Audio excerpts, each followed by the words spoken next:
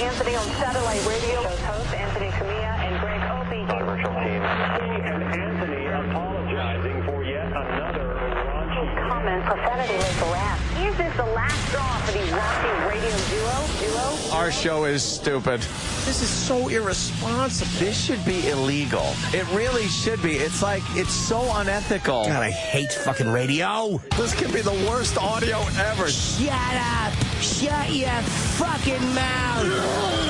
This is terrible. We just suck all around. I hope you show restraint in fucking my girlfriend. This stinks. Fucking shut the fuck up. We get it. Get it. But enough of this palaver. Let's get the show on the road. Let's do this. Your stupid phone is scaring everybody, Anthony. I'm cut off from society. What is it, a paperweight? Hate this. What is that thing you got in front of you? It's I don't know, some kind of one of those LG phones that like AT&T. It's you got to slide it and there's a keyboard. It's a girl phone. It's a chick phone. You bought that for a chick. No, I actually just bought it as it's one of those, you just kind of buy time on it. Yeah. And you have it. But I have it as like a backup phone that I always keep in my piak, as Sam says, just in case. You got a backup phone? Yeah. Are you a drug dealer? No, it's just in case I forget my iPhone, which I did today. I rarely ever do that. But since I do use it as my alarm clock, it's stuck in the dock in my alarm clock thingy, and I left, and then as I'm driving I usually tap my pockets and go, did I remember everything? Yeah. And then I realized, oh fuck, didn't remember the iPhone. But you got your backup girl phone. My chick phone. It's yeah. Ooh, look, I'm gonna open up my keyboard and start texting how dreamy the guys are on that stupid vampire show. Oh, enough already. You want to send a Twilight. You want to send a Justin Bieber? Yes, text that Justin Bieber is dreamy.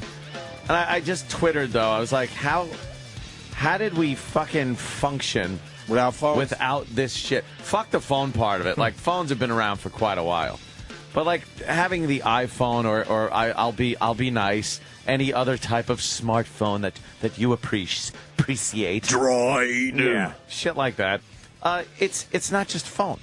It's now your lifeline to everything you do, that that you're information based. You don't sit there and think about who was in what movie for that. You just take it for granted. It's like, oh, blip, blip, blip. All my apps, like fun apps, I don't have them. You got nothing on the girl phone. I got one. It's a crap. One crap. The keyboard. Can I see that phone? No. Why? I just want to check it out. I've never seen an old phone like that before. You'll smash it. No, I won't. Smash it. That would be very predictable on my part. You will smash it. I was just telling Anthony, just really fast, I lived a Jim Norton bit on Saturday night. Oh, no. Hope your chest smells better by now. I got the kid out of the house because we're up to 5-6 weeks now, so I did a lot of visiting, and I was out on Long Island for a little party. And then we knew we were going to Philly for Father's Day, so I said, you know what, why go all the way back to Manhattan when we're packed and we could go from Long Island to Philly? And this will make sense for some of the locals. It'll certainly make sense for Anthony. So I decided to take the southern route of Long Island, and I'm going to go to the Verrazano, which will put me on the New Jersey Turnpike, which will, I'll make it down to Philly. What time is this? About, 10 o'clock on a Saturday night. So you needed the Belt Parkway? I needed the Belt Parkway, but I was on the Northern State Parkway. This is where I'm starting to confuse the non-locals.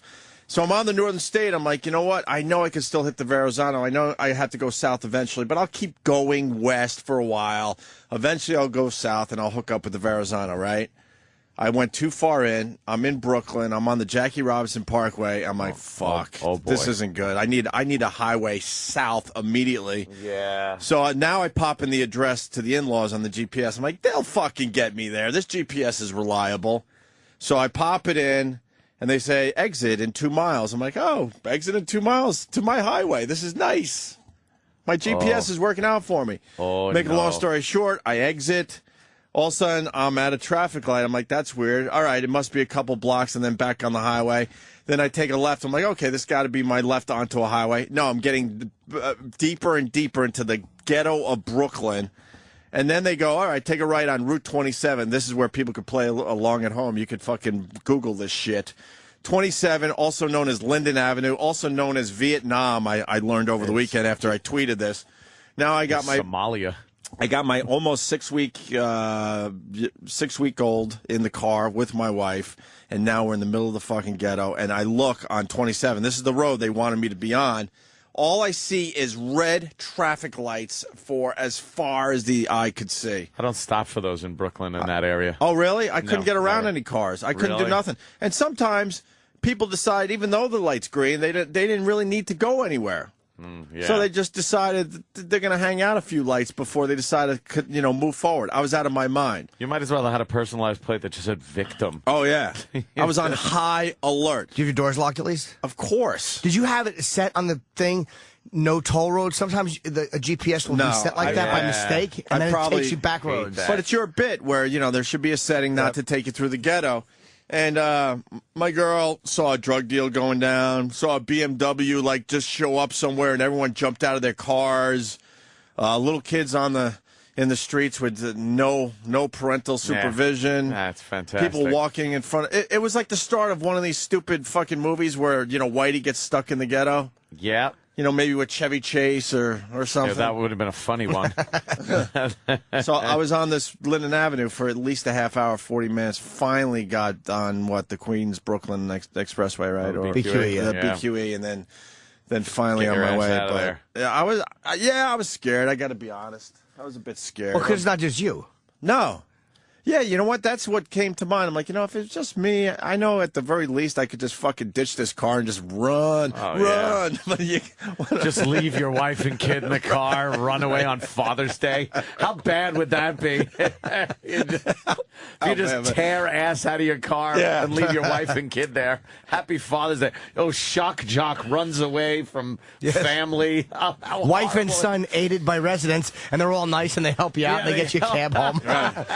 What's wrong with that motherfucker? I don't know. He's just frightened. I want to look. I was trying to act like, I was trying to act like a white guy just getting drugs, I guess, because you can't even act like a white guy just, just driving through the neighborhood. Because I didn't see anyone close to white for about a half hour to 40 minutes. Did you feel like anybody looked at you? Did you feel like? I refused to look to my left or my right because I was trying to make it look like, I'm in this neighborhood. Oh, you got a head on a swivel. That's right. I'm in this neighborhood.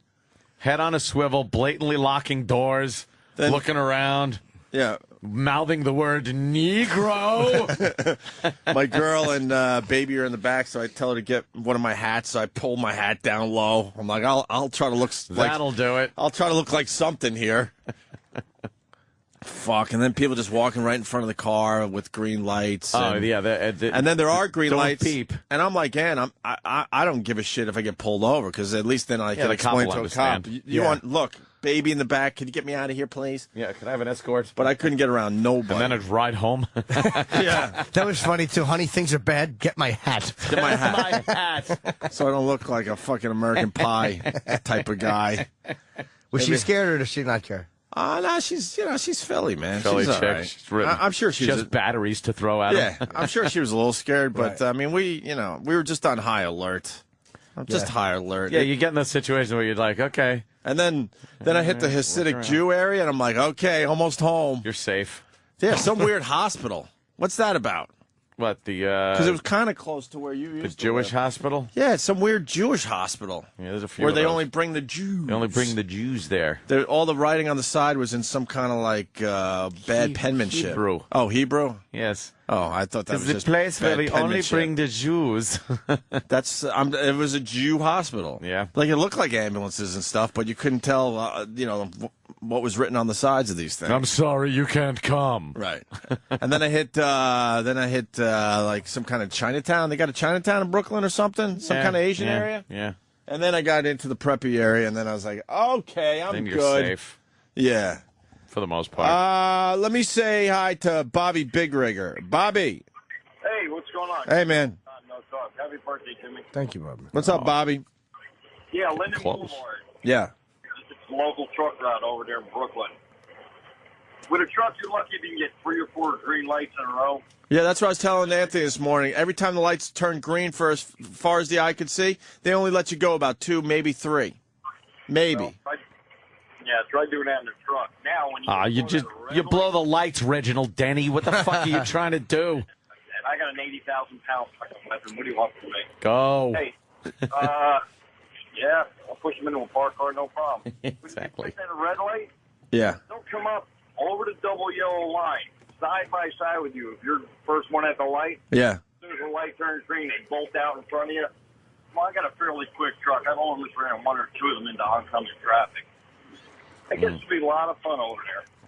Yeah, see, you know what I'm talking about.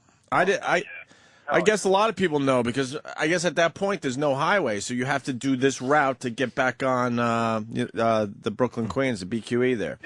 Yeah, you probably went all the way over Linden Boulevard to Fort Hamilton. Yeah, Brooklyn's a weird area because it's not the grid that you're used to with Manhattan. Yeah. You end up on these weird roads that don't take you where you think you're going to end up. Right. I don't know the first thing about Brooklyn. I once visited Anthony there. That's all I know of Brooklyn. And I went to Mike Cole's going away party from the NYPD in Brooklyn. Yeah. That's the only 2 times I've been to Brooklyn. So I don't know shit about it. Yeah, it's but there's some tough areas. Brownsville. Then I was through the bed. East New York, fucking Bed-Stuy, Flatbush. How about a little Coney Island action too? Coney Island, and not the let's have some hot dogs. No, I have a different word for Coney Island. I would imagine it's a lot of fun to say. I would imagine, but change the Coney. Oh, is it really that? Is it that simple? Yes. Was it that simple? I didn't say it was creative. Just said it was fun. Yes. Oh, Jerry? Yes, exactly. No great ending to the story, but I was fucking screaming at my GPS. I'm like, you got to be fucking kidding me. Really? Really? What are you doing to me? Yeah, what are you doing to me is right. This computer and then I remember fucking me. One of Jim Norton's old bits where you talk about that. You should be able to enter your race when you enter your race. That's right. right. Your race. I was trying to remember the punchlines of the joke. That's exactly what it was. Yeah, you enter your race. It's horrifying. It was horrifying. And then you get, I don't know what it is. You get off a highway, and within 2 lights, you feel like you can't turn around. I don't know what that's about. And I think we all do that, right? Yeah, I'll forge forward. You just got to forge forward and go, no, it's going to get better at any moment. So you just keep going forward when the logical thing is to just turn your ass around and get the fuck out of there. Well, you're afraid to make a right or a left on a side street and spin around. Oh, I did a side street thing. Oh. I did a side street thing because it was a double lane highway. You had to be in the right lanes to make the right turn, and I'm in the left side. So now I had to go down a while, and then I had to do a loopy loop around the local neighborhood to get back on the horrible fucking Linden Avenue. You're probably better off with a lot of people being around, though. At least it's a little harder to rob somebody in the ghetto when there's when there's bumper to bumper traffic. Yeah, probably better off then than 2 o'clock in the morning. I saw one Asian guy and everybody else was black. So chasing him out of his own store. One Asian guy. Sorry for your mother. One Asian guy in his dumb delivery bike. Yeah, I'm like, ballsy. They're very ballsy. Constantly getting mugged. Those guys. Ballsy. They're constantly getting mugged. Why? Yeah, that's why I travel. It's at least 3 people in the car. Me, Heckler, and Koch. Yes, HK. Who's that? Well, you got. I thought you were going to say Smith Wesson because you never know who you're going to run into in a bad town, part of town. Let's go to Charlie in Staten Island. Charlie, we're the best at visual radio. Hello. Hey, Charlie, help me out. Where was I? Charlie. Okay, when you got off the Jackie Robinson, you were in East New York, which is Pennsylvania Avenue. Yeah, East New York's not bad. If you would have continued straight down Pennsylvania, that would have took you to Belt Parkway. But you made the right, followed your GPS. You go through the 7-5, then you come into the 6-7, which is like the bottom end of Flatbush. Yeah. Which is really not too much better. But yeah. From Brooklyn North to Brooklyn South. Yeah. Then you go through there, then you come into the 6-6 precinct, which is Juville. Maimonides Hospital, which was Fort Hamilton Parkway and 58th Street, was what you passed. Yeah, I saw that. Go ahead. Come on. Yeah, and then you go into the 6-8 precinct when you cross over 62nd Street. That's where Anthony's from. And Bay Ridge Parkway, and bam, you're back right on the BQE. And boom, you're back on. So he was really in a bad area. Yes, you were the worst. Yeah, there's no Yeah. doubt about it. Wow. I tweeted immediately because I wanted to know exactly how bad. Because You see a lot of Popeyes, you're in trouble. I wouldn't look to the right or the left. Yeah. I mean, out of my eye just a little bit to see Little who's peripheral. next. Make sure no one's knocking on my window with a fucking Yeah. Glock. Oh, boy, you don't want that. But as soon as I entered Jew Town, I knew I was on my way. Because Yeah. the Hasidics don't fuck with. I mean, they don't allow anyone to mess with them. Oh, no. That's You should have true. asked some of the boys to pose for a Twitter photo. You should have said, could you gentlemen over there pose for a Twitter picture? Excuse me, boy, could you come over here?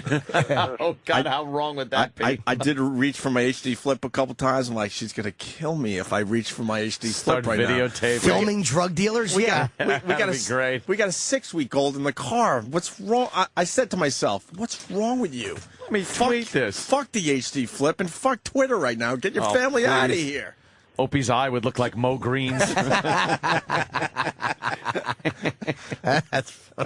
there you go. There's a guy who knows the precinct. So Yeah. That sounded to me like this guy was just guessing. Yeah. Jesus, guy knew every block. You go to 6-8, you make a right there by the library. Oh, no, not library. Precinct.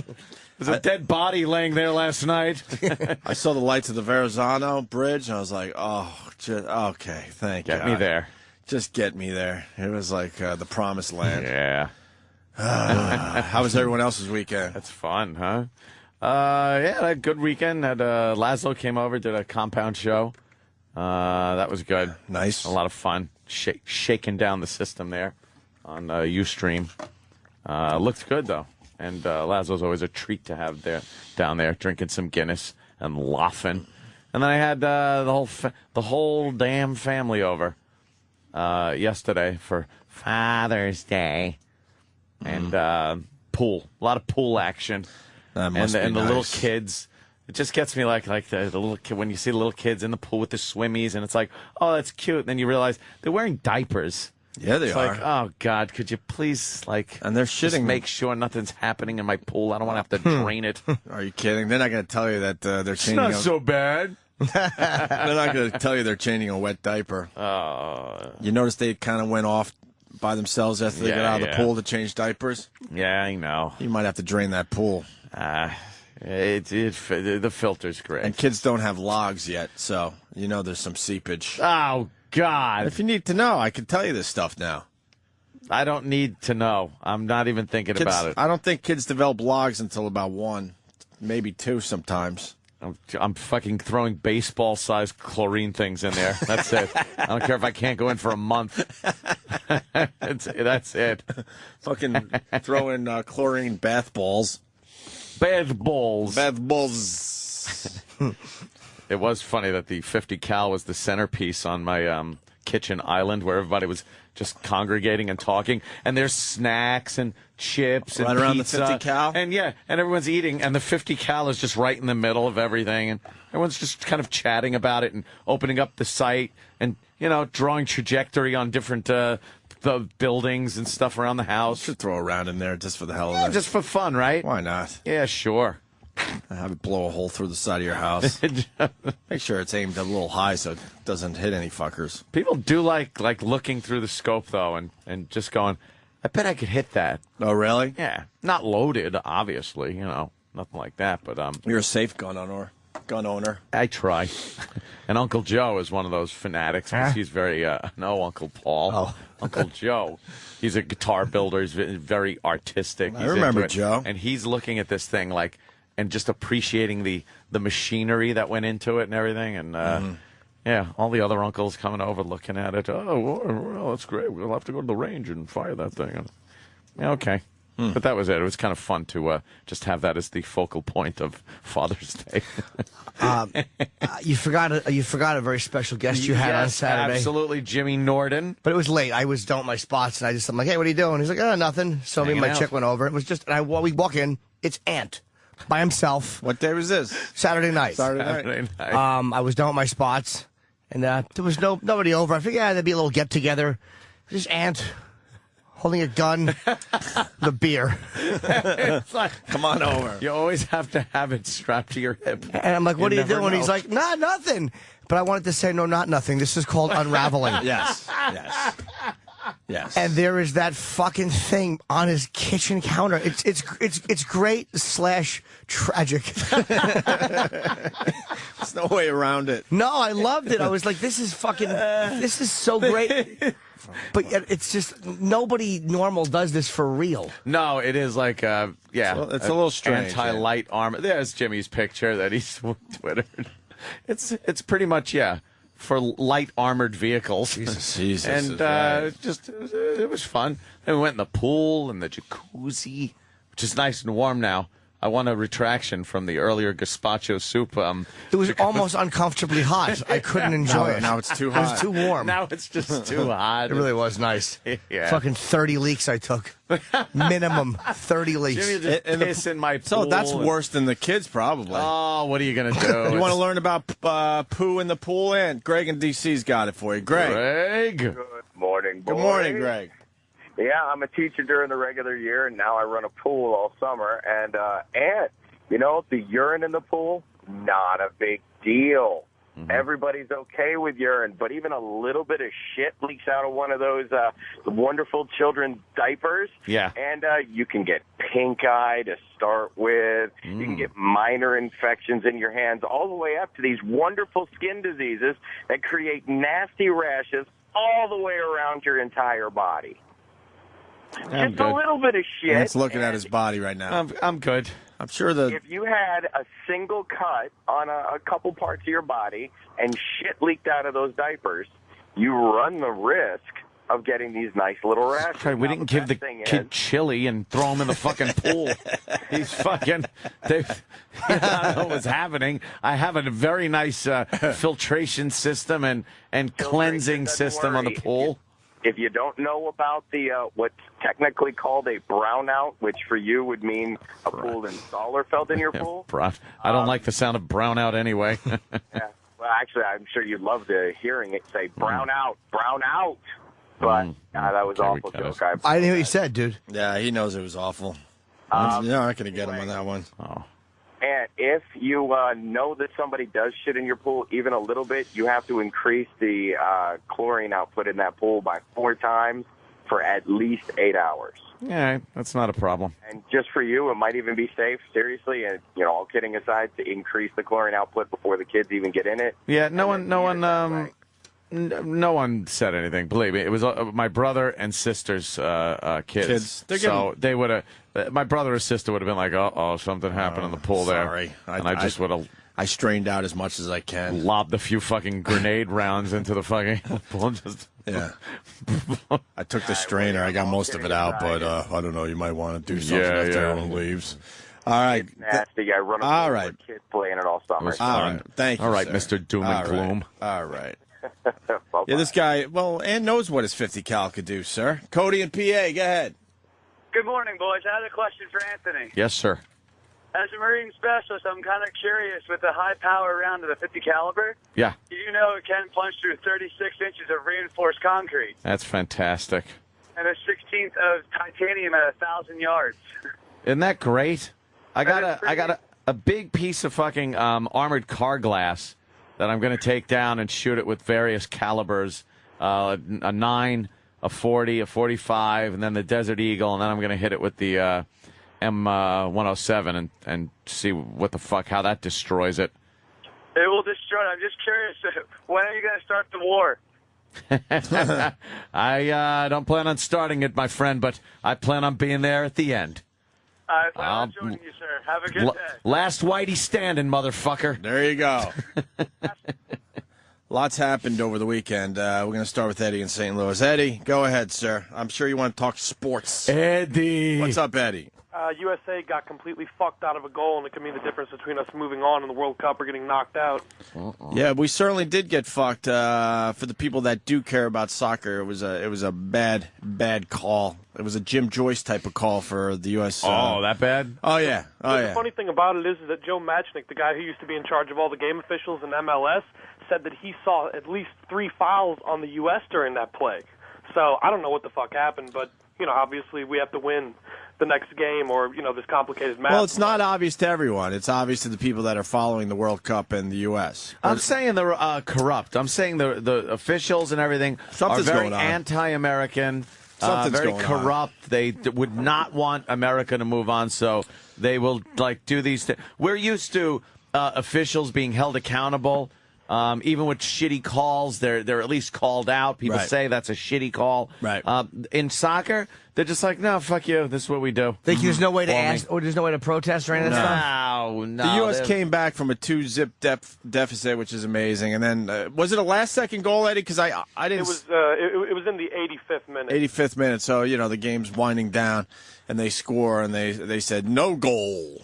No goal. And what was the foul they said? There was some kind of phantom foul that no one could really figure out, right, Eddie? Phantom foul? There's absolutely... I've gone back and I've watched that tape about 15 times, and there was nothing going on. Like I said, there was 3 fouls on U.S. players, but absolutely nothing, on us against them. And the guy Bradley, who's the coach, his son plays, and he looked like he was going fucking nuts. He was screaming at that referee.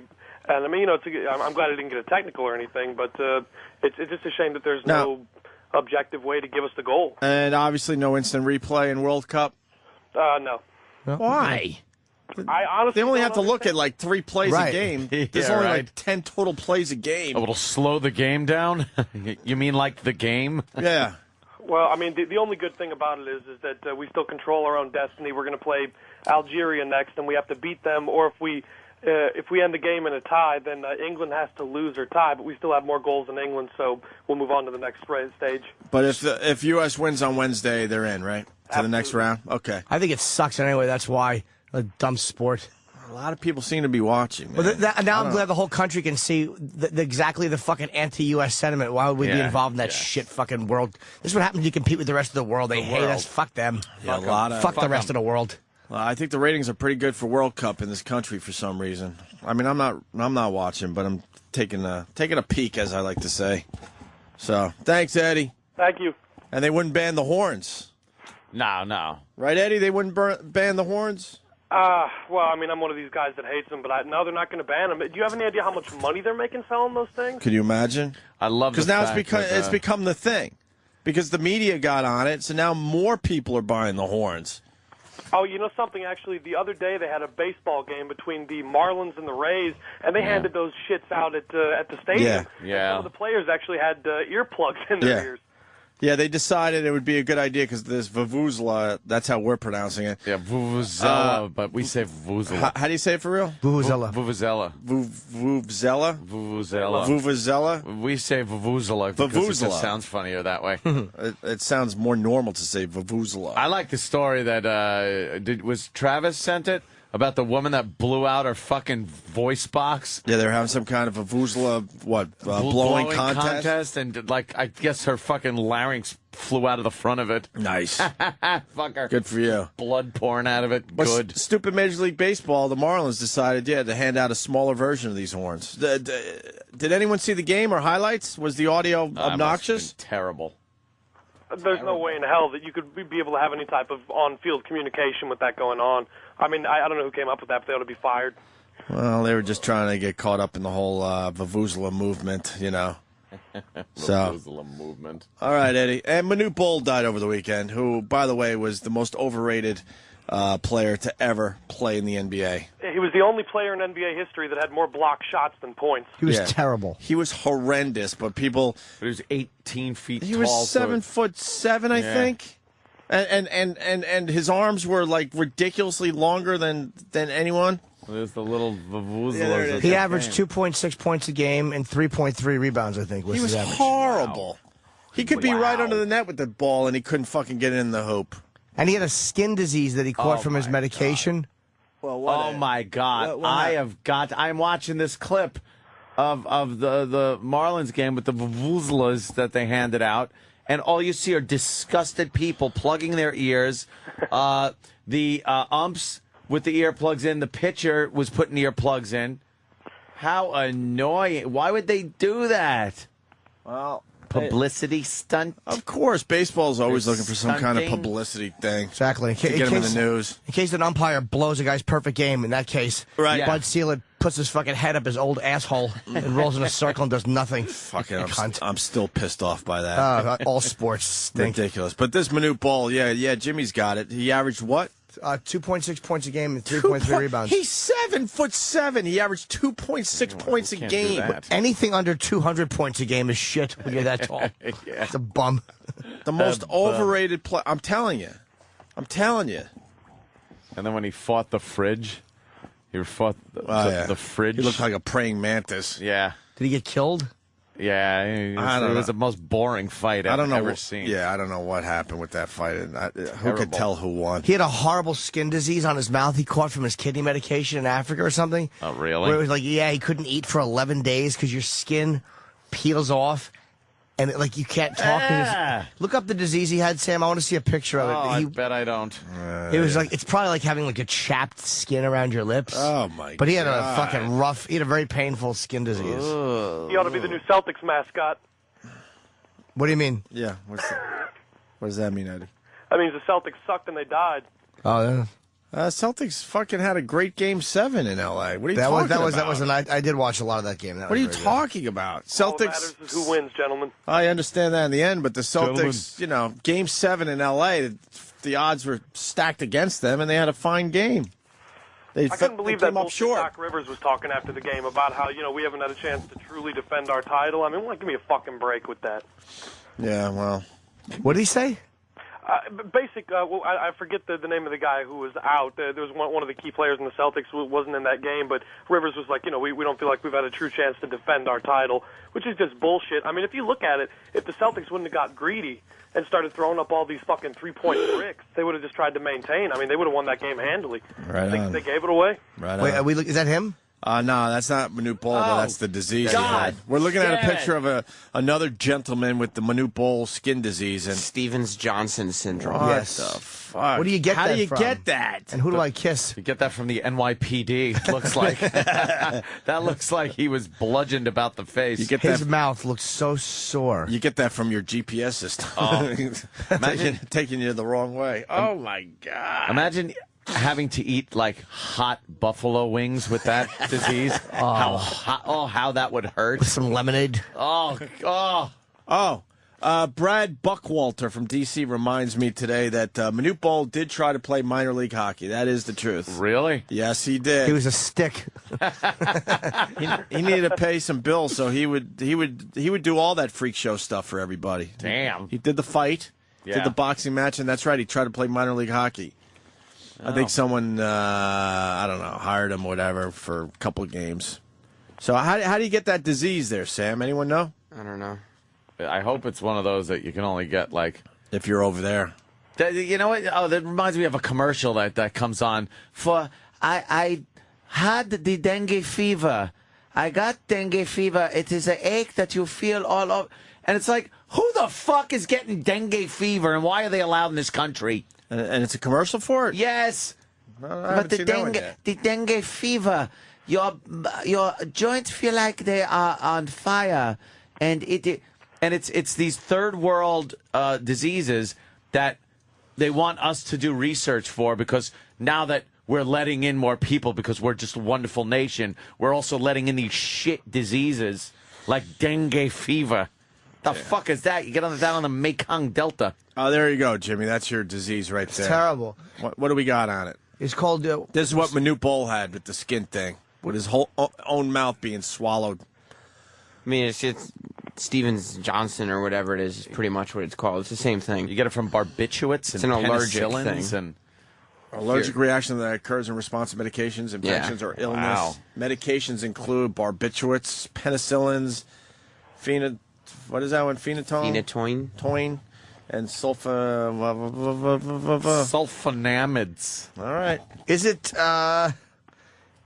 curable? Does it go away? Or is it forever? When you die. Yeah, maybe that's it. He won't have it for long. Well, what killed Manute Bol? Kidneys, right? Kidneys, I think, yeah. Really? I thought it was that. Yeah, well, there you go. The most overrated player to ever play. He was supposedly a real humanitarian. He was always trying to help the shitty Sudan, which is where he was from, I guess. That was just guilt.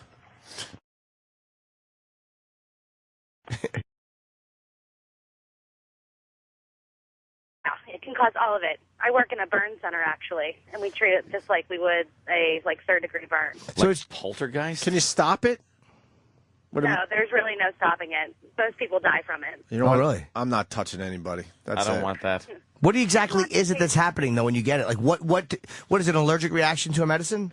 Basically. It's mostly from, Bactrim, which would be used for urinary tract infections. Or I'll have it hurt when I piss. Yeah, fuck I'd it. I'd rather have it falling burn. off. Yeah, take the burn. And we treat it as a burn. It gets pretty wicked. How long does it take to start happening? It starts out as a rash, like does a in small everything. area, and then it spreads pretty quick. Doesn't everything. And there's no way to stop it or to slow it down? Well, I mean, we treat it as a burn. We do a lot of fluid challenges, that kind of thing, and we treat it like a burn. It gets pretty bad. I've seen people die from it within 72 hours. I don't want that. Wow, I never want to get that. Stop it. Help me. I don't want that thing. No, thank There's you. so many awful things you can get. Yeah. I don't like it. Well, you're smart to just be a recluse, Aunt. Oh, You're better off that way. Stay in my shit Stay in the pool. compound. My kid's shit pool. Pool's the safest place to be, it's That's turning it. out. All right, love you guys. All right, Amy, thank you. John was actually at the baseball game with the Vuvuzelas. Hi, John. John, what do you got on the Vuvuzelas at that damn baseball game? Oh, hey, O&A, happy birthday, Yemi. Hey. Man, those things are... I'm an avid soccer fan for years. Taking it at the soccer game is one thing, you can block it out. But when you're sitting there trying to relax, sit back at a game, the great pastime, these things are blasting behind you. You're telling people to please just be quiet. I'm ready to leave by the third inning. Not only that, but between innings, the organ comes on and you hear... da-da-da-da-da-da, and these things just... Do we have sound? Yeah, there's got to be some audio. Did you guys get sound down the hall? Got to be audio of that. Because it's one thing to hear this at the World Cup, but we all know baseball, obviously. Yeah. I want to hear what it sounds like at a baseball game. Try and get the live coverage from the color commentators. Yeah, it's got to be online somewhere. TV, and this thing is just blasting while they're talking, and you can hear that they're just irritated with these lousy things. Plus, the Marlins are doing whatever they can to get fans in the stands. Yeah, that'll And do of it. Just course, make a they horrible think they're noise. Yeah. Yeah, come make some noise for everyone. Ugh. It's not soccer, guys. It's baseball. I'll take it at the soccer games. I'll chant. But there's no way I'm sitting at a game to listen to these stupid You horns. know, as much as you hated it, very smart on their part. Everyone's talking about how the Vuvuzela was at a baseball game. Well, try and find out how much more people showed up at the stands this one game alone. Yeah, we'll see. Compared to their average, I'm I sure. don't think it's by much. I'm sure it was a successful promotion for the Marlins. I But the hope problem is, it's setting a precedent where other baseball fucking games you're going to hear the Vuvuzela horns. They kicked the one guy out of Yankee Stadium, didn't he? Brought one to Yankee Stadium. They kicked him out, right? We had that story last week. Took it off from. All right. Some All right, guys, have a great one. old World War II air raid siren day. How about that? Those ones you crank. You'd have to buy 2 seats, though. Yeah. One for you and one for your horn. One for your air raid siren. Yeah. How annoying of a game would that be to be at? Oh fuck! We didn't know. We missed the obvious with the skin disease. Kenny in Jersey, what do you got on that? Not much. Yes, I'd like to admit that I infected Manute Bol's mouth with my Johnson, Stevens Johnson. Oh, I got it. That's funny. It's Stevens Johnson disease. Yeah. Is that what Yes, it is? it is. Yes. It's got the evil. Oh, we got the Vuvuzela at the Rays Thank you, Marlins Sam. game. Let's listen to this. On deck, Ken Zobrist. He had a 2-run double against Robertson, and the Rays had a 2-0 lead. Pena fights off that fastball. Oh my God! There's no one there. Yeah. There's still no one. Thank God. There. Pena's numbers in most. And those are the mini Vuvuzelas. How fucking annoying, though. And there's no one there. There's no one there. Yeah, well, And he's hitting below 200. That's their idea of getting people in the park. Yeah. Instead of getting a good team together, get the most annoying sound known to man and give it to people. Assholes. I was reading. 6 hits and 46 RBIs. And he pops him up. Hanley out. Coughlin in. And And Chris gets it. A swarm of bees. Yeah, that's right. Act like it's fun. The announcers can't even be honest. Yeah, look at that. They all have just mini vuvuzelas, and everyone's just blowing them in the stands. Shove them Who up their gives a asses shit game, and and no one's fucking fart. there. I was reading about baseball yesterday and how the service charges are killing the average fan, where it's getting completely ridiculous. You know what costs you $2.50 just to print up your own tickets to a baseball game? Like, you're using your own shit. Yeah, what's the paper You're cost? using your own shit to print up your fucking tickets, and you have to pay for that. Why? It makes no sense. How does that make sense? What's their argument? It was in the New York paper yesterday. They talked about all the surcharges that are just completely out of hand now. Completely. And the main one was, charging $2.50 to print up your own tickets. How do they logically get away? What's the explanation for that? They should take money off because you're doing it yourself. Yeah, exactly. You're not using any of their services. You're doing them a favor. They don't have to hire as many people. Oh, God, it's just fucking... If someone could find that article from yesterday, because they kind of listed all the charges, and we've known this for years, that it's knocking the average fan out of the game. It's terrible, man. It just makes me hate the sport more than ever. It really does. I've come to fucking hate for all of them. For a who gives a shit baseball game, it's costing way too much money, way too fucking much money. $2.50 to print your own tickets. Maybe some of these who gives a shit games, they should drop the prices, right? Yeah. Get people in, get people loyal and enjoying the games. Right. And then fuck them. Once you start winning. Dick them once they're there. Yeah, I realize I'm just not a baseball fan anymore. I mean, you had the Subway Series, the Mets and Yankees. I tell people I'm a Mets fan, but I'm not really a Mets fan. I'm really not a Mets fan. No. Well, I don't think I could even name the starting lineup right now. I don't think I could do it. I didn't even know there was a Subway Series unless I saw something to the Subway Series. Yeah, because I was down in Philly and everyone's like, Mets, Yankees, who do you got? I'm like, I guess I said Mets. Because out of habit, I go, I'm going for the Mets. And then I realized, wait a minute, man, I just don't follow baseball anymore. Cody. Lady Gaga made big stink. Oh, yeah, what happened with Lady Gaga? Lady Gaga. She was at a Mets game, and now she's at a Yankees game. She was at the Yankees game, and then she was in the clubhouse, in the Yankees clubhouse, wearing nothing but her bra, panties, and an open Yankees jersey. And she was shaking her tits, like feeling her tits. That would be so great if she was Haas. So she's allowed to games, but she has been banned from the clubhouse. For doing that? Yeah, I guess they were a little upset that the Yankees had lost that game. And they just went up and said she's not banned because they didn't want all the publicity. She just said she had bad timing, but celebrities are still welcome, and she still can come into the clubhouse, but not after a loss. Yeah, it was after a loss, and she was really flaunting her panties and bra. Good, that's what you want to see after you lose. Lady Gaga. Fat pussy. Of course. It makes you forget that you lost the game. What are you supposed to want to look at? The guy from WPIX interviewing you? What happened with 3-2 count? I'd rather look at her fat pussy bobbling out like a fucking catcher's mitt. Nice to share a grand slam home run. That's either that or... Yesterday, the Mets losing the game. The Yankees now in sole possession of first place. Is she a Yankee fan or a Mets fan? She's a Yankee fan. Oh, all right. Well, that's better than seeing Sabathia get out of the fucking showers. Yeah, she did look pretty fucking good with the little panties and bra. She does very well jersey. With what she's got. Yeah. That Lady Gaga. Lady Gaga. It costs extra to pre-print your movie tickets at home, too, Ope. Booger Couch says. They just fuck us at every turn. This fucking society we live in, they just fuck us at every turn.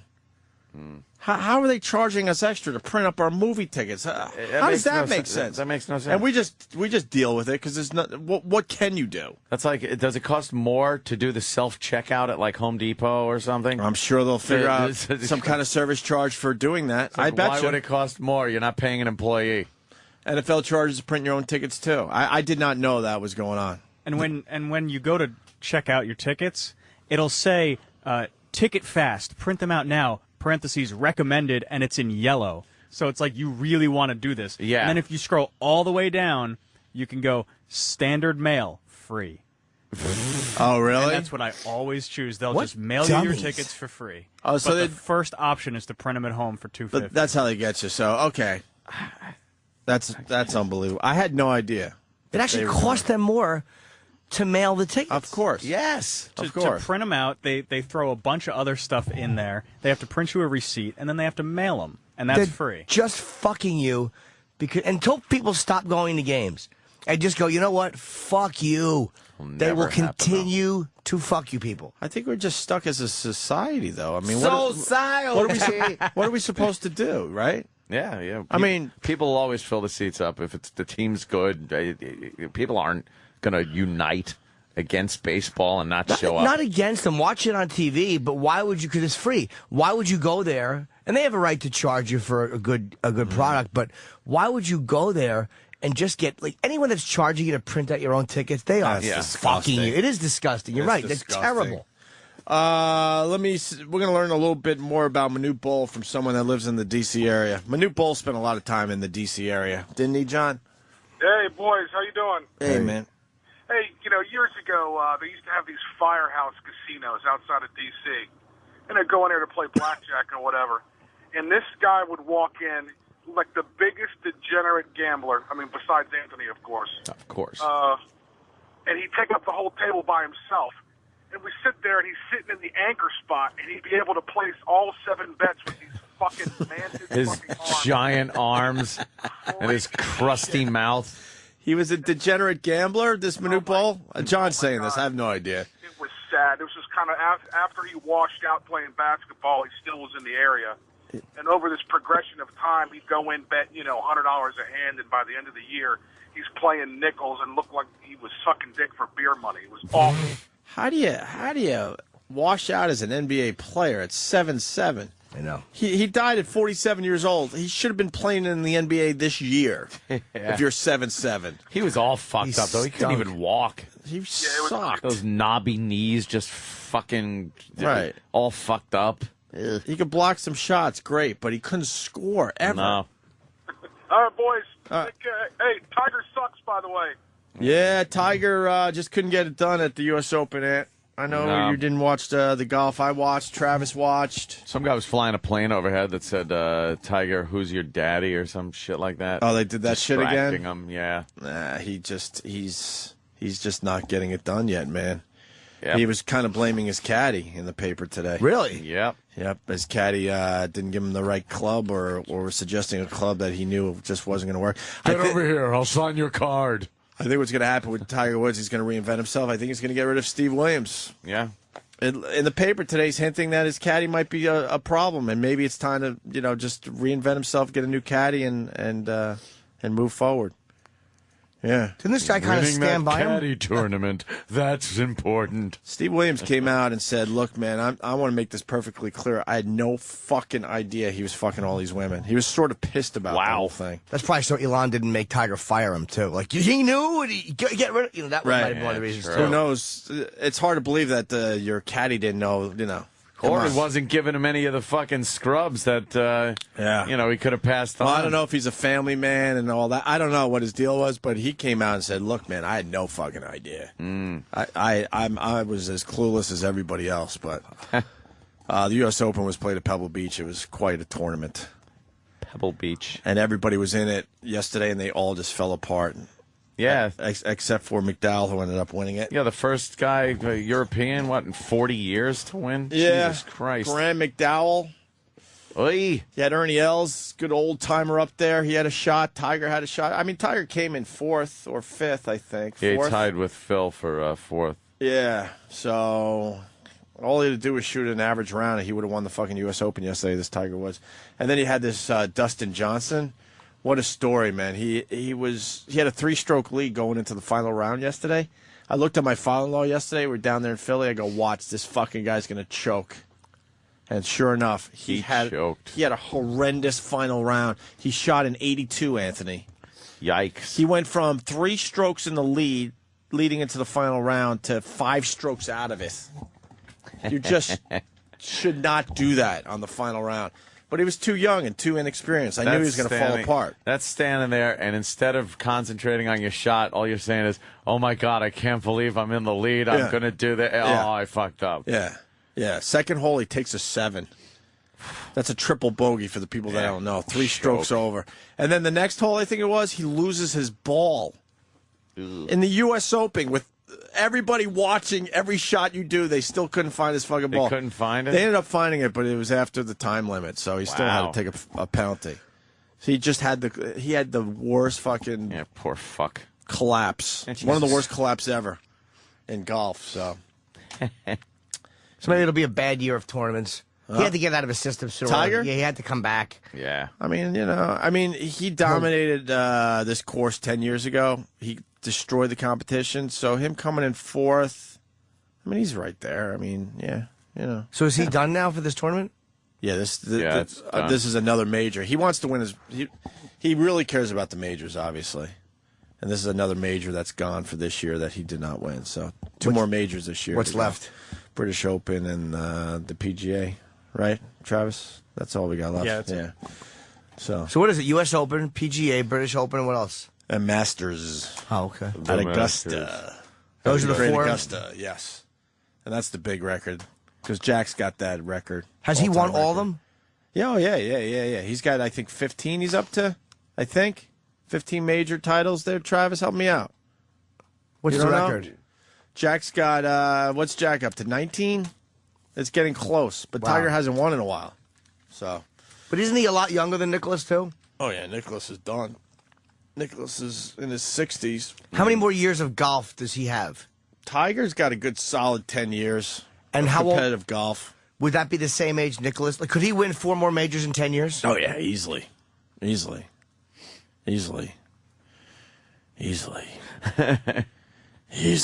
Yeah. All right, you want to take our first break? Yeah, I'm looking at my sandwich. We got to talk about Vandersloot. We got to talk about the BP guy. Vandersloot. This guy just, shoot him already. Huh? Enough with him. Well, now he's saying he confessed because he was scared. Yeah, he was under pressure and scared. Well, we'll get into the latest with him. That's when you confess, dummy. And then you got BP guy enjoying a little yacht race while why not? While his company's destroying our golf. Yeah. People are not happy about that. And then it upset a yacht of people.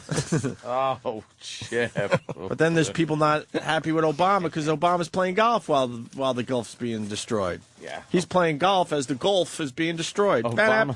The Opie and Anthony Show on the virus. Sirius XM.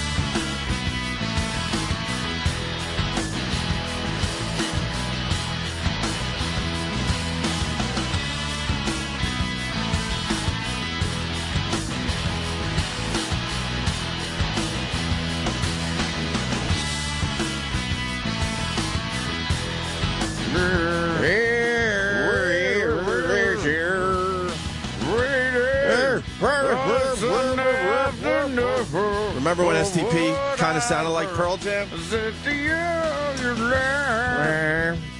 And then they found their own sound. Yeah, their niche. But at first, you're like, whoa, who's this fucking Pearl Jam ripoff? Yeah. And the video kind of looked very Pearl Jam-ish. A little bit. For Plush, I guess it was. Yeah. And he kind of was making Eddie Vedder-ish faces with his eyes and being all weird. I fucking hate STP now because of Scott. Scott's an asshole. Scott Wayland. I don't even blame the DeLeo brothers. They're very cool guys, but your lead singer is a fucking asshole. I wish nothing but the worst for that band at this point. Ooh, fuck you. Fuck you.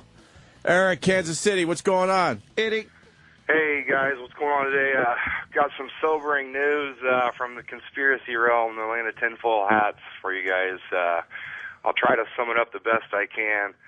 Basically, you guys familiar with the show Jericho and the movie The Patriot and the new movie that just came out straight to DVD with Samuel L. Jackson, Unthinkable?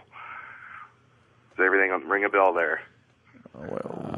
You do realize it's Monday, right? Yeah. All okay. right. Let me put it a different way. We like to keep it light and fucking fluffy, like a fucking nice omelet on a Monday. All right. I'll put it a different way. A year ago, there was a rumor going around that there was going to be this Operation Blackjack, and it was going to install martial law and mass chaos across America, and it was like this photo slideshow on a British newspaper site, and it was debunked. Nothing happened. You do realize yesterday was Father's Day, right? Wasn't he just talking What are about you Samuel L. talking Jackson's movie or something? Yeah. And now he's switched and talks about some What did you call to talk about? Crazy movie propaganda conspiracies? What do you? Yeah.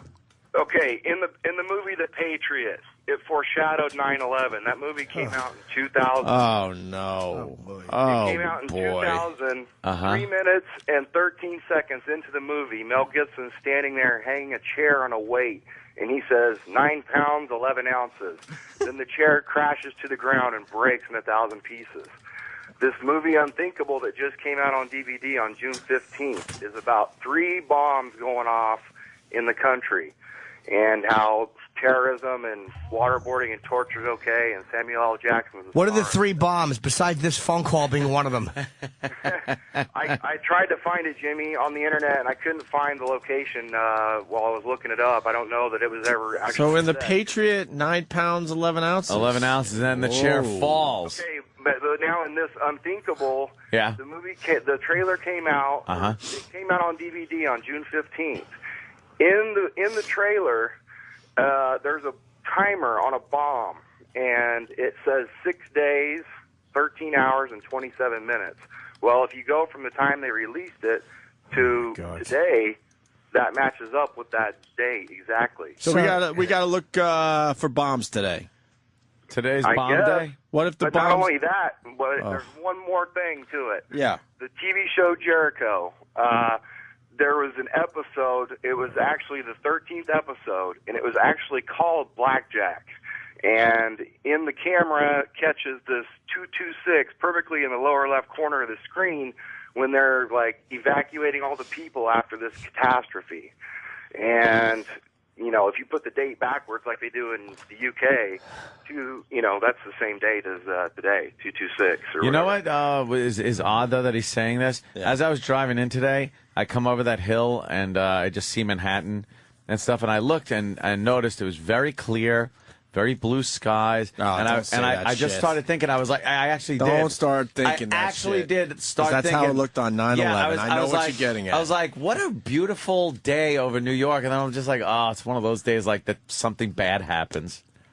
Uh-oh. So something bad has to happen today or tomorrow, right?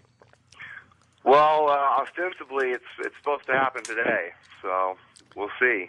It could happen tomorrow. I I'm forgot not my really sure. iPhone. So That's a big if nothing disaster. happens today or tomorrow, this whole phone call was a waste of time and you're full of shit. Yeah. Well, you can look it up on YouTube. I'm asking, is that true? Google it. If nothing happens today or tomorrow, then you're full of shit. Well, I'll make one final prediction: is that right. we will be at war with Iran July 11th because they got a thing with the number 11 for some reason. Are you really believing that horse shit with numbers? Hey, man, the Patriot thing is a little scary Jimmy, with Mel Gibson. Wait, because it's I know 9. you Wait, hold think on. 9 pounds, Because 11 something is 9 pounds 11 ounces and a chair falls in a movie from 10 years ago. Would you agree that's a Say it's no coincidence. It doesn't even make me go humph. None. Not even a little. A movie that came out in 2000 called The Patriot had a thing about I understand that, but 11 ounces. Means nothing. If you're looking for coincidences, you will find them.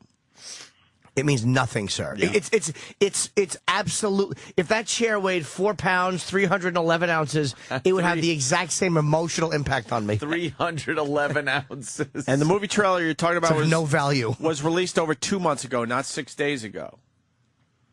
Well, I don't know. It was released on DVD. Sir, you're exhausting yourself. Just relax. And what do you got there, Sam? That's the trailer. It says 6 days, and this trailer was posted April 11th, 2010. So the 6 days have passed. Posted when it came out on DVD. It came out on the Wait, So we have to figure out the day it came out on DVD, and then 6 days after the DVD release is today. So the terrorism is planned around the director's cut? What are you talking about? What happens if they had delayed it? What if it's based on the HBO release? You sure you got it? You sure you got it all correct? Hey, I don't know. They have delayed the release. Now what do we do? What? The Bilderberg Group wasn't real a couple years ago either, according to the media. Now look at it. So What, the Bilderberg? Not Yeah. the build a burger is what you do when you go to like Burger King. You can build your own burger. Jackson Hole. Build a burger is something different. Yeah, it's just a group of the most powerful people in the world. Or you could go to Build-A-Bear. It's where the kids make their own bear. It's adorable. Yes. You have a party. Yeah. So Build-A-Bear party. Yeah. So everyone's saying today's the 21st, not the 22nd. So, Eric, do we have to wait till tomorrow? Yeah, what day is it? What's going to happen? Come on. I think it's supposed to lead to today. And what's going to happen today? Tomorrow, I don't know. Dirty Bomb, what do we got? Dirty Bomb? Dude, what if after the show today, we're all just in our own little worlds and all of a sudden our Twitters or something go off with some horrendous fucking bomb explosion I somewhere? will fucking, I don't want it to just happen. go I'm just find him. Together. Yeah. I don't want it to happen either, believe me. All right, so what do we... all right, could you please summarize, because it's Monday. The Patriot, 9 pounds, 11 ounces, and a chair falls. So that meant that 9/11 was supposed to happen, Right, because the Twin Towers resembled a big chair. Right. Yeah. In a movie about the 1700s. Right. Well, I mean, if you follow anything about conspiracy theory or anybody listens to, guys like Alex Jones, the theory is that the Illuminati, the people in charge, they have this thing with the occult or whatever that they like to tell you what they're going to do before they do it. Why? Because it's fun. Why do they like to tell you? I have no idea why. I'm not in the Illuminati. How the So hell they could I put know? it in movies like a direct-to-video release of a Samuel L. Jackson movie. Unthinkable, That's what man. wouldn't they want to put it in a movie that everyone's going to see, like Toy Story 3 or something? Well, Made like $109 million. Right. Dichotomy, Anthony. It's the dichotomy. The Patriot. Dichotomy. All right, what do you got? What do you got on the Gulf? What do you got on the Gulf? Oh. What do you... Whoa! What, sir? Your turn. And now you don't want to talk. What do you got on the Gulf oil spill, sir? The Gulf oil spill was obviously premeditated. Yeah, I said that too. Yeah. Goldman Sachs sold 44% of their shares, and Hayward sold over 30% of his and paid his mortgage off. Let me answer the question. Sell beforehand. But let me answer the question. To answer Opie's question, nothing. He has nothing on the oil spill. Somebody sold some stock and made some money and went, wow, what a I stroke want to know of what luck. there's a conspiracy for everything. So if he's in that world, I want to know what the conspiracy is on the Gulf oil spill. Well, they knew it was leaking. They knew they had a big, huge potential disaster on their hands. There was oil seeping up from the seafloor, supposedly. So they knew it could blow. And then there was guys in Houston telling them to pump the well full of seawater. The guys on the rig say, "Are you nuts? It's going to blow up." It blows up. The guys quoted all over the media saying, "Are you effing happy? Are you effing happy? You blew the rig up." I mean, you tell me, guys. Who knows? What wasn't this? But why did we do that then? This came up though on Breakin' 2 Electric Boogaloo. If you go to 6 minutes in, you'll see that somebody actually put a quart of oil in their '65 Chevy. Sorry, Eric. Refusing help from 13 countries when we could have had some help. We always refuse help when it comes to stuff like that. Well, the guy makes a point. Yeah, because of the Jones Act, Jimmy, they were protecting the unions. Is that what it was? It was. I actually don't know why. I mean, I just think we typically do refuse help. I'm not saying it's fucking smart. Britain's problem. Yeah. Let them fucking it's fix everyone's it. problem at this point. It's all our problems. Larry King away. is doing a fucking telethon tonight, okay? I'm doing a telethon. What's the telethon for? Just make BP pay for it. Yeah, they got. I mean, don't. I bought stock. Some cash on hand. All right, Eric, you done? I suppose, unless you guys got any more questions, you need help figuring stuff out. Oh yeah, we need help figuring it out. I seriously, guys, I love the show. Listen all the Is time. there any hidden messages in Ghost Dad? Yeah. Besides that Bill Cosby sucks as an actor, Leonard Part 6. I Leonard think, Part 6? Anything in there? How's that? Because Part 6. 6 is June. Oh, shit, Anthony. Shit. Not really sure on that one. All right. All right, guys, have a good one. Resist. Oh, wait. We'll have a Someone good one wants for- in on this. Paul in Tennessee, you're still on with Eric in Kansas City. What do you got? Hey there, Paul. Hey there, guys. July 4th is Independence Day, right? Yeah. I jacked off to little Jimmy this morning at 7:04 a.m. Ooh. 7:04. That's right. And you was wearing Depends undergarments. So independence. Wow. There you Chip. go. It's too funny for Chip. All right. That was a chip, Jim. Let's go to Florida Kid in Florida, obviously. Florida Kid. No, he's not from Florida. He actually looks like Esterol. That should have been Chip. That was a damn mediocre one. Yeah, it was. I liked it. Florida Kid. All right, I want to tell this stupid guy that I was born 9 pounds 11 ounces at 9/11 o'clock in room 911. Did I orchestrate it? You What's tell your name? us. Hamid Karzai? Yeah. Oh, shit, he got you. Tell us. No, you fucking moron. Dick Cheney. We know he put the whole thing together. All right, Eric, I think we got to let you go. Gatekeeper. Hey, man, you warned us, though. So today's the day or tomorrow? I'll say today. Why Today. not? If it's tomorrow, everybody will. What look like a time? big sucker. Yeah, what what time time? are we looking at? 1:30. That's good. I should be home by then. Well, I'm writing this fucking guy's number down just in case. Wow. Just in All right, case. go ahead. All right, Eric, thank you. Kreskin. Stop. Oh, boy. Great. Why do Ron and Fez have to get the good disaster thing on their show? What happened? Well, it's going to happen at 1:30. Oh, during their show. And it's going to be during their show. We get to Yeah. fucking, we miss it. Well, thank God. We can go hug our loved ones I first. hope They it's can't. I hope it's Dirty Bomb. I don't hope for a dirty bomb. You don't want Dirty Bomb? No, because Dirty Bomb. You live on Long Island. You'll be okay with a dirty bomb. Oh, yeah. Us, not so much. Please. Us, not so much. BP. God damn. This guy likes his fucking yacht race as well. What a cunt this guy is. Well, he's destroying our country. Hey, come on. He's got to have some fun. But wouldn't somebody in his life go, yeah, it's probably not going to look good if you go to the boat race? He probably said, I don't give a fuck. In the end, they don't give a shit. I'm taking a bunch of this company money and paying for this cleanup shit. He don't care. He had this to say, though. He is frustrated because he cares about the small people, and we care about the small people. I hear you probably shouldn't call everyone that uses your product the small people. Oh, that's bad. You're talking about midgets? This is a small people. BP chairman Wow. Carl Henrik Svanberg apologizes to the small people. Holy shit, is this enraging. What an out-of-touch company. Oh, wow. Really? What fucking dummies. They really don't get it.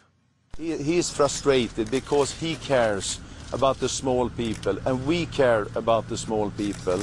I hear comments sometimes that large oil companies are greedy companies or don't care.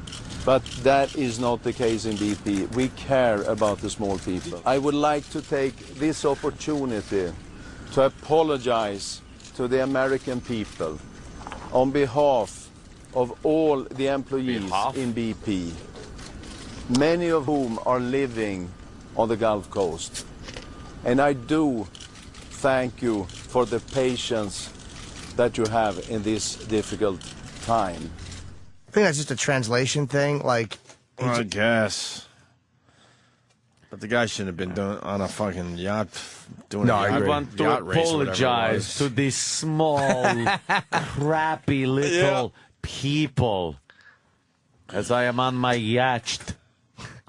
he could not be here to apologize for himself as he is shitting on servants in their mouths and face and making them eat it. Let's go to Rich in Jersey. He's at the gas station, literally pumping high test into a seal's mouth.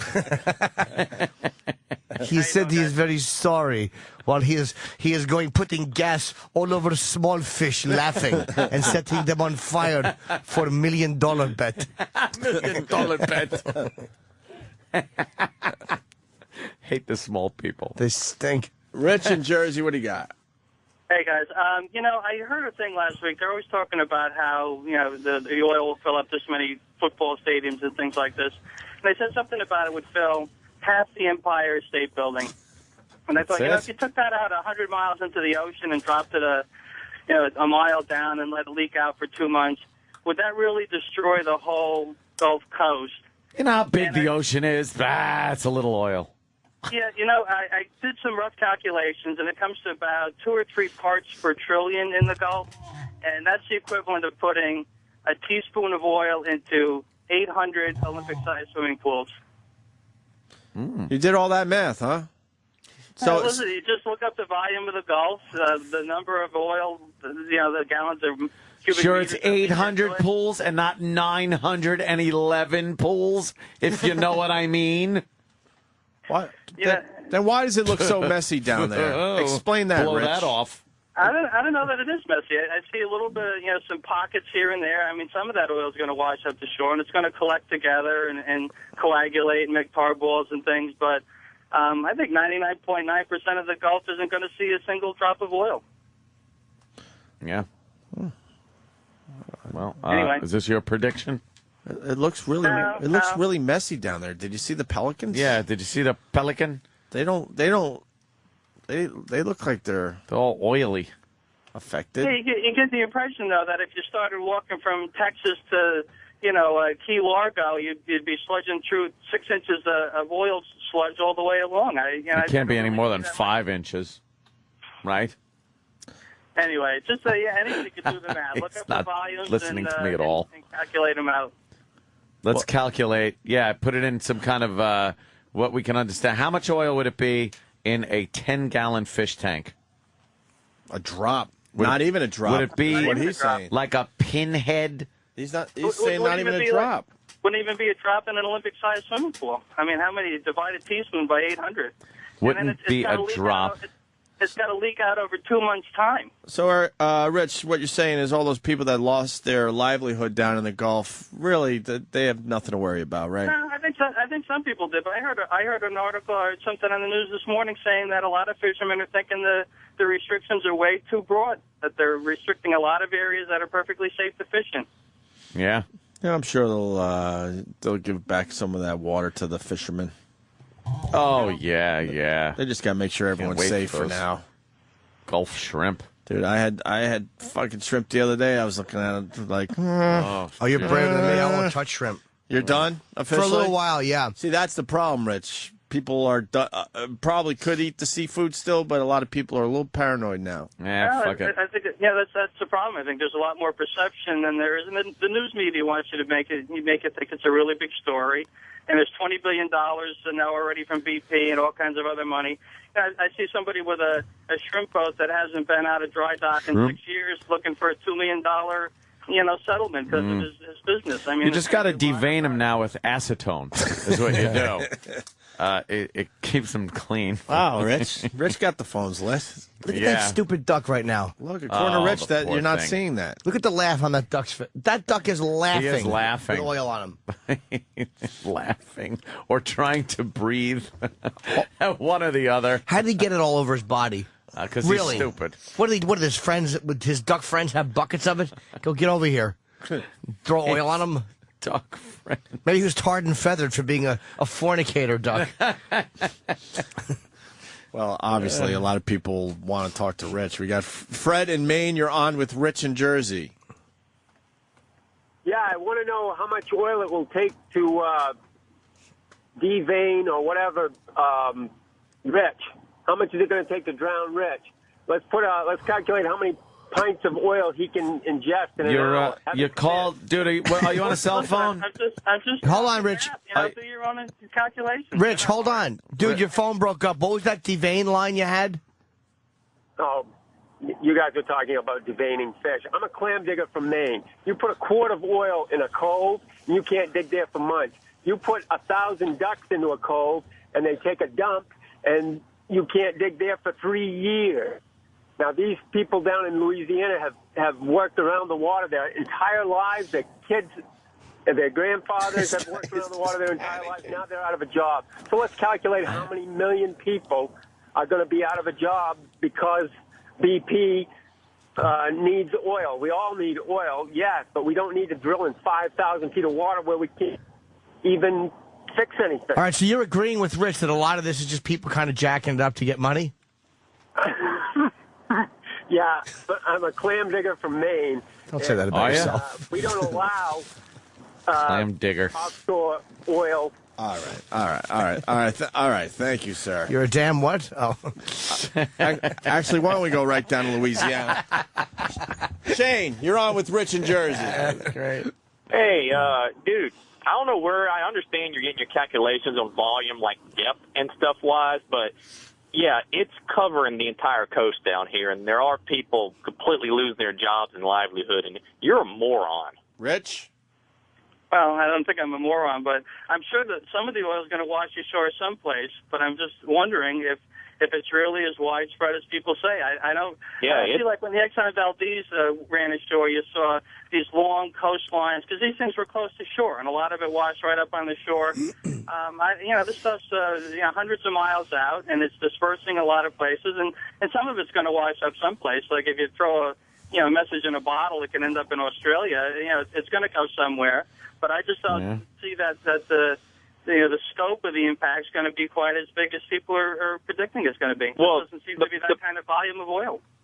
The problem is with Louisiana is, okay, you've got Pensacola and all them. They have the beaches. It's bad what's going on with the beaches right now. But you scoop the sand up, and that's the end of it.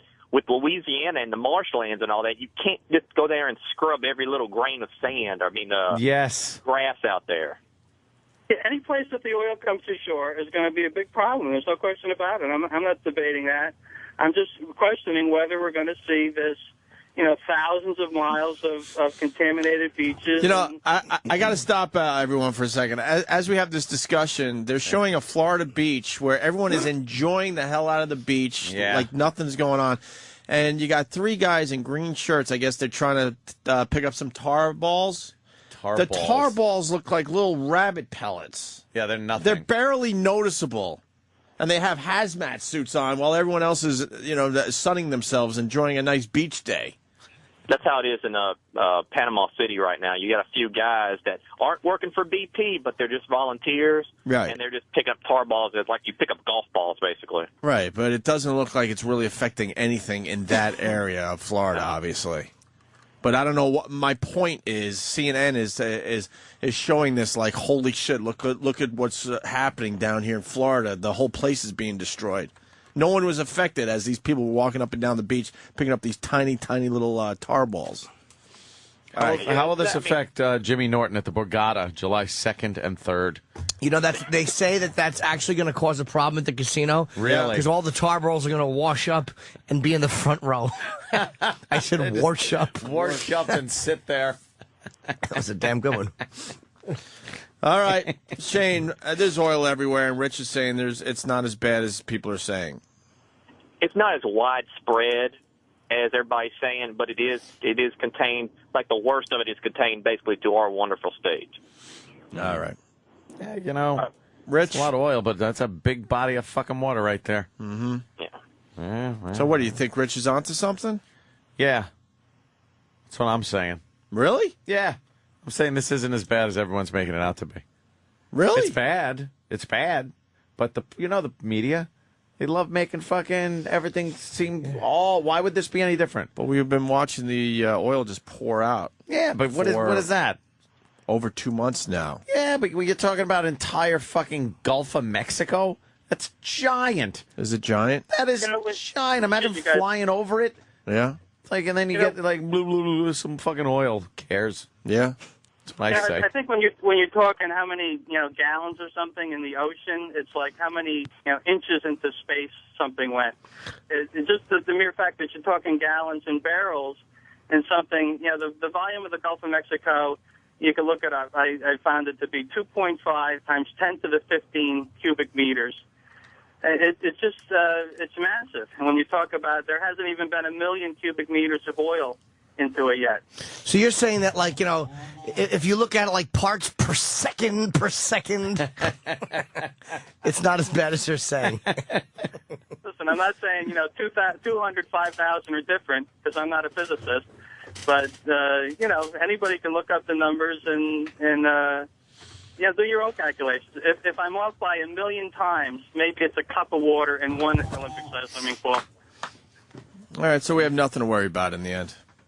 Well, yeah, we're fine. Except for 1:30 today. 1:30 today. When something happens. Is that the 1:30 today is the time? That's what he said. That's the other guy. That's the other guy. All right, Rich. All right. You pretty much got everyone fucking reacting to your little phone call. Thank you, sir. You're welcome. Thanks. Punching out. All right. Rich thinks it's no big deal. So yeah. Anthony, we got to reset the wrestler death clock. Oh, man. We started this bit a while ago with Sam, who's a big wrestling fan. Us, not so much these days. We used to be in. I saw a commercial for wrestling, and there was some guy babbling about something, and another guy was there, and it was all like, whoa, about what the guy was saying. And I'm looking, going, Who the fuck are these people? You don't even know I have the guys no anymore. clue. None clue. Well, Kane is furious right now because The Undertaker was found in a vegetative state, and everybody's trying to figure out who left him in that state. Who died? No, The Undertaker is in a vegetative state. That's not the guy who died. He was But found, isn't and they're he the trying dead to figure man? out which wrestler is You responsible. do realize the Undertaker will be just fine in the end, right? Why do you mean? This shit. Then why would happens all the Kane be time. so angry? He interrupted the main event at the pay-per-view last night. Because someone put him in a vegetarian state? Vegetative, not vegetarian. Oh, I thought he just wasn't eating steak anymore. No. And that was bizarre to Kane. No. What? Eating salads? No. A Is it because vegetative? he's 60 years old now and should needs a probably little time just off? rest, yeah, Right. Relax a little bit. No, he was Not take obviously bumps. Yeah, how attacked. old is The Undertaker? He is probably 48. Get the fuck I'd out put of him here. older than that. It's got to be older than that. I would put him older than that, my friend. So he's in a vegetative state, and Kane is what? And Kane why is- do we care? Whoa, that's what's going on. I mean, maybe that's what was going on in the commercial Anthony saw. You do realize in Yeah, the end maybe. everyone's going to be okay, right? Because that's how wrestling is. Hopefully. And where's Vince been? Has he been part of the hijinks and shenanigans on wrestling? He came out a couple weeks ago because Bret Hart was announced as the new general manager of Monday Night Raw. But Bret Hart hates Vince McMahon. Well, Vince McMahon Vince came McMahon out. basically killed his brother. Well, that's Why it would was you an work for the accident. guy that killed your brother? He fought him at WrestleMania. He beat him Why would you go back to the company that killed your brother? to be the general manager of Raw. That must be really awkward when yeah. they see each other. Because they both know, like, well, you know, I started taking remember. chances because the numbers were slipping a little bit. Yeah. Sorry. Remember? Oops. Oopsie. He was not the first wrestler to come down from the ceiling. That's fine. But his brother died, and he goes back to the company that killed his brother. That's bizarre to me. That is. It was an accident. Really? Yeah. Was it? Unfortunate accident. What, what Some was the say date? that. Some say. It's May. That's right. It was May. Go ahead. May? Do the math. Might have been Do it. 23rd or something. I don't know. I don't know for sure. I think it was Did you right around see- my birthday. I think you might be right. If you look an hour and 20 seconds into Father of the Bride 2, you'll notice a shit fucking movie. I was right. May A little 23rd. hint falls out of Steve Martin's wig. Yeah, you know what? Owen Hart ruined my birthday that year. I'm sorry. I mean, I Yeah. guess I'm sorry. Yeah, because fucking everyone's talking about Owen Hart. I'm like, it's my day. This is my day. He left a kid and a wife behind. They were. Well, it sure didn't affect Bret Hart. He went right back to the company that destroyed that family. It's been 10 years, and it was an accident. And Bret Hart. 10 years already? Yeah, it was 1999. Wow. So anyway, the wrestler death clock, a bit we started a while ago. We told Sam, we're like, I don't think wrestling could go 90 days without a death. Yeah, you said that, and we've now gone through 2 cycles in which it has not gone 90 days without a premature death. Really? Yeah, because we had the clock going, and then Canyon died less than 90 days after whoever was before him. So then we reset the clock, and then who died after that? And that was 77 days later. On Friday, an indie wrestler named Trent Acid, who's been wrestling for about 10 years, died at the age of 29. 29. What's his name? Trent Acid. Do you know who he is? Yeah, I actually worked with him at a bunch of shows. So, Oh, you did? Yeah. So in the wow. wrestling world, this is a big deal? Yeah, well, yeah, anybody who follows indie wrestling, it was, because he was one of the guys who, for a while, everybody said he's going to be the next big star, he's going to make it to WWE, he's going to do this, and then he had his own demons, and he was in jail for a while. Why wasn't he a big star? Well, he couldn't get his stuff together. What was he into, Sam? What was his drug of choice? He liked drugs, apparently, and there are reports that in April he was busted with heroin, and he had done. He did some time in jail recently, and that kind of put a damper on the upswing his career was in. But Well, he sounded like he had a full life. How old was he? 29. Oh, actually. I heard wrong. I'm Yeah. sorry. I thought it was 92. No, 29. Oh, I switched it around. He would have been 30 in November. That's different. Yeah. Yeah, well. So, I mean, he could have cleaned himself up and still made a run for it. He was still wrestling. You know, Rex in Massachusetts makes a good point, Sam. Yeah. Owen Hart wasn't the first to come down from the ceiling. You're correct, sir. Thank but you. he was the fastest. Well, that's really distasteful. Oh, shit. Why, Rex in Massachusetts. Rex is pretty bad. Hey, I'm sure Bret Hart's fine with this joke, considering he works for a company that killed his brother. I think Bret Hart realizes that accidents happen, and we How move on desperate from was he things. that he had to go back to the company that killed his brother? I don't think he was desperate. There's a desperation there. He wanted to do something back in the wrestling business. Yeah. Yeah. So we got to reset the wrestler death clock. Yeah, we haven't made it 90 days. Back to 0 today. Let's mark it. Well, Whenever technically, he died, yeah. Friday, yeah. So we've gone 3 days. Well, that's good. So that's all right. Grizzly Smith died before him, but that was Jake the Snake Roberts' father. He was very old. He made it a long life. Was he a wrestler? He was a wrestler. Way back when. Jake the Snake's not doing very well these days. No, but he hasn't been doing very well for about 15 years. So true. he's defying every law. Yeah, he's one of those guys that just hasn't been doing well for a long time. Yeah. It's just his life. He was huge back in the day. He was. Yeah. Many people say that the wrestler was loosely based on Jake the Snake Roberts. Really? Yes. Could have been loosely based on every wrestler. Pick a fucking wrestler. Not Trent Acid. He didn't quite. Trent Acid. Well, no. Trent Acid. Yeah, he was good. All right, let's go to Dave in New York. Dave? Yo. Hey, buddy. Hello. Morning. Good morning. Well, this guy in talking about the oil, I don't know where he's coming from. He figured it all out. Olympic-sized pools, a cup of oil, no big deal. Yeah, no big deal. It's like set off a couple nuclear bombs. There's just going to be a little bit of radiation in the atmosphere. No big deal. A couple of parts per million. Mm-hmm. Do you think it's that bad? Do you think this is as bad as a couple of nuclear bombs? Are you agreeing with Rich? Of course I am. This is nothing. Well, this I oil gotta spill tell is you, nothing. Are you serious? Yeah. Yeah, there's not. I'm thinking the media is making much more of it than it really is. But we see the oil just pouring into the Gulf. Oh, yeah, there's oil pouring in, and there's people cleaning up. It's not going to be a and relief there's thing until August. Que sera, sera. To be any oil in the ocean. There's not supposed to be any oil in the ocean. I don't know. Why not? There's a bunch of shark and whale shit floating around. There's all kinds of crap in there. And fish cum.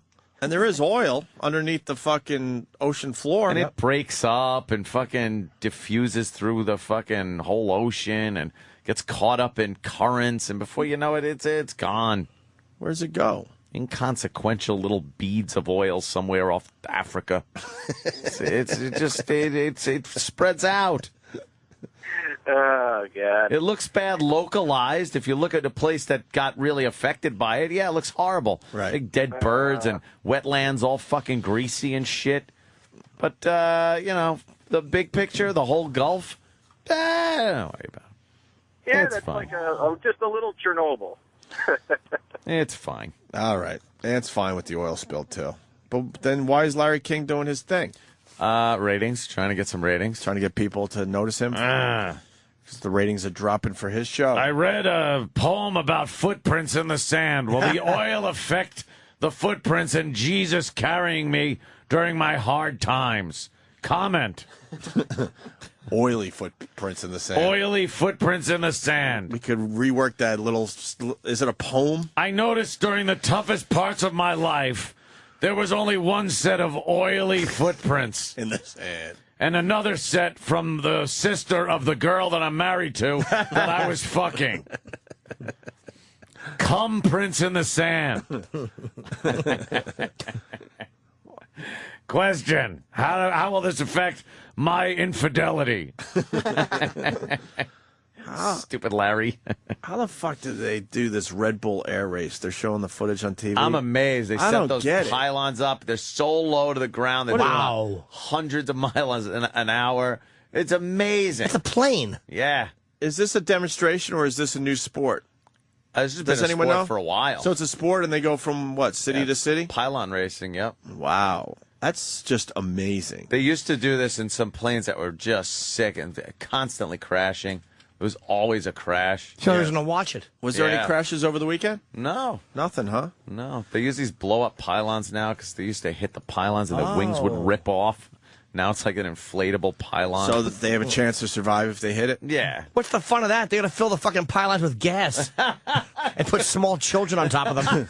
Let's have a little risk. It really is amazing watching these fucking guys fly these planes. How the fuck do they do this?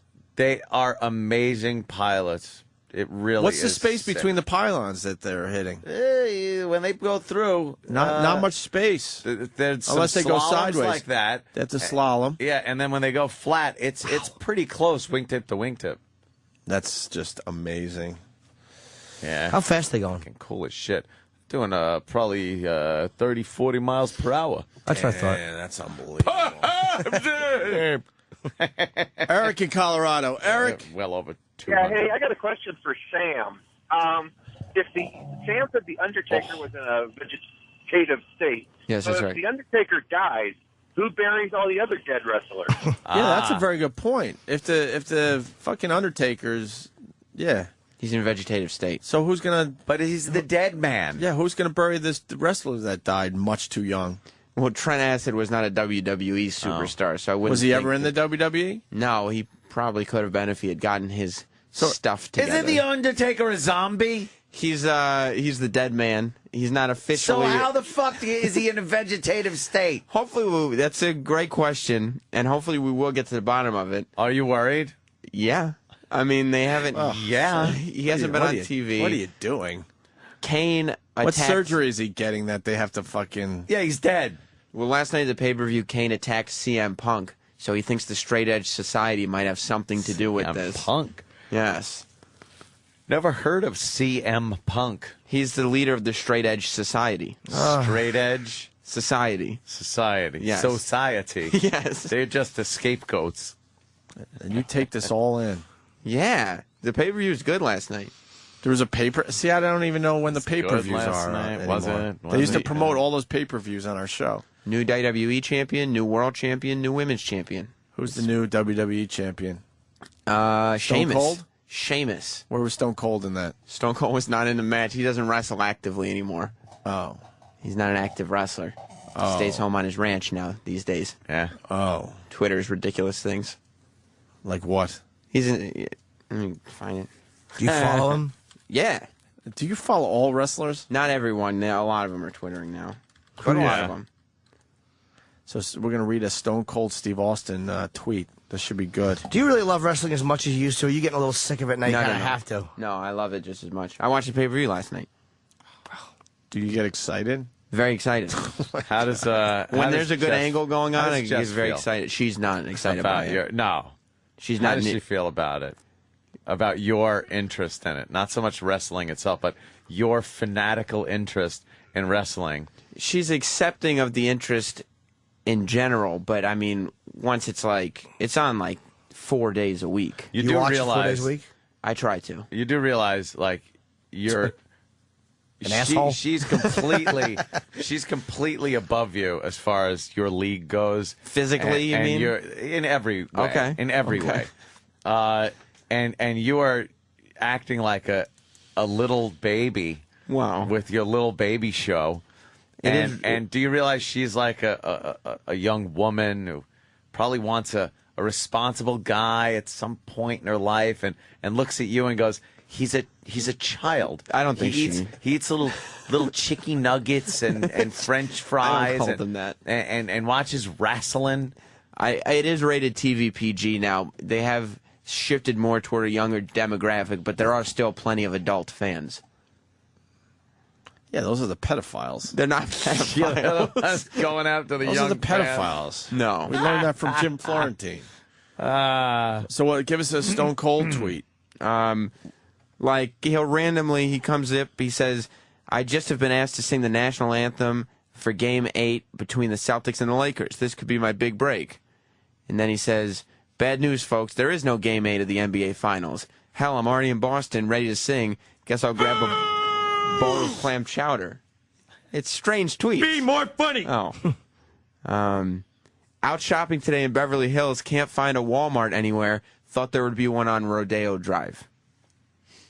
See, he's a redneck in L.A. He's just a redneck in L.A. So did he leave wrestling thinking he was going to be a big movie star? He's in the new one coming. Expendables? Expendables, yeah, with Sylvester Stallone. There's only 3 people not in that. It's one of those, Bob Backlund, me, and you. It's an all-star cast. Yes. Wow, Sam. Jason Statham is in it. Right with him. You don't he was like a nice guy when we interviewed you don't him. like Jason, no, Jason every movie is Statham? manic with crazy camera. Oh, can't go slower. Gotta do 80. We got it. Run, punch, skip, jump, eat, fuck, quick, run. Punch, fuck, shout, shit, run. Fall. Land on my feet, run, drive, skip, shout, shut up. Are you saying you don't like adrenaline junkies? Enough already with the adrenaline junkies. He's an adrenaline junkie. Have a fucking bagel already. Fucking relax. Drive quickly, get on a train, hop off the train onto a plane, balloon, fall, repeat. Not a fan. He's not a fan of the all right, the high action, high adrenaline movies. Let's go to Sam in New Hampshire. Sam? Hey there, what's going on, guys? Hey, Sam. Hey, I had a question. If Ant thinks the oil spill is now no big deal, does that mean Obama was right previously when Ant was criticizing him for his response? Oh, shit, yeah. Oh, Obama's never right. Yeah, but you're Pick admitting... a side, homeboy, pick a side. Oh, shit, he's got you in a quandary. I'll always err to the side of he is in error. I think he's wrong.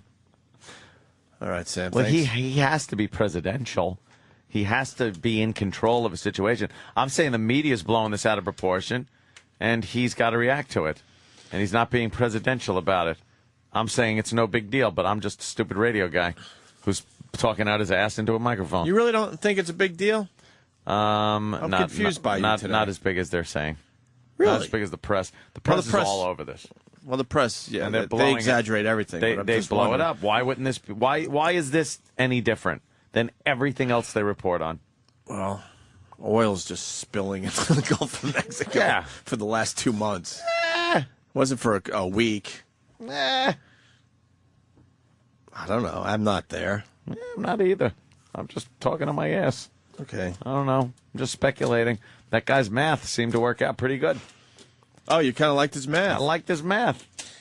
John Sterling, I guess there was a great Grand Slam home run call. Oh, of course there was. Of course, he's the Yankee guy that makes it about himself. Oh, yes. Even though he has no skills. Another Grand Slam. Has to make it about himself as these guys are doing very impressive things on the field. Yeah. Who hit the Grand Slam during the Subway Series? It was Teixeira. Teixeira? Oh. Yeah. And he called it this way. There'll be a 1-1 to Teixeira. Swung on and hit in the air to deep left. That ball is high. It is far. It is gone. It's a grand slam. Perfect. Great. There you go. And the call. That right was good. there. All right, let's move So on. there's I no thought there was problem. going to be something. Oh, that's right. Oh, Teixeira. Mark Teixeira sends a text message to left field. Oh, you're on the mark, Teixeira. It's a grand slam. And the Yankees take a 4-0 lead. Oh, he does that little laugh before he does it all every time. Fucking sucks. sucks. And now he's getting wordy. Did he send a text message, by the way? No. Did he go like, I just hit a grand slim. Fuck, I hate this correcting. You notice he's starting Slam. to do 2 now in each one. Yeah, He yeah. does, he does 2 for Granderson, and now he does 2 for Teixeira. Now it's 2. Yeah. Texting and the fucking... Oh, God, he's the worst. Yeah, it's he's embarrassing. the worst. It's embarrassing. Yes. I'm looking at this thing in the paper, and it's very short. Chuck Schumer's, you know, fighting for karate instructors with a history of child molesting should not be allowed to do work on kids. Right. And there's other kid-related jobs, including carnival worker, clown, lifeguard, and sports coach, should be off limits to pedophiles. And I'm just wanting to know who's going to fight that. Right. You're really He's taking going on the in tough with that ones, one. isn't he? Schumer's taking on the tough But ones. who's going to actually say, like, you know, look, I know it's a rough position, but pedophiles should be carnival workers. I think carnival workers and clowns and those are the people that are going to fight it. Yeah, please, can I stay? But Uncle nobody Paul. would fight that. I'm unemployed Oh. due to a series of lies. You want to You debate were retired. Schumer on TV over this one, Uncle Paul? I'll talk to Chuck Schumer anytime. they all lied. They made those kids. They were stealing candy, and I was getting it back. Oh, right. And you had to check because they hide it sometimes in their pants. Yeah, they hide it in their buttocks. Never heard of that one. You get in there real deep. I've stolen some candy as I was growing up as a child. Never in my buttocks. Yeah, they don't even know you're looking. You give them a little sardine oil. Here, drink this. Have you ever found candy in They their always buttocks? get rid of it first. Oh, do they? Sure. Oh, they think they're tricking you, but you're onto them. Yeah, get in there quick and look. Jesus. It's straighten you right out. I watched that Dakota Fanning rape movie last night. That one, Hound Dog. Why would you watch that? Called. Why wouldn't I? I got that on was it a good Blu-ray movie? and DVD. No, it wasn't really a good movie. You just feel bad for the kid. Father gets hit by lightning and turns into a retard. And the grandmother's just a piece of shit. A religious fanatic kind of a thing. And she blames herself for the bad things that happen because she wants to see Elvis. She's in love with Elvis Presley. And her stupid little friend says he's going to get her Elvis tickets and then get some other girl Elvis tickets. And then the friend invites her into this shed and says that this guy that he knows has Elvis tickets. But the guy wants to see her sing Hound Dog and do her little Elvis moves. And she starts doing it. And then the friend goes, no, you got to, take your clothes off and do it. What? So she takes her clothes off. How old is she in this movie? Does like 14 or something like that. All right. And she starts doing her little moves. She's actually probably 12 or 13. I'm not sure. She looks like 11. I have no idea. It just keeps going. It just keeps going down. So she takes her clothes off and starts doing it, and the guy gets all excited and jumps on her and fucks her. How old was he in the movie? He was like fucking, I would guess 18, 19, something like that. She's supposed to be 12, but she's actually was older at the time. I think the movie came out. And, yeah, I was just watching it going, Jesus Christ, it's a pretty twisted fucking movie. And, yeah, it was just kind of a, story and everything. I'm just laying there going, oh, come on, where's the rape part? Get it over with already. You just want to see the rape part? Just the rape part. I was watching on my iPad, actually. Oh, really? Yeah, it's kind of cool because... Tugging your iPod. iPod. You don't hear pud anymore. Pud is Went away. A pud. You could kind of lay down and turn the iPad like in bed and lay it on the pillow, so I don't have to kind of look at the TV, because it wasn't on the TV. I got it from Netflix, so I could have put it on the TV, but it was just on Netflix, so I just hit it, and then you just lay the fucking iPad on like against the pillow, and you can lay down and watch TV like that, and just like, I'm the falling future. asleep.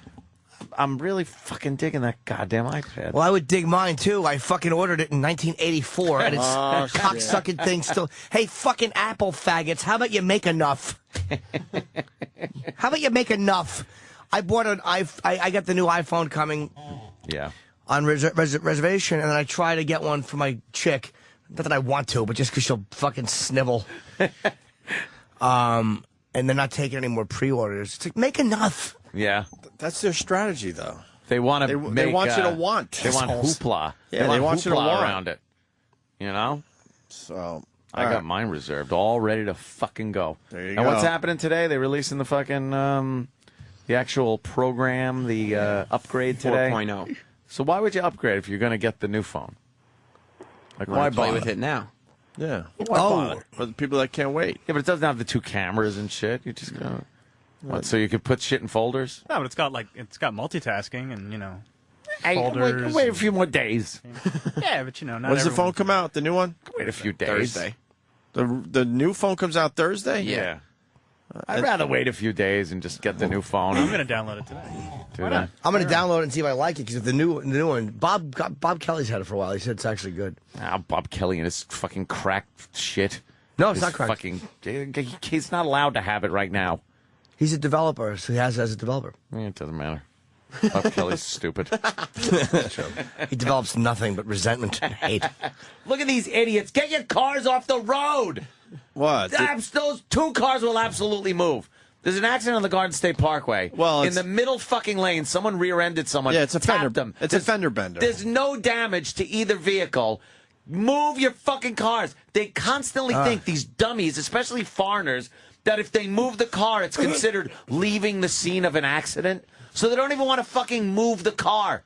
Get it off the road, shitheads. Look at the traffic because of that dumb fender bender. You dummies. It's a dumb fender bender, and it's backed up for miles. Oh, because they're in the center lane. Center lane, dead stop. There's no damage evident on either vehicle. Looks like both cars could just pull over. Oh, is that get back annoying? in and drive off to the side. People ought to get written up for that. A cop ought to go, you're both getting tickets. Why? You didn't move your car. I was not sure if I was allowed to move after the crash.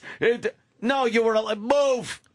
They're afraid that the cops won't be able to say what happened if the cars have been moved. And it doesn't matter what happened. Like, the cops aren't going to take this in-depth report with fucking the little wheel thing that measures. And no, the insurance company goes, all right, what happened? You're both fucking assholes. Your rates are both going up.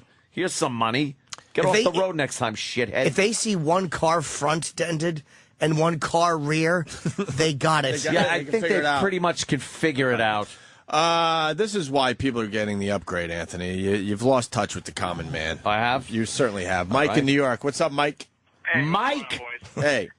The reason that we're getting the iPhone update, Anthony, is because we're all not fucking millionaires. We can't afford a new iPhone. I was talking to Travis, who is going to get the new iPhone. I was asking him why he's upgrading. But the average person can't do that. But I'm the average person, and I just sell my phone on eBay to cover the cost of the new phone. See, Travis is smart. Who buys a phone on eBay? A lot of people, because they'll unlock them and then sell them to anybody.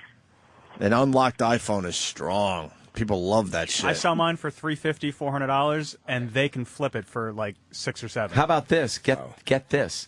My iPhone has a problem. When it's set to vibrate, it just constantly vibrates for no reason in my pocket. And if you squeeze the upper left-hand corner of it, it vibrates. So it's busted. So I bring it in to the Apple Store.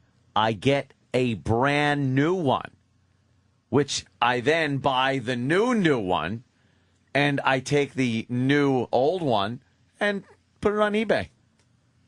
How about that? You're not eBaying. How about that? You don't eBay. What if they find your personal information? They could probably... No, they can't, because you wipe out the phone, you restore it to the factory settings. So what? That could be fucking broken. Come on, someone who really knows how to hack could get that. Anything could be. Well, sure, but I've done it already, and, You get your fucking bank, whatever information you got. Travis lives a boring life, though. There's nothing on his phone. Yeah, this is the most exciting thing I'm going to have. Yeah, there's nothing on his phone. Yeah, you wipe that thing clean. We got to take a break. Louis C.K. is in the hay house. Oh, Louie's here. Yeah, Louis joins the program next. His new show starts on FX, I think this week, right? They're running promos for it like crazy. Well, where's my one sheet on Louis C.K. so I could start to plug it? I better have a one sheet for Louis C.K. Why would I? Steve, how is there not a one sheet? Really? You got Louis C.K. coming in, and it's nice to go, well, his new show starts blank. I don't know. Here comes Steve now. Where's the one sheet? Sort of running. Yeah, with the one sheet. Please drop dead right now. Good. Wow. Right now. That's harsh. It's a long hallway. We still have a chance. Damn it. Hi, Steve. Hey, sorry. Why no one sheet on Louis C.K.? Sorry. He's in the building? Waiting on security. Premieres Tuesday. See, this is why I needed this. Next Tuesday, June 29th, 11 p.m. on FX. Why is he waiting for security? Huh? It's a half-hour line of security. For what? What are you talking about? Was he in the system? Yeah. So why is there a For half-hour the Martha wait? Stewart fucking thing? Is that what it is? I'm going to walk down and see if I can get him around it. He just texted me. He said it's a murderous long line at security. What the fuck is this? An airport? The building stays in one place. We don't fly around. Come on. Holy shit. So I'm going to go down there and see if I can get him around. Why is it a half-hour wait down there? Apparently, there's a lot of people. What are they looking for? I have no clue. It's a dumb building. I've never heard of it being that bad. If this building blew up, most people wouldn't give a shit. Who would give a shit in the end? Jesus. What? What are I you just love laughing how at? Steve thinks he's got like more pull than the security guards downstairs. Yeah. I'll get you in, Louie. Don't It's worry. a building that turns into a robot. You don't ask, you don't It's get, a Travis. bug. It's a bug. I don't know that one. Big. Oh, thank you. This is stupid that there's x-ray machines downstairs. I feel safer. It's so stupid.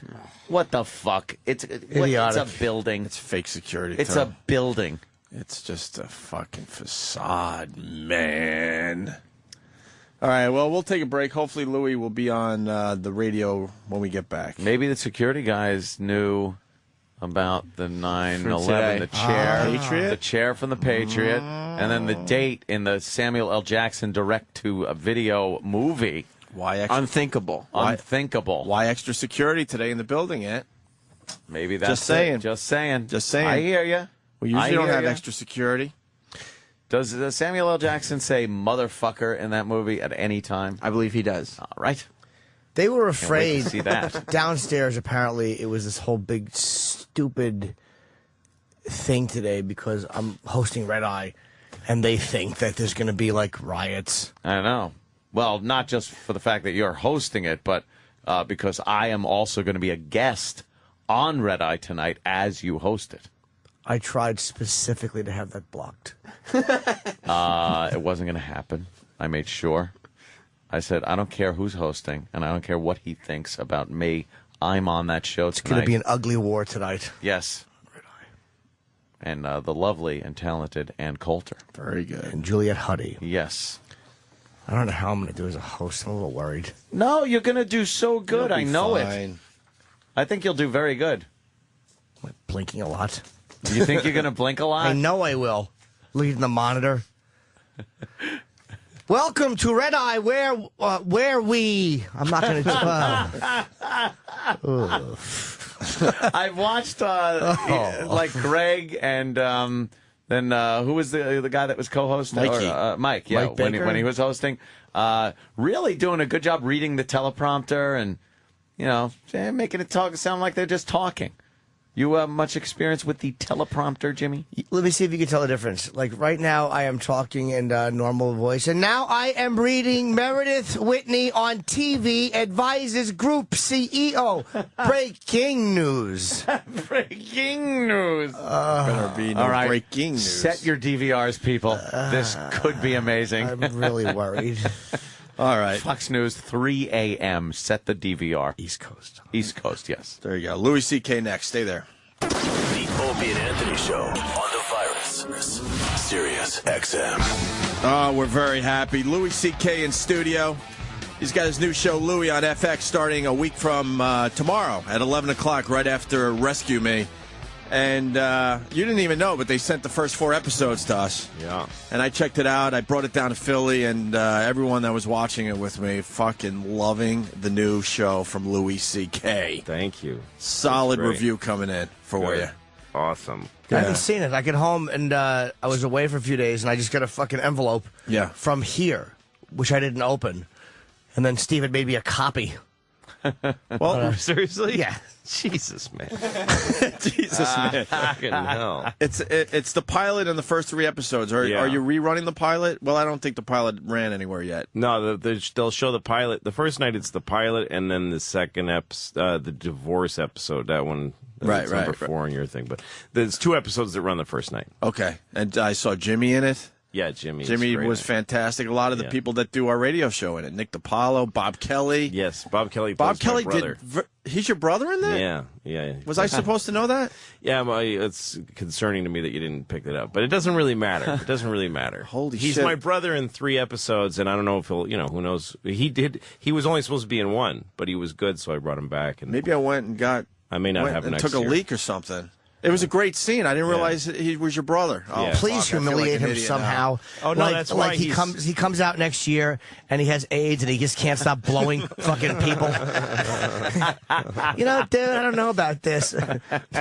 He gets pretty humiliated on this. Good. And it's filmed. I know you really appreciate how things are filmed because I've seen you with your cameras over the years, and it's very obvious you're very serious about how it looks. We gritty. Shot with a camera that's called a Red, and it's like a film camera. It's like a movie camera. Cool. It's like a box, the red, big red. Yeah, it's black, but it's a monster, and you use it takes real 35mm lenses. That's why you use them, like real movie lenses. Yeah, it has a little bit of a gritty look to it. No makeup. I was telling Louie. Yeah. Not many actors or actresses. A lot of just normal, funny guys. Yeah, for the most part. and I do use actors, but there's no cast in the show. Like there's no set cast. And like Bobby ended up sort of playing his way onto the team because he was in one scene and he did well, so I put him in 2 more. But nobody's in more than 2 episodes or so.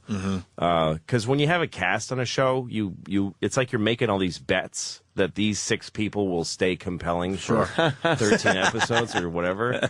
And then a lot of them you end up going, oh, fuck, what are we going to have this guy say? He stinks. That's quite a unique idea to just kind of Well, I started with nothing, off yeah. the cast thing. That seems to be a staple of TV shows. Yes, it's having a cast. I mean, but it's usually what sucks about them, and also you can tell there's a strain to like make these 2 people talk, and they're not natural. Just to get them in a scene. Just to have them be in it, and just okay, we have to develop this relationship. Why? If they're not in, so I started with nothing, and people come in and they just kind of come and go. But Ann said it was strange, and that's why I like Louie's projects, because he goes against the norm. Yeah. It's not the Definitely. polished fucking TV set and all the polished actors and actresses. Well, nobody likes that anymore anyway. Nobody likes Right. watching that. Right. I mean, they're making reams of that shit, like beautifully perfected television With laugh tracks. and no one gives a fuck about it. It's just You want to explain, Louie, in your own words? Because, I loved it, but, just get the main... Oh, what it's like, what it Yeah, the is. main explanation of the series out there. It's kind for of hard to people. describe because it's not. It doesn't. None of other shows don't have this format. It's like it's a lot of times you see me on stage talking, and then there'll be a story that's a film. Like I kind of think of them as short films. Sure. But they're all about my life. They're all really. It's like one way I described it to somebody is it's autobiographical fiction. Like it's me playing myself, but Right. none of this shit really happened to me. Although we shot something that was based on a conversation. It was really amazing. Louis took this conversation that had happened and written it into this really fucking funny, well-written That was scene. the I'm like, poker scene, God, right? Yeah. That was a great scene. It was just so well done. I was like, God damn, that's what you do with normal life. Yeah, they were How you playing- make it into something sellable. Playing poker. Well, I guess I don't want to give away the scene.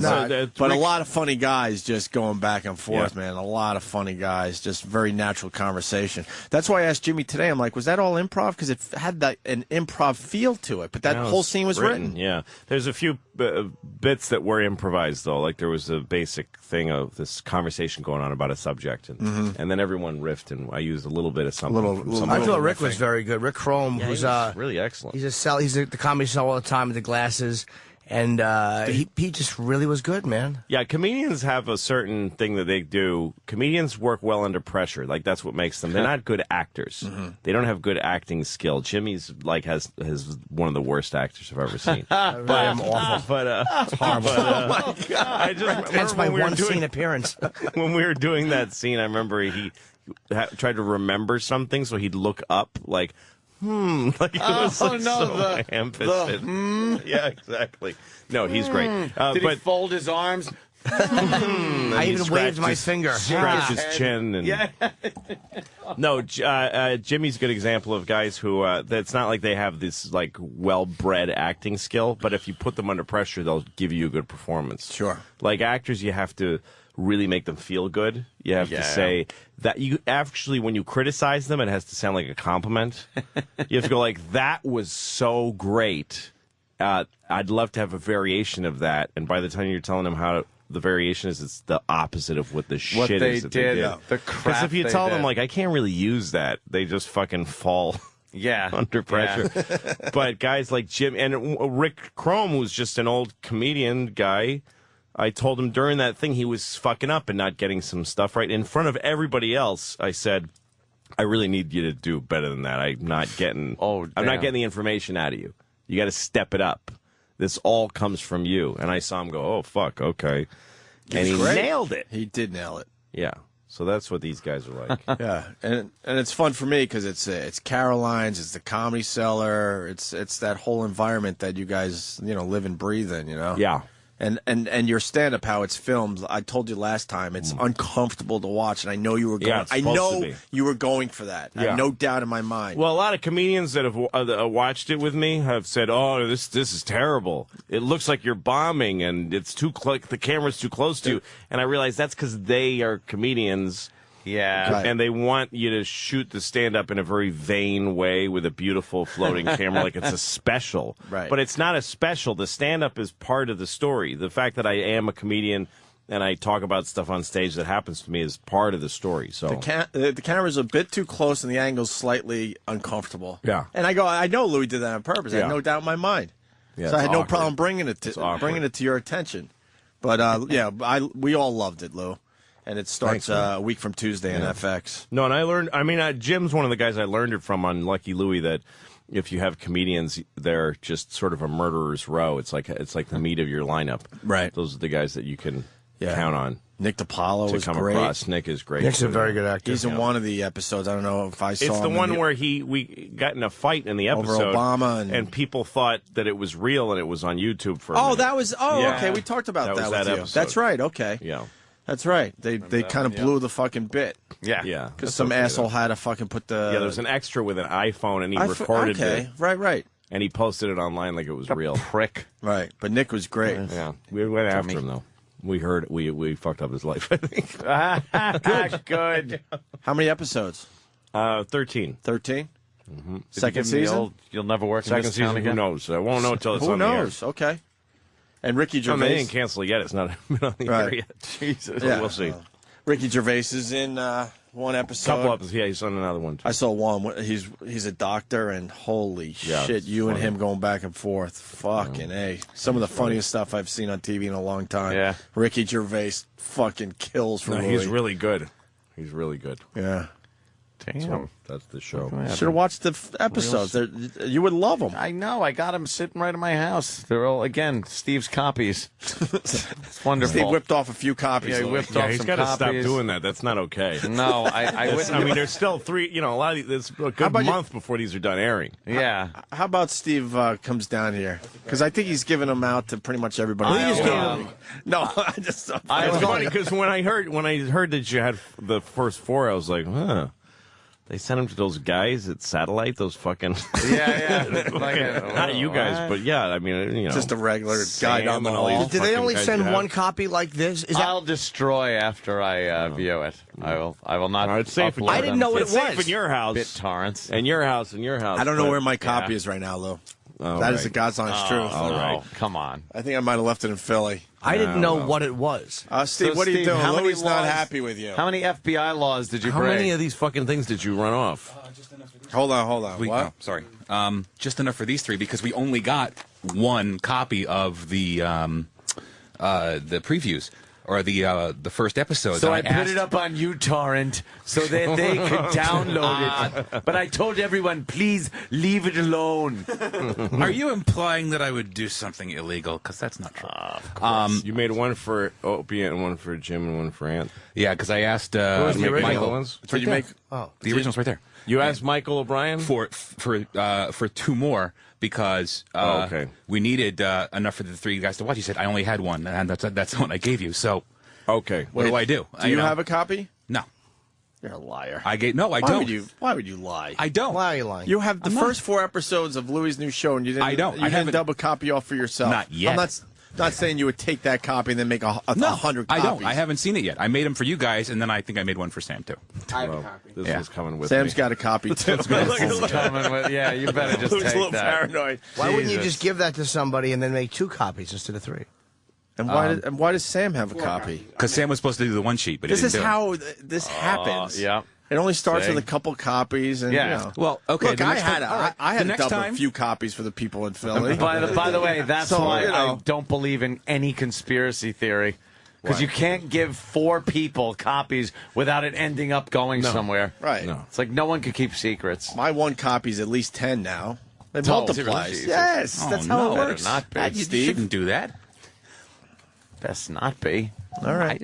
Okay. Louie's not happy with you, and you are lying. You got a copy. For I yourself. don't. I really don't. How guy- hard is that to just say no, I don't? I know. I would have watched it had I had one. Keep saying it.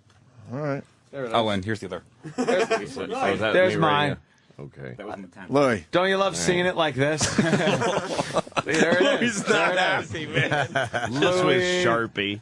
Just First Sharpie. 4 episodes. Oh, It's that's just awesome. written in Sharpie like a fucking bootleg piece of shit. You know how easy that is to take to Chinatown right now? Of course, dropping on gold. a Canal Street Yeah, look at that. blanket. There it is. There it is. Wonderful. Blame him. I thought of doing that when I was doing Pootie Tang, and they fired me off the movie. I thought seriously about taking a beta tape to Canal Street. It was white. And just dropping it. Why did you get fired from? You were directing it, right?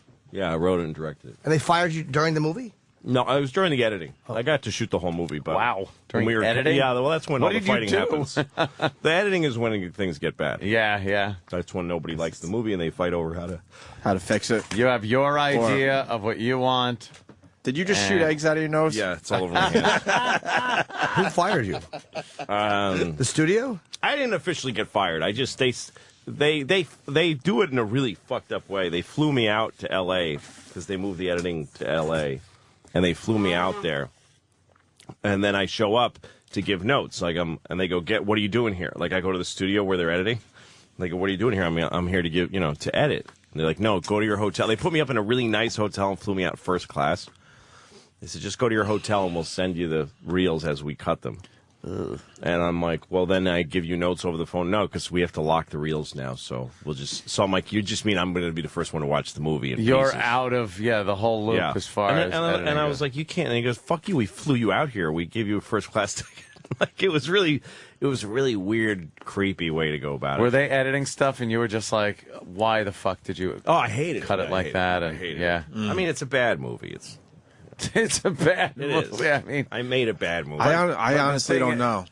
The thing is, like, having somebody edit your shit like that after you film it and have a vision of what you wanted and then just have pieces cut out of it. Well, and also like, they I added thought that was dumb kind of good. narration. Like the movie was meant to be kind of awkward and strange. That's the way that I make stuff. And so they took everything that was sort of strange and they explained it with narration. Oh, that's always dumb. good. Yeah, that's narration. Great. That's good. How did Chris Yeah, feel? dumb it down. Did Chris kind of think that you had made a mistake, or was he like? Yeah, he was just trying to get the movie out, so he stayed with it and kept them involved in it and stuff. But that was the end of my. You can't. That's the way it goes. You sign a thing that says you sign it there. You work at their pleasure. Right. You can't complain. Wow. I mean, nobody can be surprised. You work for a movie studio. It's not your own house. They didn't come to your house.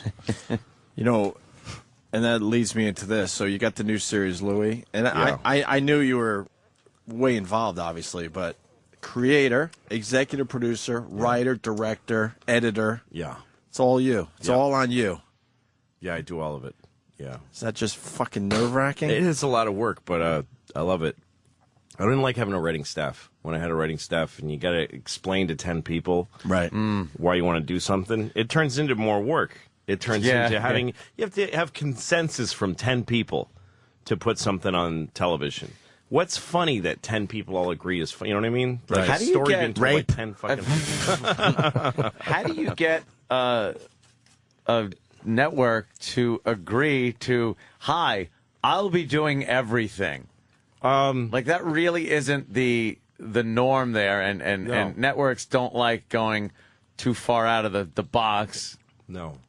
Well, so how do you do they even know what you're doing? Jedi No, they have no mind idea. shit. They don't have an idea what you're doing even? No, they don't know what the shows are about or anything. What are they until they see it. That's hysterical. They don't know until they do it. A lot of confidence in you. Well, it's I went there with a lot of leverage. I don't usually go to Hollywood with leverage. I usually go there when I really need money. Fucking nude pictures? What did you have? Jesus. Well, I went there and I had like other networks offering me a lot of money to do a pilot, and I think NBC and Fox were both bidding on shit, and I had just done a bunch of stuff that really worked. So then I got this call to go to FX, and this guy John Landgraf that runs it, the president, he said, if you do a show here, we can't really pay you a lot, but you can have a lot of fun. And I kind of heard that before, But he was offering me $200,000 as the budget for the whole pilot. And I was like, okay, so what do I get paid? And he's like, no, that's the whole thing. That's the whole thing. Wow. $200,000 is very low to do a whole episode. What would a network give you for a pilot? Well, the networks were offering me I think I was being offered like $250,000 just as a fee to write the pilot. If we had made the pilot, it would have been like about $1 million. It's about $1 million to do a pilot. Wow. And I would have been paid $250,000. Plus, as an actor, I would have been paid more. I would have made a lot of money, and that's what I was after. Yeah. And this guy's telling me you have to run the whole show on $200,000. That's weird because that is kind of like here. They tell us, you're not going to make a lot of money and you're going to have a real shitty time every day. And you won't have any control over what you do. So it's exactly like that. You won't make a lot of money, but you'll feel like you make even less. Exactly. Fucking place. Wow. So you. So he said you only $200,000, and I said, well, what? Like, I guess I could do a sketch show for that. And he said, no, I want it to be like your show about your life, like what I was pitching to the networks. Mm-hmm. And I just said no. I said, why would I? That's dumb. Yeah. What Why would I do that? And then he called me at my house. This guy, and he said, "You redheaded cunt," and he hung up on you. That's right. And he said, "I get it. You're working. You want to go to NBC. I totally get it. You want to be the next Charlie Sheen." That's what he said. That's where you're headed for. That's an insult. You're going to be the next Charlie Sheen. But he's exactly right. That's what I was trying, like signing a development deal to do a sitcom at NBC. Right. I would have had a shit show and I wouldn't have made it on the air. Not in a million years. No, of course not. But he said, I said, look, the only way I'm interested in doing this is if you give me the $200,000, like wire it to me in New York, and I'll give you a show. But I'm not pitching it. I'm not going through like a whole pitching with you and writing a script and sending it to you. I don't want to do all that. Wow, so you really did have him kind of like, hey, send me money. That's all I have. I'm going to make a show. You're going to fucking put it on. Well, it's only $200,000. It was such a low bet for him. Yep. And he was like, yeah, that's a check I can write today. I don't care. I mean, it might have stunk, but then he would just go, all right, he didn't work. So what? It was a low ball bet for him. And then if it works out, you can so he did. He sent me $200,000, literally wired it to me before I had a show idea. Wow. And I just thought, okay, I've got money, and I know people who do TV in movies here. So I just started hiring people. And, Jesus, that sounds exhausting. I did it all backwards. I went like, well, I'd like to shoot in I'd like to use that pizza place. What happens there? Like what happens there? Yeah, and I started writing it in pieces, and I did it, and they loved it. Mm-hmm. So he said, let's do 12 more. And I said, well, I want to do it the same way. And he said, well, let's you and me sit down and talk about it. And so what it came down to is I had a beer with him, and I told him like 3 or 4 story ideas. Mm-hmm. And he said, yeah, all right. And they gave me $300,000 per episode for the rest. It's not a lot of money, but it's money that he was able to give me without asking any of his bosses. Yeah, without people having to account for things. Yeah, because if he asked for more, then we'd have to go to the advertisers and explain to them why this show will be a hit. Yeah, you'd be on the radar. You know what I mean? But this show gets paid for by like fucking gold coin commercials and stuff like that. Like people that don't even know what they're advertising on. They just buy time. You need to buy gold right now. Gold is up. Okay. Yeah, that's good. That's paying for this show, so they don't lose. They can't lose money on my show because it's so cheap.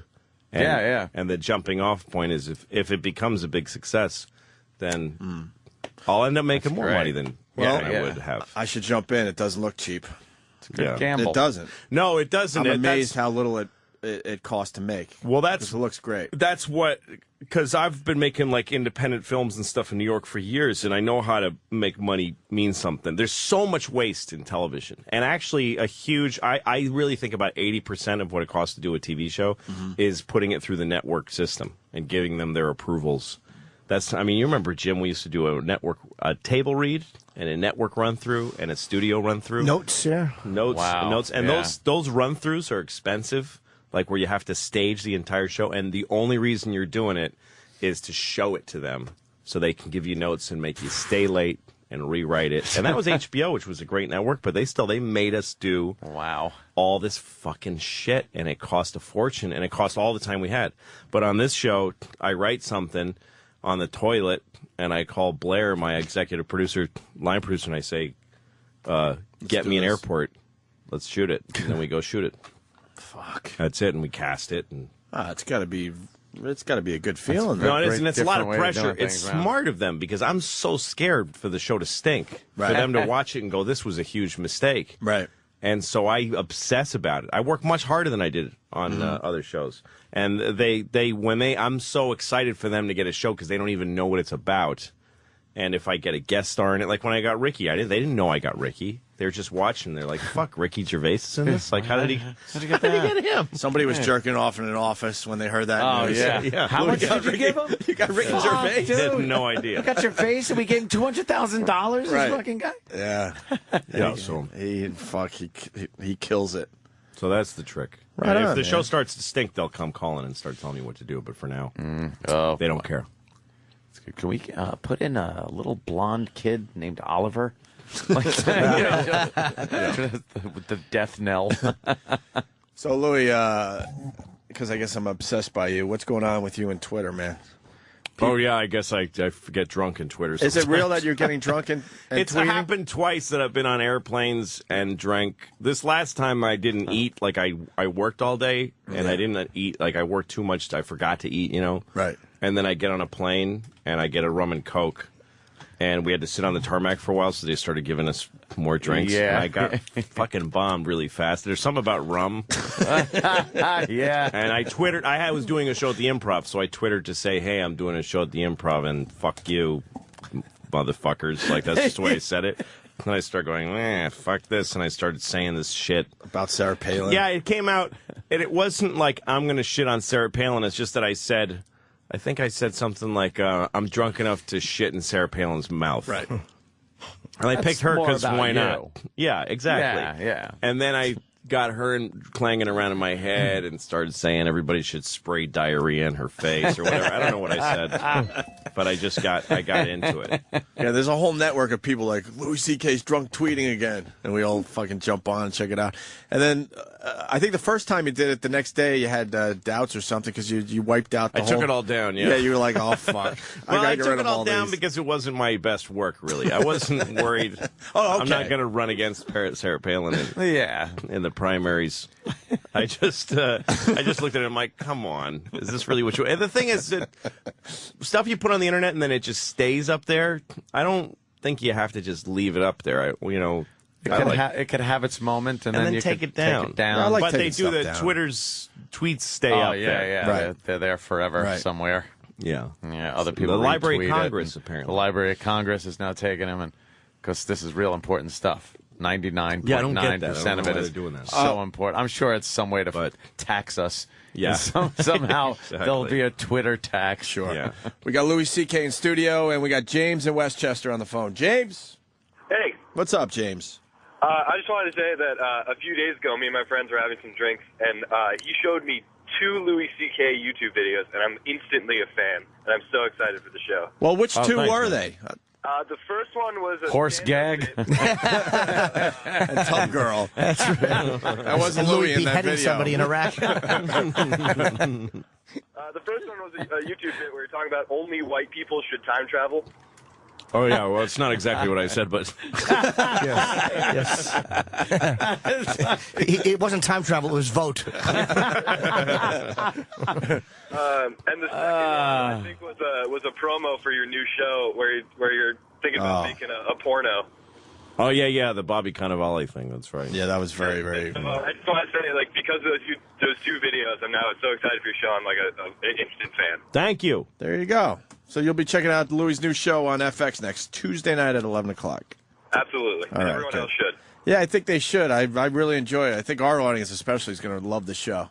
So Yeah, I think that, I get to still be very crude on the show. And it's not... You're being you. Yeah. You know? I've been amazed by what they let us keep on the air.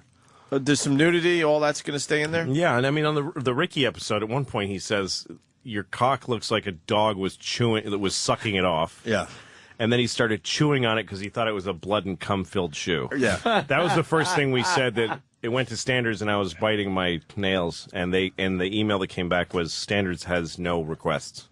Wow. That's it. I was like, are you serious? You're in the right place, Lo. Yeah. You're in the right place. Most definitely. Because, just because I got these episodes, I'm thinking, okay, some of this they're going to have to maybe clean up slightly. No, that's as they're going to air. That's how it's going to air. Right the fuck on. Yeah. All right, why don't we take a break? We got Louis C.K. in studio. We'll talk about some other things.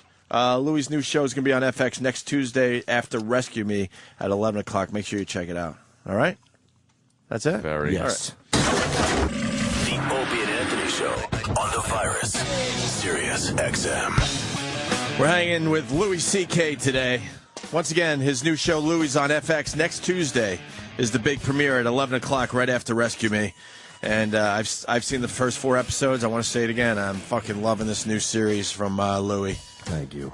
And we were discussing during the break, Bill Donahue is up your ass again, huh? Yeah. Our old pal. Yes. The guy that got us fired, made our lives miserable for about 2 years, 3 months. That's not about. I know exactly. Mm-hmm. And then he welcomes us back to radio with open arms with a nice little press release, which actually helped us at the time because everyone was really nervous. And now he just kind of calls our show. Right. I haven't forgotten. No. No. You shouldn't. No, I still kind of like, fuck you. But, yeah, I did the Daily Show and I said that the Pope fucks kids and he got mad. That'll get him mad. Yeah, that'll get him wound up tell a his bit. boss to quit fucking kids. And don't look at me. Now, what do you mean by Don't blame the weather, man. What do you mean he got mad? Was he all over TV? No, he doesn't get that much attention usually. I don't think. He doesn't do TV I mean, anymore? He doesn't. He made a press release on his website that I should not ought to said that the Pope fucks children in the asshole. What drives me nuts about Bill Donahue, he'll have a problem with a movie, a TV show, maybe whatever. And then I'll ask him flat out, well, did you see the movie? Yeah. No, I did not. I'm like, no, that's what when last time I was on that he was on, he and I debated on your show. That's a great YouTube clip. People love that one. And he said, I asked him about why he said something about Lucky Louie, that it was anti-Catholic, and he said, what are you talking about? And I explained it to him. He hadn't seen the show. Mm-hmm. He wrote the press release, but he hadn't seen it. Yeah, he admitted he never saw the show. The amazing defense that he had was, wow, do you really think that people like me, heads of groups like mine, actually watch the things that we complain about? Like, he actually expected people to go like, oh, well, we don't expect you to. That sounds horrible to people listening in. No, he's telling Catholics, like my grandmother, like that they shouldn't, that they should be offended by something, and he hasn't fucking seen it. Never even saw. How do you know it's offensive? It's about as phony and fucked up a thing for a guy like him to do. He went after Religulous, I think that's how the Bill Maher movie was called, right? Yeah. And fair enough, if obviously he would have a problem with a movie like that. But I asked him, did you at least see the movie? Because he was all over TV yelling and screaming about it. He goes, no, I didn't see it, but my staff did. Yeah, that's you should be seeing this stuff that you're on TV complaining about. Yeah. So what happened? He just sent out a press release? Yeah, that I shouldn't have said what I said, and he wanted some kind of boycott, but it fell. I don't know what he did. Some other group wanted to boycott Comedy Central, which who cares? But anything with boy in it. Jesus. Those wacky. God. He's not quite the. I didn't just say that the Pope fucks boys either. I mean, I made a case that he lets other people fuck kids. Yeah. Right. And that I think you either are disgusted and horrified by fucking kids or you can't stop doing it. Was that you that said something like if they found out this was going on at Kmart or, some other organization? Yeah. If you found out Kmart employees were just fucking children, there would be a giant investigation on Kmart. They would go down. Yeah. No, the Catholic Church should at least lose their license at some point. At least lose their God license. Yeah. Or you're opening a school whenever you want to license. Yeah. Or the whole paying no taxes for prime real estate in every city in the world thing. Yeah. They could at least get that taken down a couple of notches. There do seem to be a lot of young boys involved with church. You go to church for anything, and there's young boys holding the candles and doing things. It's like, is that really necessary? And with all the shenanigans that have gone on, it just can we creepy. maybe err on the side of safety and maybe put some just a few non-Catholic chaperones? Yeah, ugly Jewish children. No, it's bad. But at least you should be able to make fun of them. Like, that's my feeling about it, is that, well, how dare you say that? Well, because there's a major boy fucking problem in your organization.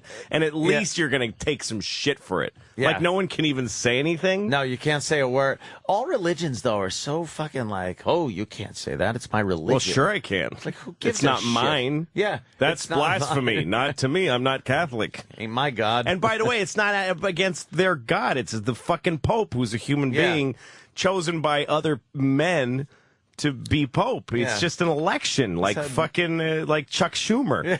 Like, who gives a shit? It's had nothing to do with God. No, it's not. This guy's name is Ratzinger. He's some dude named Al Ratzinger, or whatever his name is. I mean, he's just a guy. So when people say, like, oh, you're going against God, who the fuck... This guy's not God. No. He's a fucking guy dressed in a gold shirt, literally, like, made of gold. Like, yeah, they really don't want anyone saying anything bad about anyone in their religion, or you are, saying something bad about God. No, the other thing that proxy. I get from people about this sort of stuff that kills me is when they go, well, now say something about Muslims. Now say, you coward. All right. Well, I didn't think of a Muslim joke. Like, why do I have to make a joke up? Do I have to make a joke about Mormons? Do I have to make... Anytime I think about something about one group, is it just, oh, shit, now I got to think of 15? Yeah, just otherwise to I'm make a it coward, even. just to make you happy, you fucking disgruntled somebody in their underwear. When it comes up to have, if I want to make a joke about people sawing other people's heads off and blowing up their feet to take a plane down... Then I'll go with the Muslim thing. Yeah, that's when I come up with a funny joke about what dummies they are. Yeah, what idiots they are. Yeah.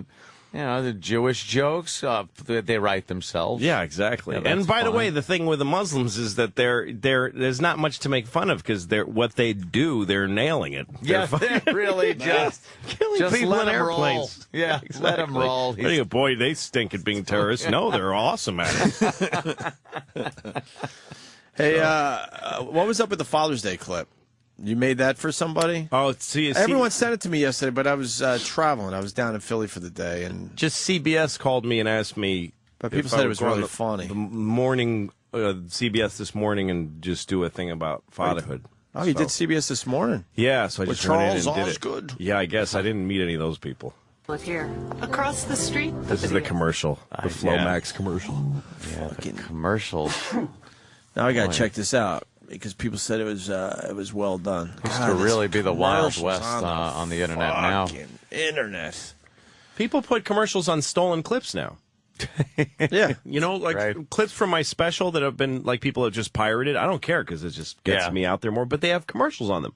I had to, some guy takes a fucking HBO special and puts it on his own YouTube, and there's you have to watch a commercial first. I had to. I was doing my my video podcast thing on live stream. Yeah, and then I go on and realize every 5 minutes they were stopping the show and popping in a full screen commercial. And it wasn't the same time for everybody watching. It depended on what time you logged in. So it wasn't even like I could go, all right, here's another 5 minutes. I'll just say, all right, I'll be back in 20 seconds when this commercial's done. It would just suddenly go to commercial. The whole screen goes out, and I come back saying, 20 seconds later, whatever I'm talking about. It's like, how the fuck and they're making do you money on your expect thing. People to do that? I pulled right off of it.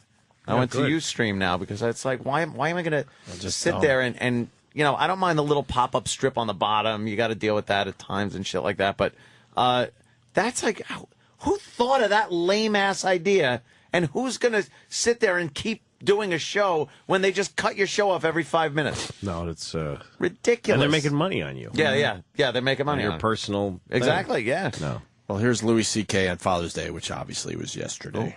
A few days ago, I was leaving a restaurant with my youngest daughter, and I was holding her hand, and I was texting with this hand. Yeah, I'm that guy. A woman walked by, and she gave me a dirty look like, you should pay more attention to your kid. Okay, guilty. But I have something to say to that woman. This is why I'm able to spend time with my kids when I should be at work. It was noon on a Thursday, okay? I had a crazy amount of work to do. But my kid graduated from preschool that day, and I wanted to take her to lunch. And it was a great lunch. We sat at the same side of the table the way she likes. We shared a chicken cutlet. I ate some of her chicken cutlet. We looked at her drawings. She told me many stories about the chinchilla in the classroom. And so now I'm texting, and you walk by, bad father. What do you know? Okay, I'm being defensive. I'm sorry. I shouldn't have been texting. When my kids were younger, I used to avoid them. I used to sit on the toilet till my legs fell asleep. You want to know why your father spends so long in the toilet? Because he's not sure he wants to be a father. I felt like being a dad was taking away everything I wanted to be. And I was right. But so what? What's so great about our lives? What the hell is an adult without kids? What's the point? So I got off the toilet, I flushed down my personal dreams, and I decided I'm going to be a dad. I'm not going to be mom's assistant. That's depressing. Don't do that if you're a dad. Just wait for her to write you a list, walk around the store staring at it, and call her from the cereal aisle to make sure you got the right thing. Be a man. Make your own list. Do we need any avocados? Fathers have skills that they never use at home. You run a landscaping business and you can't dress and feed a 4-year-old? Take it on. Spend time with your kids and have your own ideas about what they need. Give into it. It won't take away your manhood. It'll give it to you. I did that. I spent more time with my kids. I took it on. I found out that I'm a pretty bad father. I make a lot of mistakes. I don't know what I'm doing. But my kids love me. Go figure. Yeah, right on, Louie. That's a great good, spot, man. too. Fucking Sunday morning. I was. Holy shit. I saw on the CBS website where they have that posted. This the comments. This woman wrote a really just angry. Why A bunch of people got mad. A bunch of people got offended. I could see that audience kind of not getting. Everybody gets offended now about everything, and there's one line in there that touched off a few people. Got really offended. Because you just can't say anything negative anymore. Can you think of what line in there? I'm trying to think now because something did hit me when you said it, and I'm thinking trying to figure. It's just me saying, what's the grown up without kids? What's the point? Right. What's the point? And well, I happen to not have children, and it's because I couldn't. And how dare you? Yeah. Just like this woman wrote a long thing saying, "Excuse me, but I was married to a man who had a vasectomy and lied and didn't tell me about it." And it turns out that before he did, he had an illegitimate child, and then he left me for that woman. So that comedian owes me $1,000. That's my fucking problem. Yeah, exactly. She could still adopt. Right? Exactly. If she really wants to be. Yeah, exactly. Fuck you. What's wrong Just with because it didn't adopting? come out of your smelly cunt. Your dumpster womb. Just a lot of people adopt, you miserable old lady. That cobweb-haunted mansion womb of yours. Aunt doesn't want to have the kids, so he wasn't offended by that line, right? No, Aunt just has no desire. I just think I'm too selfish with my time and yeah, stuff it's like the that. choice you make. I'm who cares? terrible. That's the point of view at the moment that I said it. Yeah. It's like people think that everything you say has to be very well measured and has to represent everybody's point of view. Yeah. And like, how dare you state that a childless person is worthless? I just fucking said it who gives a shit? And by the way, yeah, that's like you. That's you, right? Yeah, that's what I thought at the time, at the moment. And who cares? It's like, well, yeah. And everyone knows Louie's a great father. Too bad I can't do it, Charles Osgood. Jordan obviously watches Sunday morning. I would love to hear Charles Osgood say, up next, comedian Louis C.K. talks about Father's Day and calls his daughter a cunt. Oh, God. And later, death of the American theater. yeah. I hate those creepy sun pictures they put on. Like the old sun with the face and shit. It's like nightmarish. I watch Sunday morning. I get the heebie-jeebies from things like that. It's an easy watch in the morning. Yeah. On Sundays. No stress. Nah. Some woman that collects teapots. Yeah. And they're going through her house. Yeah, the story before me teapots. was Bill Gates and his father and how they're such good pals. Oh, Yeah, really? it's fantastic. It's real easy to watch. Yeah, it must be easy to be pals they're with smiling. a fucking They're all smiling. billionaire. Yeah, The exactly. father's like, hey, my son, he's not a complete fuck up. He's made billions of dollars. Trillions. I'm sure they get along great. Yeah, no kidding. I don't know why rich people ever fight. Why would you fight? Why would you fight? Isn't like money the thing that everyone fights over? Yeah, it makes all the difference if you're rich. It's You like just money go, doesn't buy happiness. Yeah, but it sure pays for a lot of badness. I just always imagine the rich people fight in families fighting. It's like, fuck you. Oh, well, let's go buy a castle and You'll fix it up. eat some gold. And then everybody's okay again. How was Father's Day, Lou? Your daughters do anything special for you? They're not really at that age yet. No, well, they're 8 and 5. They should be at that age. They should be doing something for you. Yeah, nothing. Or makes you all I got warm fucked. inside. Nothing. I got fucked. Nothing. Oh, I had I was mad. I had my mad. first Father's Day I know. yesterday. That's great, man. And I didn't realize it turns into like a second birthday for you. Yeah, it's great. It's awesome. I was getting cards from a all. second birthday. It is though. I was getting lottery tickets. I was getting cash. I got gifts. I got cards from people. I'm like, why are you giving me a Father's Day card? Great. That's so, but people came out of the woodwork. Like, I don't know why people members. I don't know why people outside of your family do it. I don't know why. It was everyone that was a father. I mean, I told my kids when I was yelling at them for forgetting it that Father's and Mother's Day is because we take care of them. Right. So that's why we get a little more than just our birthday. Yeah, it's because we take care of them. But and I think your wife should give you something for Father's Day. Great, because you're appreciating each other. Sure. Your roles in the household, but other people outside of the house, why would they then give her a shit? grandparents gave me something. Wow. My wife's mom gave me something. Well, that's your first one. You won't get one next year. Probably Next year not. won't I be think nothing. they want to make it a little special, which was awesome. Next year, nothing. And life's weird because the last 5 Father's Day days were like the worst day of the year for me. Cause, because you're dead. My pop's gone. So it went from like, ugh, I just want to like let this well, day. it's an interesting thing about how life. The cycle of life. Yes, sir. And then all of a sudden it's a cool day again. Yep. That's fucked up. I got in right under the wire, too, because him being a new dad, I was like, fuck, like 8:30 at night. I'm like, hey, happy Father's Day, Opie. Hope it was good. It was definitely... I was like, whoosh, under the wire.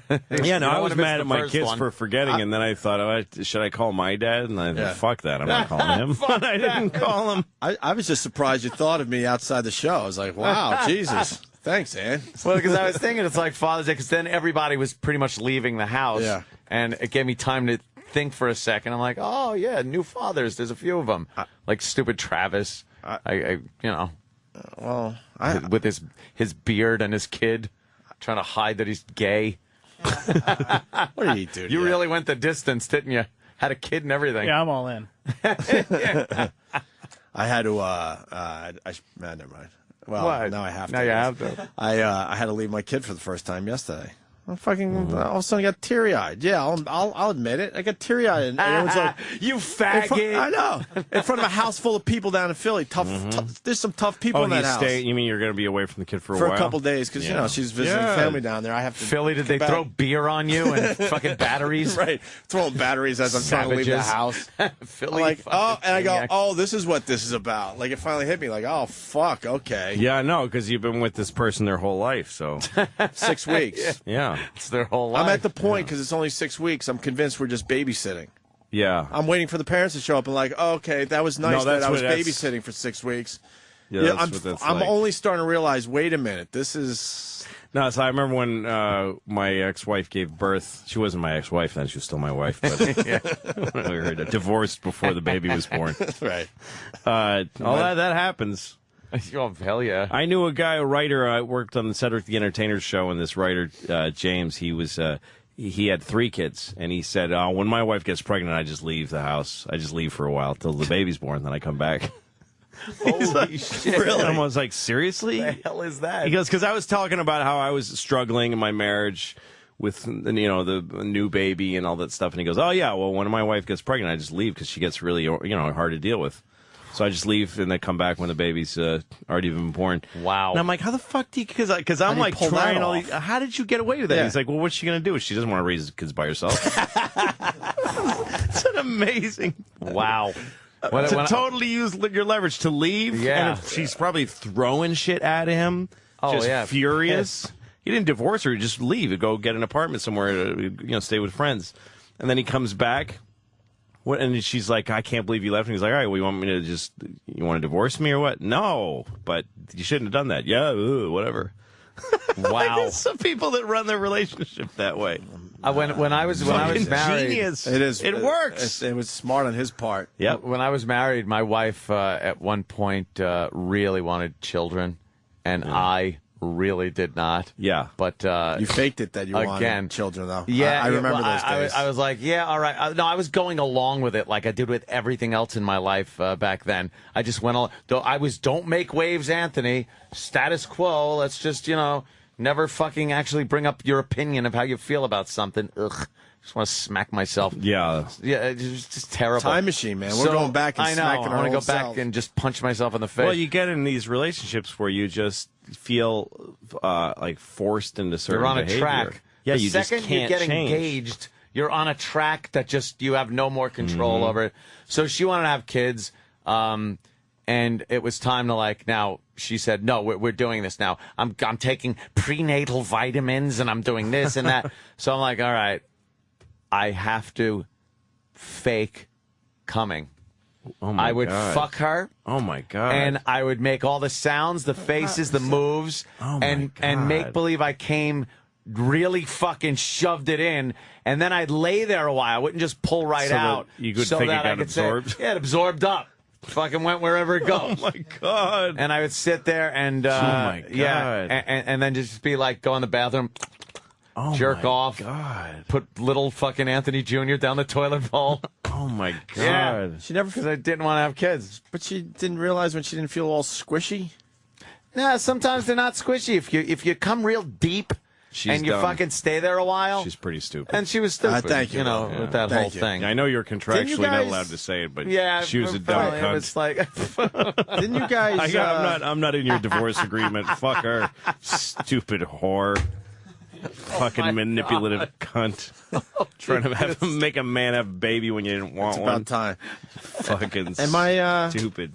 Didn't you? Oh, we went to the fertility specialist. They went to the fertility specialist because they thought something was wrong. And the specialist said, well, your husband has to actually ejaculate. Inside you. We're Oh, finding my God. the problem is... Oh, he put my there's fucking shit. There hasn't been a sperm in your body since 1975. He put my shit under a slide. It looked like fucking nuclear reaction. The shit was flying all over the place. Oh, my God. Swimming like crazy. Looked like L.A. after the Lakers won the championship. Oh, yeah. Perfectly shaped little sperm heads that could just puncture an egg.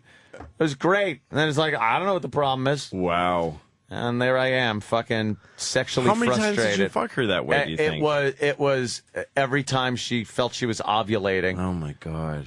And were you guys having a lot of sex back then? No. I wasn't either. It was strictly for her getting pregnant, so I would just not.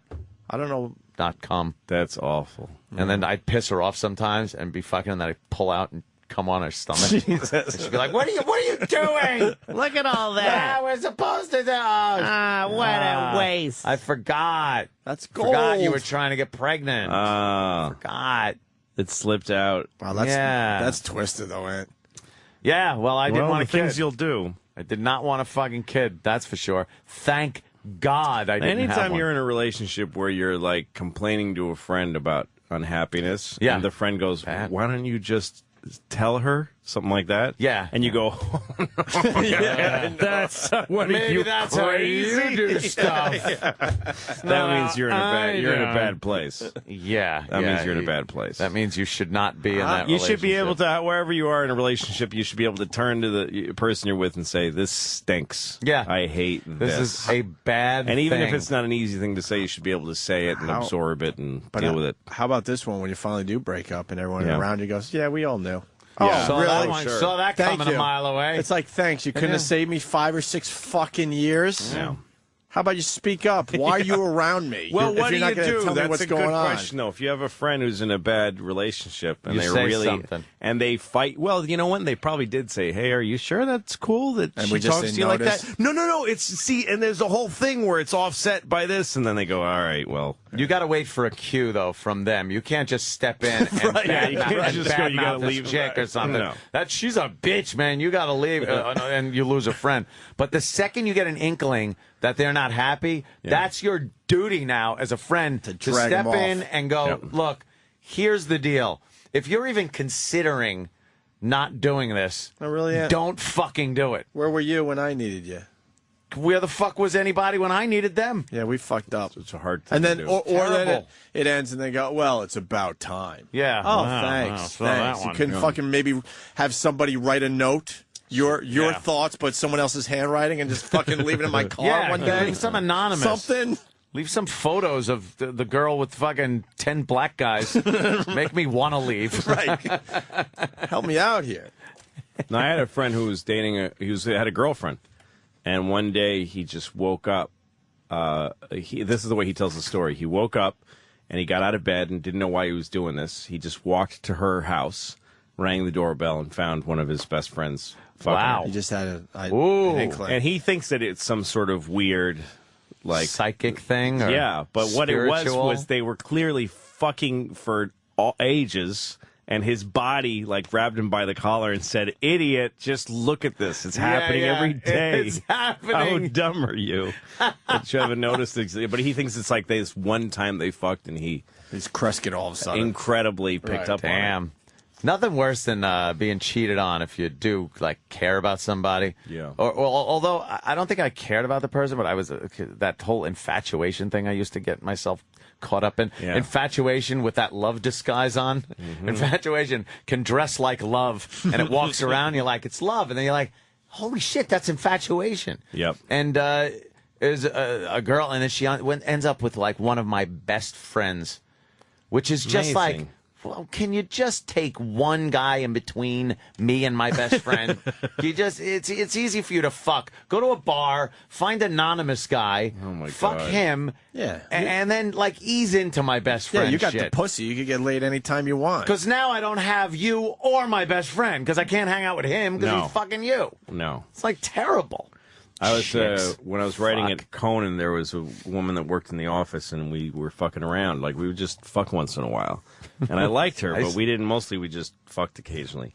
And one night, we went to dinner, and she said, "I don't want to do this anymore because I want a serious relationship, and I want to be with somebody." Have a real companion. And I was like, wow. And I hadn't had a girlfriend in a long time. And I said, so you're saying you want to make the next step? And I was like, well, I like you. Yeah, we should be. Oh, no. And I said, yeah, let's be together. Okay. And I was kind of really excited. Wow, I kind of have a girlfriend now. And yeah, okay. And she was like, it's something weird about the way she was acting as I was saying all this. She was like, yeah, okay.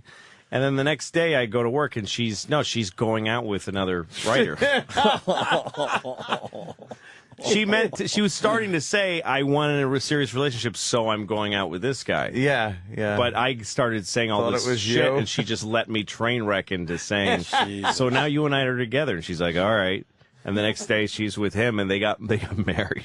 Wow. I was like, I just felt like an idiot. Well, we got the phones lit on this topic. Brian in Maryland. We're hanging with Louis C.K., by the way. Let's get another plug in. Louis, next Tuesday, it's his new show on FX. Saw the first 4 episodes. I think the audience is going to love this one. 11 o'clock next Tuesday on FX. Brian, what do you got? Hey, just classic how Ann was talking about, everyone doesn't like whoever, and you hear about it after the fact. Well, I was married 7 damn years.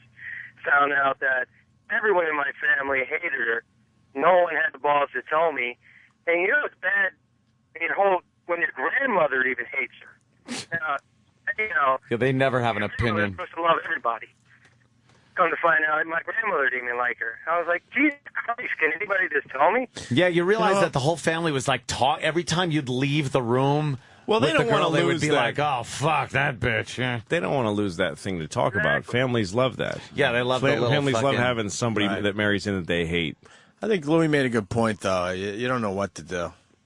You know what I mean? It's tough situation. It's rough, especially when you're younger because you don't have the experience. No. Like now, as you get older, you just start realizing I don't give a fuck. Oh no, I'm gonna be honest and say what I feel. No, exactly. And I tell people, I've met people that I know 5 minutes, and I'm like, yeah, no, you got to leave her. Yeah, well, she's pregnant, and it doesn't matter. Yeah, get out. But that's different now. The younger people you just let be because you know they're going to figure it out Let them themselves. crash and burn themselves. It's when they're in their Yeah. 30s. You're like, Yeah, exactly. So what? You'll recover. Fuck. But that goes with everything. Like even relationships now. I find myself not trying so hard to juggle and be dishonest and this. No, you now gotta I'm do just honest guy, Yeah. and I'll say like, yeah, this is what's going on. Yeah. I there have been many times I've said I'm not boyfriend material guy anymore. Yeah. I'm just not. Yeah. I've been wrecked. Yeah. I've been wrecked on relationships, and I've said this. You were boyfriend guy for 20 years. For my 20 married in there, my but boyfriend guy for that. Since I've been 14 years old and had my first girlfriend, I have been in a relationship that has lasted a while, and they usually overlapped. I'd be like, oh, I found another girl, this one, that one, that, until I realized, I'm in my 40s. And I just got out of the relationship with Melinda that lasted like 8 years. And then I just decided, you know what? Fuck this. Yeah. And then you get together with a girl, you start talking, and you try to tell them how you feel. And at first they were just like, Absolutely. That's exactly how I feel. Yeah. I don't want the relationship we're just having fun, we do that. A week, 2 weeks later, you notice like the relationship things start coming into play. The texts and the little snide comments, the claws come out, the thing. And then you realize, and I'll say, this is starting to resemble something I don't like. Right. You know, and the reason I'm not seeing you all the time is because I like that spontaneity. Yeah. I like the second something becomes routine and a relationship, it sucks. The sex will start sucking. Yeah. It'll get mundane and repetitive. And if you don't see someone for a week or 2 weeks, you want to fucking like ravage them, you know? So why wreck it by having us have to sit next to each other and watch TV every night? Yeah, no, if it's not what you want, then it's not what you want. Yeah. If it's not bringing any kind of comfort. I think in most bad relationships are because somebody's doing that doesn't really want to. Right. But they don't want to completely lose the other person, so they play it. No, when I was, it's great when you get older and more honest. You don't care. Yeah. I mean, after I got divorced, one of the first girls that I dated, we went out a few times. And then one day we were out in front of my building, and it was in the middle of the day, and she kissed me like kind of passionately, and it was daylight, and I was standing where I usually am walking with my kids in a stroller, and I hadn't had a thing with anybody, and it just brought home to me like I'm kind of with somebody. This is what this is. Yeah. And I don't like it. And then the next day, she was on the phone with me, and she's like, is there something weird? I'm getting a weird vibe from you. And my old me would have said, no. Exactly. What like do you that mean? too, right? No, totally. Like, you know what it is? It's that I was thinking about this thing, but no, you're awesome. And why is that? But I didn't. I just went, yeah, you got a weird vibe because we kissed on the street, and it made me realize I got to stop seeing you. I'm not in it. I can't do it. I'm not at a point in my life where this is a good thing to do. And I want to stop. And there was like this silence. And then she went, thank you very much. Wow. That was so much easier than a million. Like, first she was really stunned. She liked the honesty, though. She was like, thank God for a guy who just fucking says it instead of because I would have hung in there for like 6 months of not enjoying a moment with her. Same fucking situation. Because I didn't want to come out and say, this is not good. You're great, but well, not great enough for me to hang out with anymore. Because that's always the underlying thing that you don't want to say. I don't know why that snap judgment thing makes you go, no, it's not you. It's like it's like you're in trouble with your talking. mom. Anthony, do you not want to fuck me anymore? No, Mom, I want to fuck you all day. I'm sorry, Mommy. Now that's good. You fuck my pussy. Very good. We got lots of great phone calls coming in. It's one of those situations you do. You get older and. But the bad thing about it is you never want to sound cliche, and that whole this point in my life. Yeah, it's not it you. It just sounds like. Yeah, I try to say it in the blunt, like the thing I try to do now with every relationship or even moment with somebody in the street is whatever is in my mouth. Because if I try to say exactly what I feel without being polite. If you try to say it politely. It's a mess. It comes out sounding like a bad chick flick line. Well, because it sounds like you're covering what's real. And what's real is not as bad as you think. It's the fact that you're covering makes her think that there's something much worse. It makes her think that you just are grossed out by her. You don't like her. She's not attractive, and so you're making something up. Whereas really, you're just being a coward. You just being honest. I don't want to do this. I don't want to do this. I got a gut feeling. I don't like it. I'm going home. I want to stop now. Yeah, I want to stop. Yeah. That's it. That's exactly it. I'm done. I'm done with the thing of talking to you. You guys are the exception, though. Obviously, you know. I mean, that's well, we got to the exception through divorce. Yeah. Oh yeah, the exception came very late. I'm just saying that's in so life. hard. It sounds great, but it's so hard for most people to do. It shouldn't be. If you do it every minute, then you know. I mean, there's like a million stupid Mark Twain type quotes about if you never lie, you always don't have to remember anything. If you always tell the truth, you never have to remember anything. Yeah, when you start lying, it's you just start creating a. Let me grab this. I'm a bad liar. There's a lot of people in marriages who are like, I shouldn't be in this, but how long could I possibly live? You know, resigning themselves to death. Yeah. Let me grab this call. I don't want to lose this guy. He's miserable. Maybe we can help him out. Jim in Staten Island. Jim. Oh, this is Jimmy Greco, listener number 3 from a very long time ago. Oh, right on, Jimmy Greco. I remember you. Yeah, what's up, boys? I am in a miserable marriage with a miserable fat cunt that the only thing she does is, the only interaction she has with me is, what's your check look like? okay? The minute I turn around and I go stand up for myself, I used to have a substance problem. So right away, are you using? It's just a miserable fucking existence. I would fucking leave, but I have a beautiful 4-year-old son. And I don't want to leave this boy with this sick fucking cunt, okay?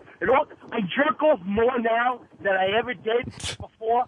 This morning, as I'm getting ready to work, I said, let me throw X in that text. And let me look for something to beat the fuck off to. Beat the fuck off to. Listen to this poor guy. I know. He's just miserable. How is your check, and are you drinking? Yeah. That's what I want to know. I haven't had a drink or a drug in fucking 109 days. And I said, now I do. Wow, 109 days. When you're saying I thought you were gonna fucking say 109 days, you better go to a meeting. Yeah, you're not meeting now. You're not going to make 115, sir. No. Hey, it also says she beat you. Is that true? No, she's taking a couple of swings at me here and there. I don't want to put her through a fucking wall. Did you ever hit her? No. I did a call to her once. She fucking ran into the bathroom, and I fucking popped open the door, and then she sunk down to the ground, cowering, and I said, don't you ever fucking raise your fucking hands to me again, okay? Why? But, all right, listen. That's your miserable. That's your like a treat. And Jim, I bet this 4-year-old is having a ball or something. These people sound awesome. He wasn't home when this shit happened. Now, Jim, that's all right. Listen, I'm gonna jump in. That's your side of the story, and I believe every word of it. No, and why would she stay in this thing then, Lou? Well, I don't know. I don't know why. Some people, there's always one She obviously is miserable too. There's always one person in a bad relationship who's perfectly happy to be in a bad relationship. There's always one person who's like, who's fine with it, who's fine with just constant shitty. Yeah. The only thing I would say to you, sir, is that you're not going to lose your kid if you leave this woman. You get to keep the kid. Right. But you want to know what, though? I don't want him to have that in the back of his mind. You know, you're a coward. Nah, the other way to look at it is your son's learning that if somebody who just called me a coward. You just calm down. Yeah. You're calling a comedy show. Please try to remember that, Jim. It's not. This isn't this kind of show. We're doing the best we can. Yeah, I have no problem saying it, Jim.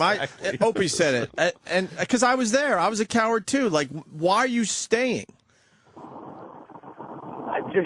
First of all, I don't want to lose half my shit. That's something. Well, that's a very good answer. We've talked about that on the show a lot. It's not a good reason to stay. It's a good question. Okay.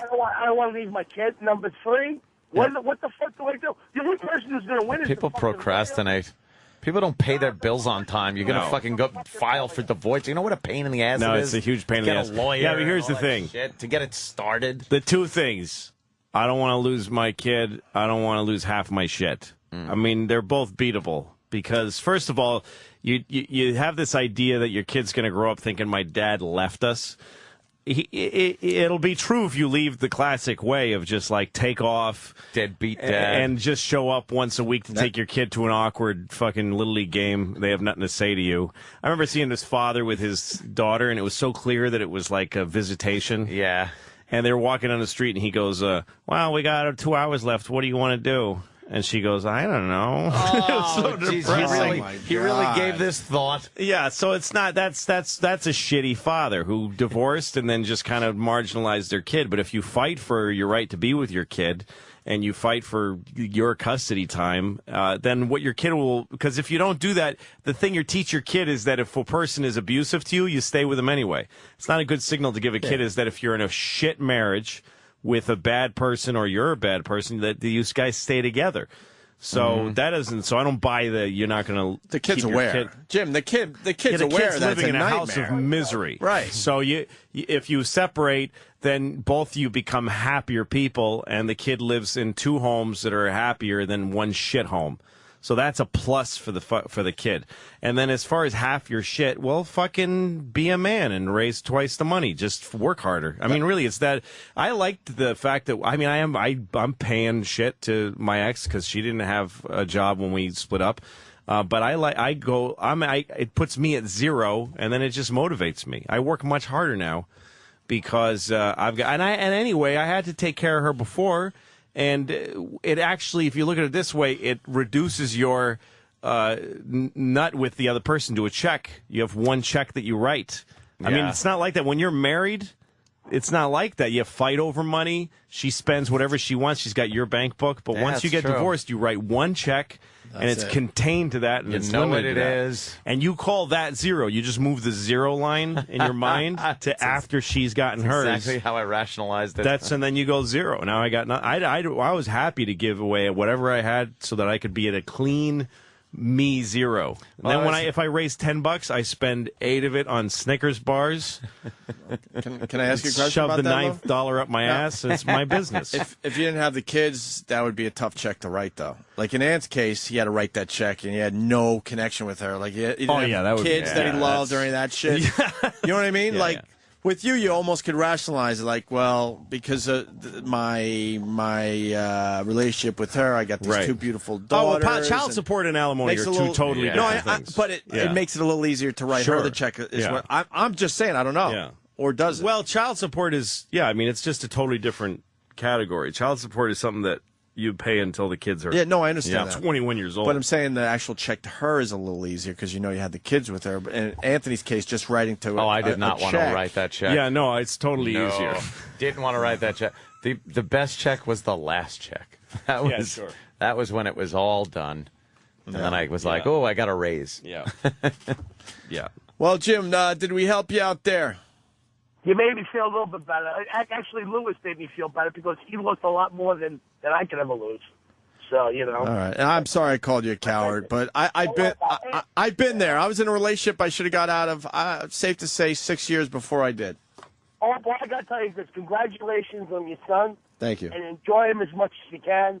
And here's the sappy part. A fucking gift, man. Oh. I mean, I love my boy more than anything. All he wants to do is play weed, cuddle, and fucking just hang out.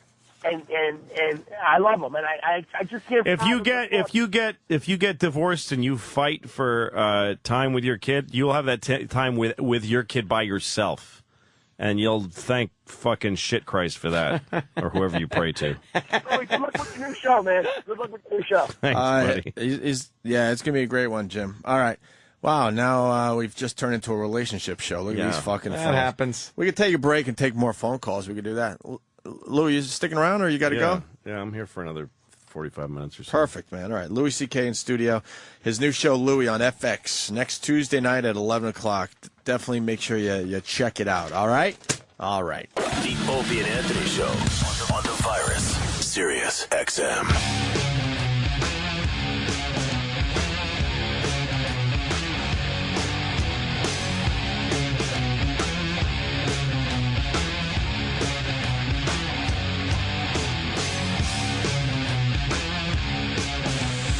Louis C.K. in studio. Louis C.K. on Twitter, by the way. He's a good one to follow.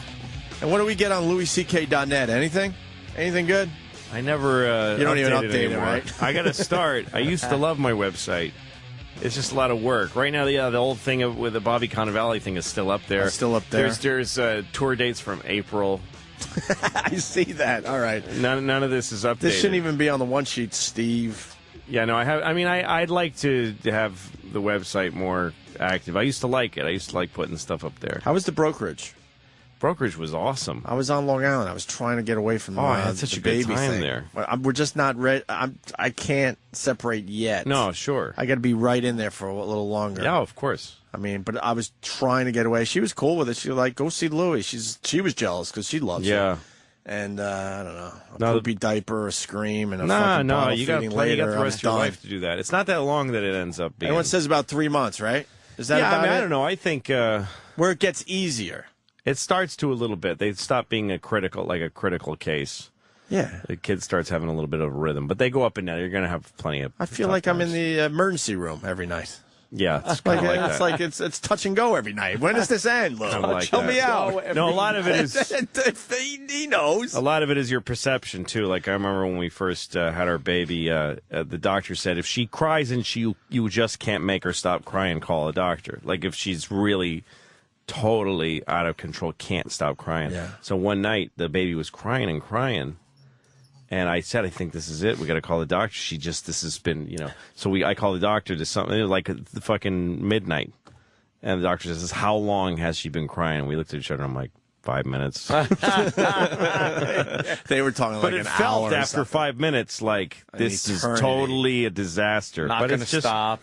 It's just perception. You just get used to stuff. I'm used to it now. Yeah, it's more what's going on inside of you than the baby knows exactly what it's doing. The baby's a genius. But they don't teach you shit in the hospital. You're there for No, 2 of days. course not. Teach us some real shit. Like, they don't tell you that the kid will make some really fucked up noises in the middle of the night, which you will be convinced is something horrible. Yeah. And it's just normal. It's like Jay Moore explains in his book. It's like you're living in a zoo or something. There's a lot of animal noises coming from the crib. Yeah. They don't tell you that. I thought it was a snore or a cry. That's all you're worrying about.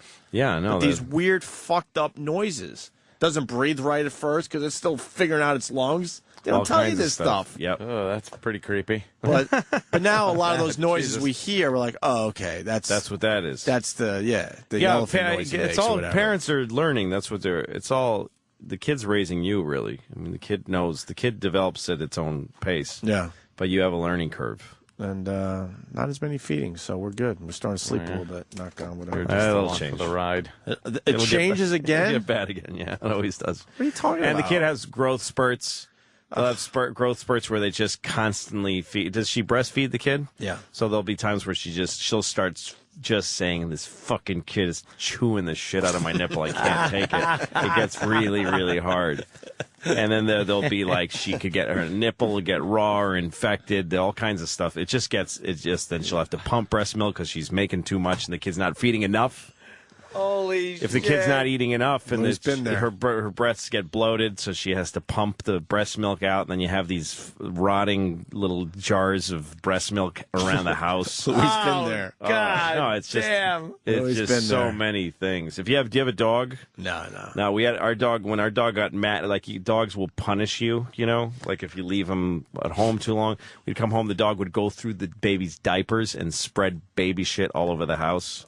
Shit like that, and you come home, motherfucker, just screaming at the dog. And I could not imagine the that. baby's crying. You know, it gets tough. It's endurance. Boy, I was looking for and then the teeth hope come here in, today. and that All fucking right, hurts. all right, and then the teeth fall out. I get it. And then the new teeth All come right, in. I get it.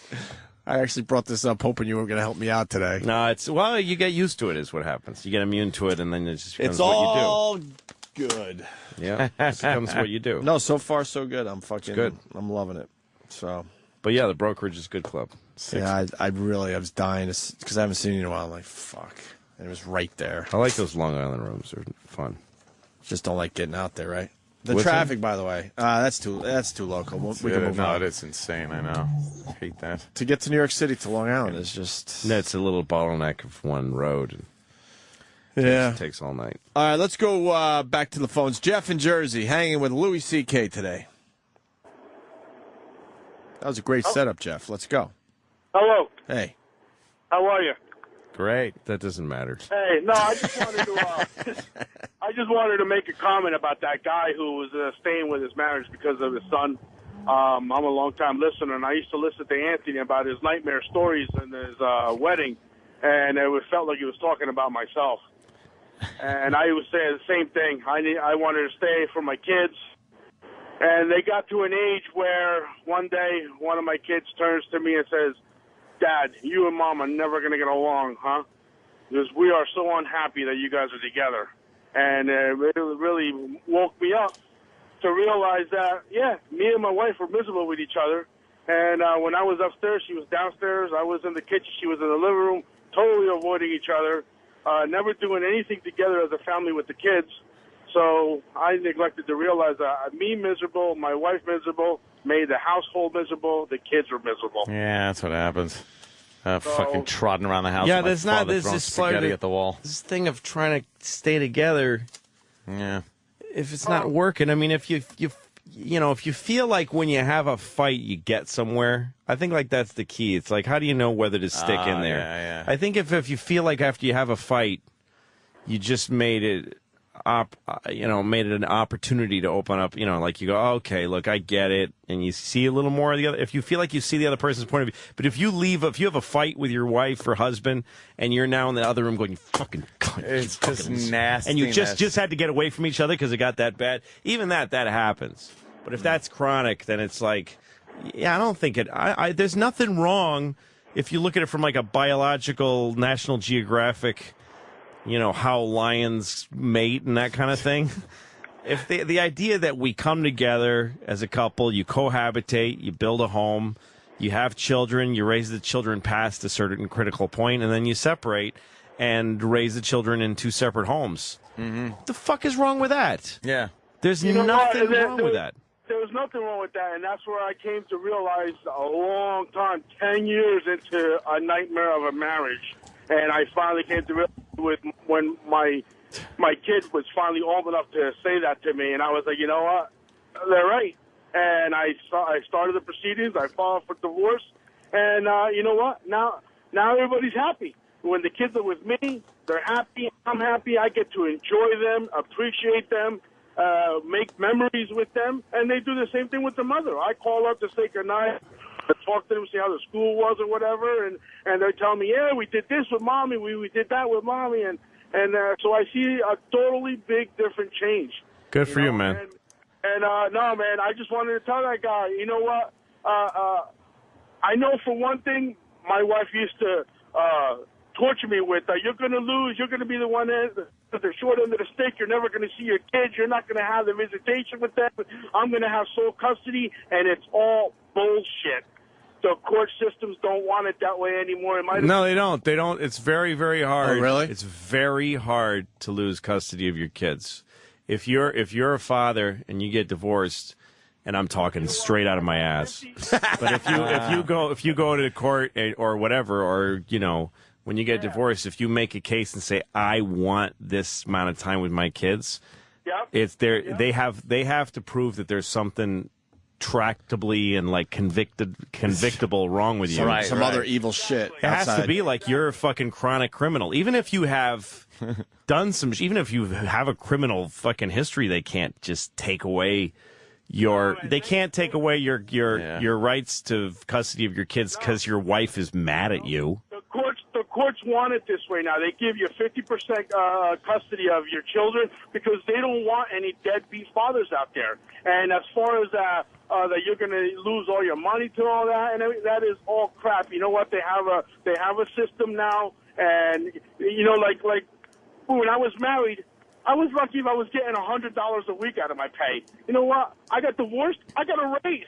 I get half my paycheck now. Well, that's exactly the thing, and you get control of it. So, I mean, you unless there was something weird going on in your house, you're paying your wife half of everything anyway, or more, like you're saying.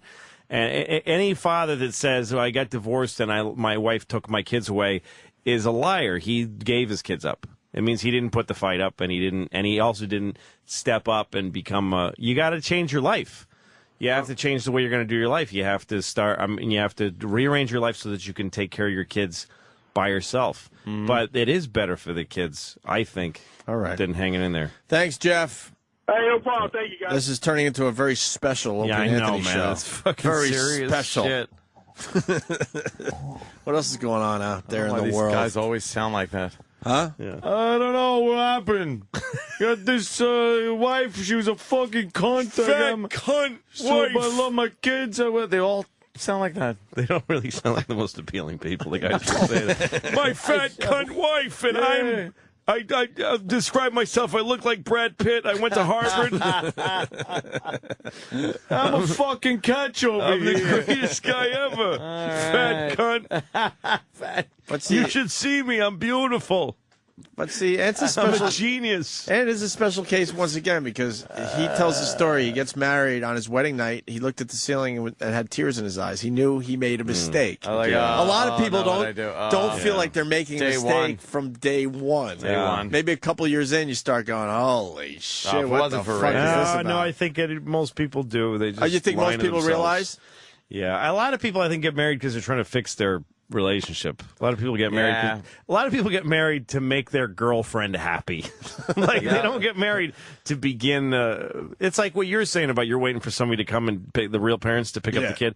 I remember when we were at the hospital and my wife was in labor. The whole time I thought I realized that I was really thinking we're going to go through this. she's going to go through labor and go through this thing that we've been training for and reading books about. Yeah. And then she's going to have a kid. Then we're going to go home and get a pizza. And I did not picture taking a kid home with us. Like when we put the kid in the thing in the car, I was like, holy shit, this is it. This is our lives now.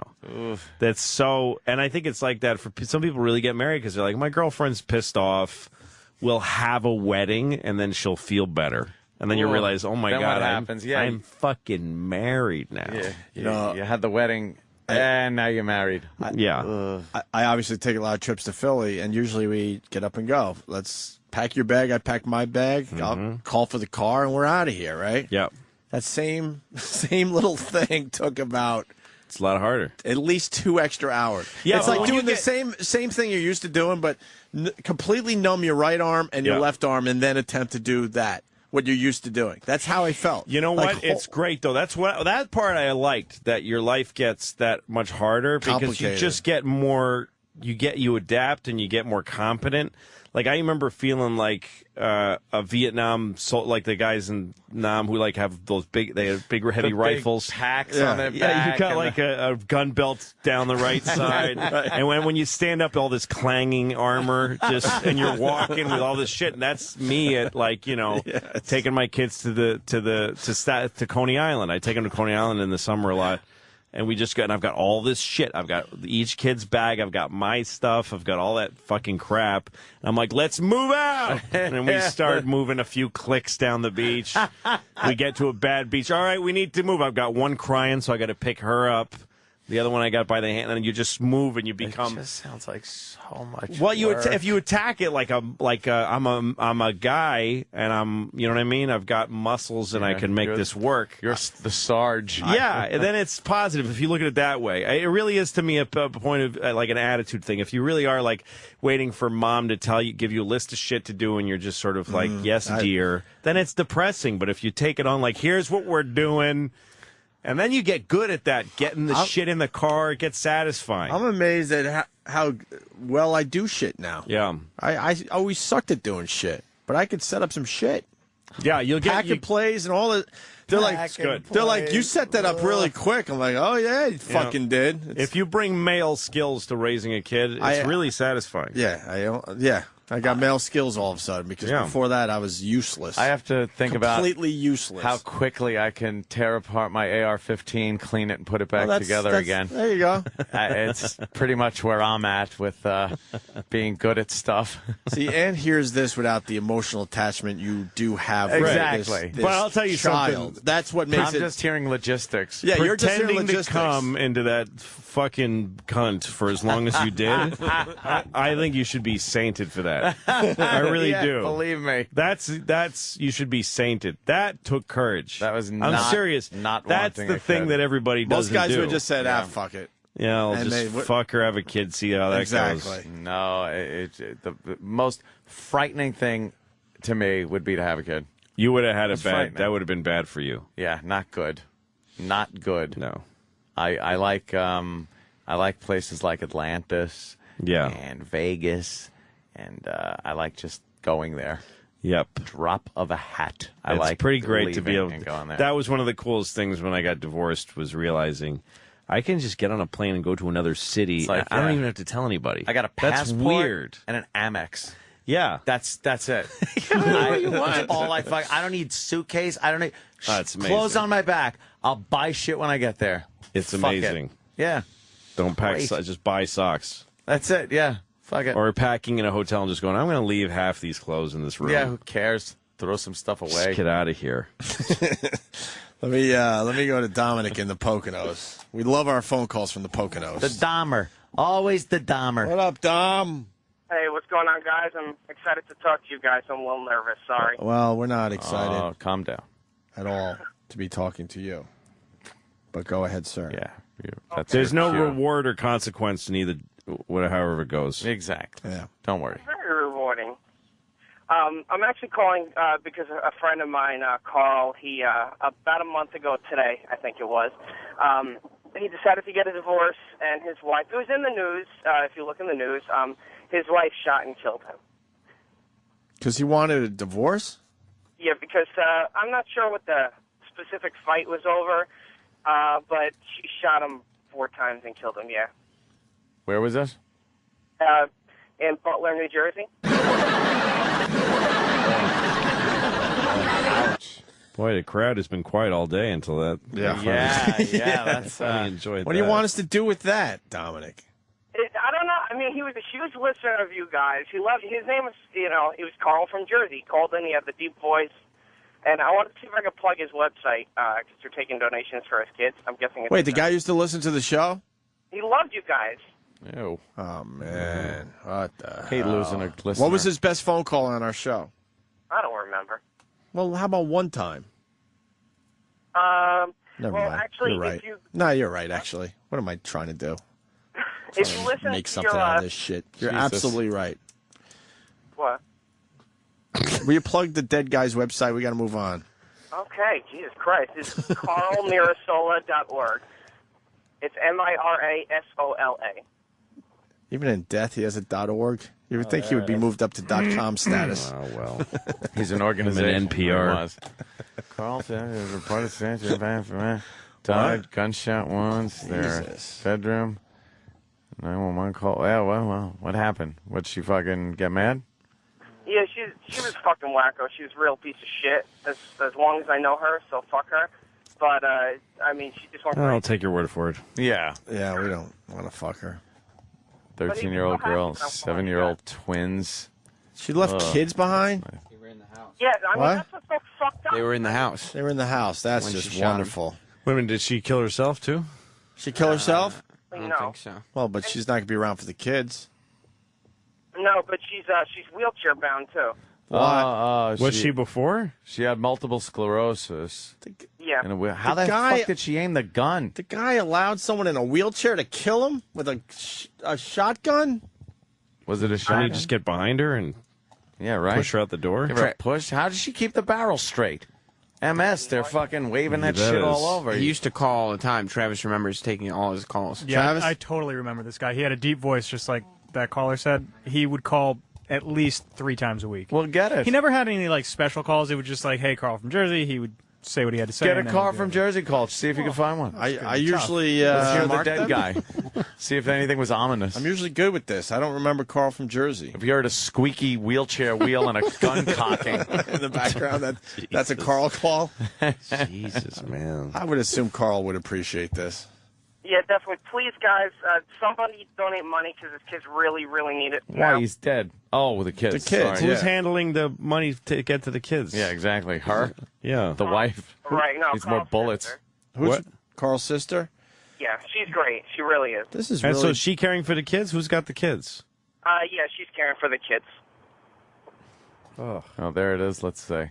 In loving memory. Ugh. You only got one little picture of the poor guy up there? Jesus. A couple of guys at my job set Not up. much of a tribute. How do I donate fucking money? Jesus, you got me. How do I do this? It's Get a just through PayPal. PayPal.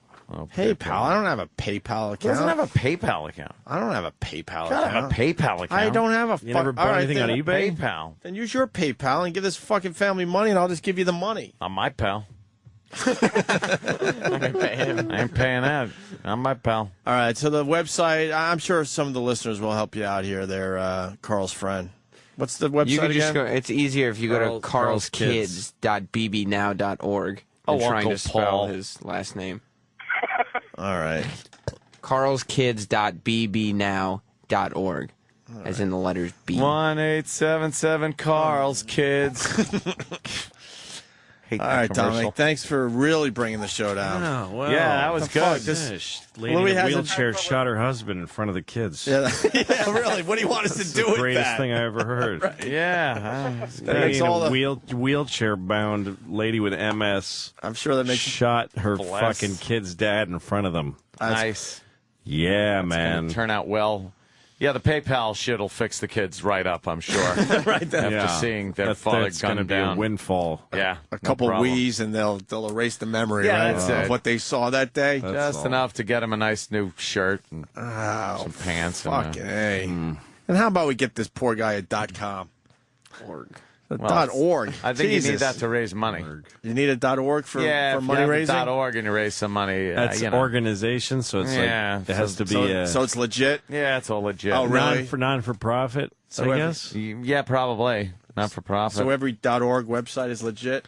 Oh yeah, absolutely. Okay. Everything on the internet is. Of course. No scams going on. Oh, you're still here to depress us, he's Dominic? still there. Jesus Yeah, Christ. sorry, but PayPal's actually taking 5% of everything too. Yeah, well, they gotta. They don't give a shit about that fucking. They gotta earn a living too. It's not their kids. Donation, come on. They don't give a fuck. 5% seems that seems okay. Yeah, I mean, if you said just- 25%, then you might have something. It's not like they raised it. It's not like that. Oh, a woman in a wheelchair killed your kid's father. All right, we're gonna up the fucking percentage then, because we are asked because we just like doing that. Yeah, we really suck. It's funny to us. If she has MS, what do you think she really was shooting at that day? Yeah, maybe there was a. She was trying to kill There might have been a herself. bat in the house. Right. Who knows? Might be a story behind this. Dominic, we're trying to make some humor out of this. You really gave us a tough task. What kind of gun was it? I have no idea. Had to be a shotgun. No way she could aim. By the way, Yeah, Dog yeah, Shit it's Sniffer spray. needs beer Yeah. money, so he just set up a website, dogshitsniffer.org. .org. I'll do it for .org. him. Yeah. Oh, what? Travis has a call from Jersey call. All right, Dominic, Wow, hold on. This let's is hear. Nice creepy work. dead guy now we This get to is hear. from almost 4 years ago. And what? All right. Does it need a setup or probably not? You put your Setup. feet on the desk or something. The and guy's you call about dead. it. All right, let's hear It's the this. setup. They're going to play lacrosse, right? They're going to play lacrosse with your head afterwards. Right? Let's go to Carl in Jersey. Carl, what's up? Opie, you put your feet up on that desk at 9 o'clock. You're my hero. My hero. After that fiasco with those dopey bozos, I love you. I'm going to buy XM for everybody I meet for the next 15 minutes. I swear to God. All right, thank you, sir. You're amazing. Thank you, bro. I lost one of the guys that thinks I'm a hero. Fuck. Guy thought I was a hero. He's dead. That means I only have 9 fans left. God damn it. Oh, well. Wow. I remember him now that I hear his voice. I don't remember anybody. Swear, I remember that guy. All right, well, his kids need help. Poor feller. Thank you, guys. What a bitch. You ever have somebody come up to you and say like, "Oh, I know somebody who's really good friends with you in your past. You guys were really good pals." Oh, who? Mike Watson. No idea who you're talking about. He said you guys used to hang out all the time. Yeah, You know, fucking no. Mike Watson. I don't know even the name Mike sounds weird to me right now. And then you start feeling bad, like you don't want it to get whoever it is. Like, geez, maybe I had a really good friend. Worse and is so I start going, oh yeah, Mike Watson. Oh yeah. That if I say the name rings a bell, it means I have no fucking No, clue. Because no. I'll say that. It's like, I don't remember, but the name rings a bell. No. It does it? The worst is when people come up to you and don't even say a friend. They just go, "You don't remember me, do you?" I'm like, you know something? I had that happen, swear to God, Saturday. I was at this party, and a high school friend was there, so he brought some of his friends, I guess, to the party. And this guy, Rob, I'm leaving. He goes, "You don't remember me, do you?" I go, "Yeah, I remember you. You fucking hated me in high school, never paid attention to me. But now, because I have some kind of, quote, fame, you feel like you have a connection to me." Yes, I do know who you are. We were I didn't say the last part, Rupert. Yeah. but I'm we like, were wrong, Rupert, I'm like, and you were right. right. Exactly. I'm like, of course I remember you. You fucking hated me in school, thought I was a fucking nerd, and never paid any attention to me in high school. Yeah, I do remember you. I don't Ron. remember it when they say that. They go, "You don't remember me," and I'm In this I'm case, I did trying. remember. Now I just go, "No." Yeah, I it's don't. another.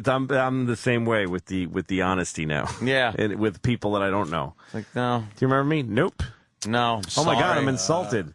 I'm sorry you feel that way. Well, So you shouldn't have go- quizzed me like that. No. You should have said, "Hi, my name is." Back in whatever we fucking hung out at the. But you quizzed me, and now you're paying for it. I did a show last night in New Jersey, and this kid came up to me afterwards, and he had a folder with him, and he said, "I have to talk to you." Okay, and I'm like, One of these. This and dossier. he goes, you "I have. have some." He goes, this is weird, and I'm like, "Yeah, it is," and I'd like to stop it now by walking Yeah. away. And he goes, I want to be a writer, and I want your show to be good. So, and I go, I don't have writers. I stop him there. I don't have writers on my show. I write it all myself. And he goes, I don't believe that. And I said, yeah, I do. And he goes, you can't write a whole show by yourself. So I just now start walking away. It's like, Yeah. and he What goes, to just do? please read my material. Just take it and read it. And I go, I'm not going to read it, so I'm not going to take it from you and pretend and go throw it out 10 feet from here. I'm not going to go through that, so no. Good luck to you. And then have you sue me when a show comes up, and then you just say that was my idea. And good luck, but no, I'm not going to read it. And he goes, I don't understand why. And I thought for a second I was going to struggle and like try to explain it to him. But then I said, it doesn't matter to me that you don't understand. Oh, good for you. Like, I don't... Oh, you don't have to. Why do I have to go, oh, boy, I can't go home till this guy understands why I won't take his packet. I just don't want to waste my fucking time anymore. I'm going to leave you not understanding why I didn't take that. Figure it out yourself. I'm going to let you have that as a life experience that you just don't know why. Good. I'm an asshole. The theme today is honesty from Louis C.K. A lot of honesty comes from it's just makes people it easier, right? Think that everybody owes them what they want to hear. Yes. You're going to hear some things you don't want to hear sometimes. I lost a guy. He wanted to call, what was the guy's name that died? Larry? Look, we forgot already. Already forgot his fucking name. It was Carl. Jesus. Carl. Wow, we suck. Who was that important guy? Oh, God. He probably hoped that. I was hoping that.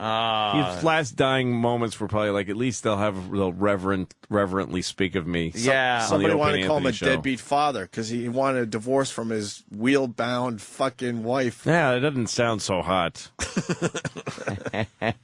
How much trouble could she have been? Just lock up her wheels and go in the other room. You chalk them up. Give her a flat tire. You're on your way. Walk away.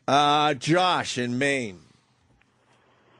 Hit her, Josh. Josh. Yeah. You just got divorced last Friday, and you want to talk to Louie. He's not going to care you got divorced. Yeah, sorry, man. I'm probably like the happiest man in the whole frickin' United States. Probably not. See, what happened with me, I was one of these idiots that got married to the first girl from high school, and all of a sudden one day you wake up next to this, like, 230-pound fucking sloth in bed beside you, and you realize, oh, my God. Again, who is... What's so great about you? What's so awesome about you? Like, we're all just we're all just six-pack bellied. We're all such beautiful guys. Everybody should want to be with us. Oh, right no, she got fat, really, and you're just beautiful. You're just awesome. Full head of black hair and dark eyebrows and lantern jaw. The whole single eyebrow. But I tell you what, man, friggin', I get a paycheck last Friday, and I forgot what it was like to have money. It's like, I don't even know what to do with myself. I took the week off from work to get all the divorce done, and I'm like, I got money in my pocket, and I don't even know what the hell to do with myself now. So you're happy. All right, good luck with that. Sounds good, man. All right, guys. Hey, you take it easy. I'm punching out. All right, man. Later. It says, it said, divorce last Friday. Just wanted to shoot the shit with Lou. He just wanted to shoot the shit. Shoot the shit. Doesn't know Louie well. I guess we shot. He just wanted to shoot the shit with you, Lou. Oh, that's great. Two men. Better than shooting enjoying Carl. their single lives. That's the other thing I can't do is the bullshit talk. How's it going? Oh, pretty good. It's hot out, huh? Small talk. Oh, fucking die. Die from the heat. Talk. Everybody's got something interesting to say, though. That's something I learned from when you do stand-up. Before I could afford to, like, rent a car and just shut out all of society and just, you know.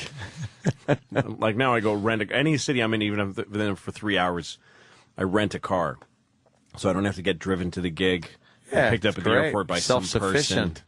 But when I used to get picked up by some person and who was asking me questions about whatever, being on TV or whatever, it's so tedious. But what I do now is I always ask them about their lives. You just, whoever it is, you just go, where are you from? You know, I'm in Winnipeg, Canada. And I get picked up by some woman, and I'm like, so what's your story? Where are you from? There's always something. Don't you just not want to they'll start talk talking, wow, they're so surprised, because people love talking about themselves. Sure. Don't you just not want to talk, though, sometimes? Well, then you can shut them out. Then they just run their mouth, and you just have your own thoughts. But occasionally they'll be like, oh, well, I live, I'm married. My husband has no legs. What? Wow. All right, we can go run with that. Yeah, something to talk your about husband that. can't, but we can. That's, like, sometimes I just don't want to fucking talk. And I don't even want to acknowledge by going like, yeah. Yeah, that's I know. more painful. I get it. Yeah. Because then I'm gritting my teeth thinking, shut the fuck up. Yeah. I don't want to have to make believe I'm acknowledging you. No. Oh, And when it's you so have kids, tedious. people want to have those conversations with your kids. Oh. They walk up to your kid, "Hi, what are you doing?" It's like, she doesn't know you. Get the fuck away from her. Can't punch someone in the balls, punch her in the pussy. You're that high. Wait a minute. What? Yeah. I'm gonna have to hang out with people that I don't want to because of the kid thing, right? Yeah. Oh, yeah. Oh fuck. Oh, yeah. Me. That ain't gonna be good. Yeah, other people. Like, I don't care if my kid gets along with other kids that he thinks is No, cool. but you got to whatever. talk to the dad while they're hanging out with them. How's that? That's awful. It is, right? It's awful. Because this conversation we're having, I've been able to avoid people I don't want to be with. That's what your or talk BlackBerry's to. for. Do you have a BlackBerry? Oh yeah, I do. You got to have it with you at all the times, and you just stare into it while your kid's playing with another. So kid. I'm gonna have assholes in my life that I'm gonna have to and deal so you with. have to become an unapproachable asshole. So just always be on the BlackBerry. And Just always be on the BlackBerry. Don't talk to nobody. So when they come to get their kid, what do I do?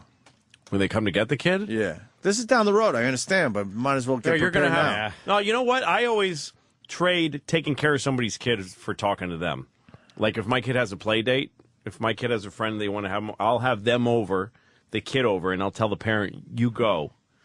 I'll take care of your kid. Oh, okay. You go have a day Yeah. off." What do you mean? Well, that was in one of the episodes. I do it all the time. I have kids. I'll have wait, two kids over. The parents come over with the kid and hang out the whole time? No, the That parents ain't go happening. fuck off. No, but I mean, but you have to take care of another person's kid yeah, now. I have no problem. But with that. so what? I've Yeah, had easily a do shitload that. of nephews and nieces. But I mean, there are times where the parent stays. Oh, sure, that happens. Yeah. That ain't happening.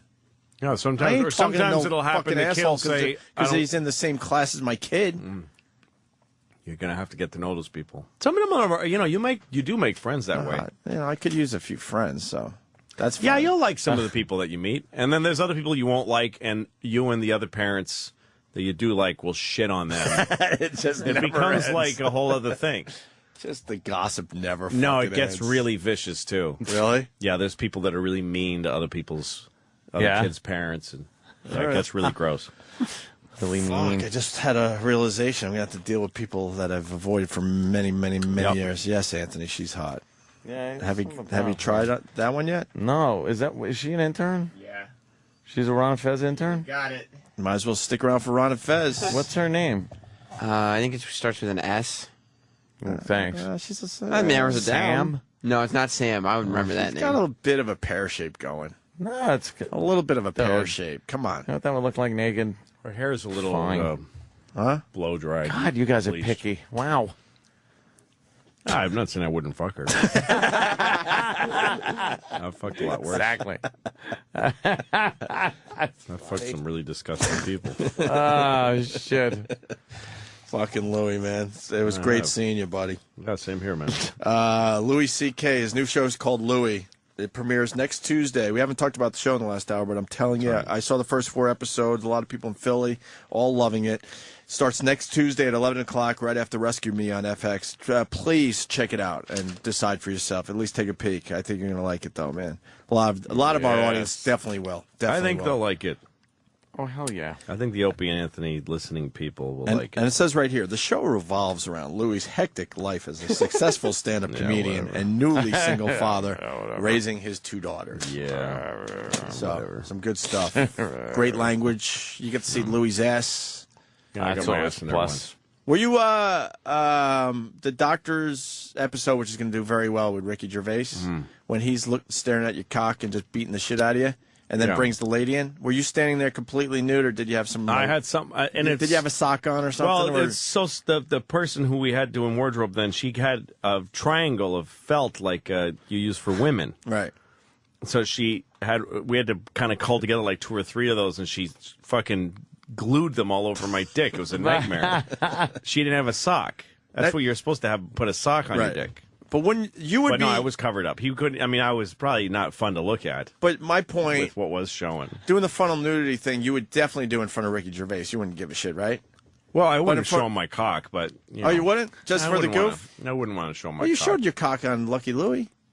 Yeah, I kind of ran through a room with my dick out. Yeah. But I wouldn't want to stand there with my cock out in front of a man, no. That is a little much. People that do that kind of thing are fucking gross to me. Okay. There's people that take out their dick and, like, rub it on their friend. It's like, you're fucking being gay. That really is the weirdest thing. Like, the the party pictures where you're teabagging your sleeping that's you're friend. fucking gay. It's like, why would you think that because he's asleep, you should put your balls in his mouth? Like, No. that's I if he was on awake, a would flight- you do that? I was on a shuttle to Boston years ago, and Jay Moore happened to be on the plane. He was in his 20s then, like early 20s. He started pretty young. Yeah. And I'm sitting next to him on the plane because we knew each other, and he's sitting there in shorts, and he looks down at his crotch, and he goes, "If I take out my cock, will you spit on it?" Like he just said that to be gross or whatever. And I just decided in that moment, I don't like this guy. I don't like him, and I haven't. And I know Jay, and we're kind of friends, but I can't. I still go back to that moment. I'm like, that was fucking disgusting, and fuck him, fucking fake faggot. It makes me sick. You know what? I think we've that's still Jay to me. I can't help it, and I have affection for him. He's a nice guy. We've all seen Jay's cock way too many times. He's one of those guys who likes to take his dick out. Yeah. Keep your fucking penis hidden. He'll pull it right out. Yep. Birthday parties. I'm not going to fucking birthday parties. You gotta do all that shit. Birthday parties, Lou.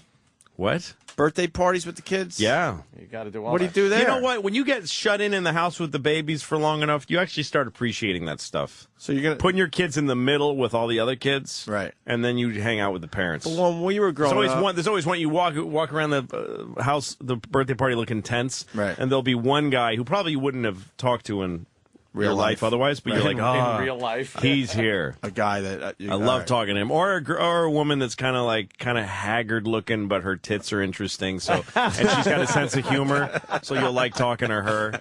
You'll start to see people that you like. I kind of like her. Something about her. She's fun. She's fun to talk to. But I know this is an easy bit. But when we were growing up, we had none of this shit. The parents you just went outside the door. Right. The parents didn't show up at the parties and hang out while the kids were hanging out. That is why it's harder for us. There was a major separation. Yep. Like you said, you open the door and there was you a could whole go life out the out door. there. My mom, I was raised by a working mom, and in the morning, we would all get ready, and she'd go to work, and we'd go to school. Since I was in second grade, I would walk to school by myself. Mm-hmm. She would just be like, "I'll see you when I get home after dinner." Right. Yeah. And then I'd go to school, and then after assumed, school, it was up to me to figure out what to do with myself. And she just assumed you were all right. Yeah, and then she'd come home from work, and she'd be like, my kids are still around. That's how shit happened. That's the way it was like every day for my whole childhood. And that's why a lot of kids got touched. Yeah, no, it is. Think about there was a fucking child molester in my neighborhood. Just waiting for mommy to go to work. Yeah. There was a guy named Jean Baptiste who used to drive around in a Pinto. And every kid I knew except for me, and I used to honestly feel a little unattractive that he never hit on me. You want at least to be He'd hit take on. you to, when you hit around teenage years, Jean Baptiste would take you to lunch. Ooh. And then he'd put his hand on your leg, and every kid had a different toleration point of how long he let him put on his hand on his leg. You should have said, "If I pull my cock out, will you spit on it?" Exactly. It might have turned him off. Exactly. Now the kids just don't. But now you're responsible for every moment of their lives. Now you got to take them through everything. Remember, your mom, would just drop you off and then go, "All right, call me when you need a ride." Yeah, that's how we all grew up, right? That's the way it was. But now, no, I have kids over my house, or I take my kid to their house, and I can't imagine a day where my daughter just leaves the house unattended. I can't imagine it. I don't know how to process that. That's gonna fuck you up. Yeah. I remember taking those bike rides with your friends, and 3-4 towns over, like there's nothing. Every so often, you'd go be like, "Let's take a real long fucking bike ride," and you'd go like, a couple of towns over, instead of your normal just riding your bike around the block. Go into the woods and find a dead cat or something, or something poke weird, it with a stick for a while. Retarded girl who shows her bush to people, or whatever. That's the way it was. I was growing up back then when the parents left you alone. Why does everyone know a retarded girl that would used to show her bush? Yeah. Know how many times that has come up on this show? Loved doing that, I guess. I don't know. No, it's the way it was. Now people want to talk about kid parties. They want to warn me about Little League and all this other shit. Look, man, I'm only 6 weeks. I'm 6 weeks in. I'm fine it's a while. I'm good for now. Louie, thank you, brother. Sure, man. Louie CK on Twitter too, man. He's a good one to follow. You didn't like that shit at first, I remember. Now you're all in. I'm not crazy about it. I still don't like. I regret every time I tweet. Then I go, I shouldn't have said that. And 100,000 people read it. That's just something about that is weird to me. It's dangerous. I'll take some of your 100,000 if you're not liking him.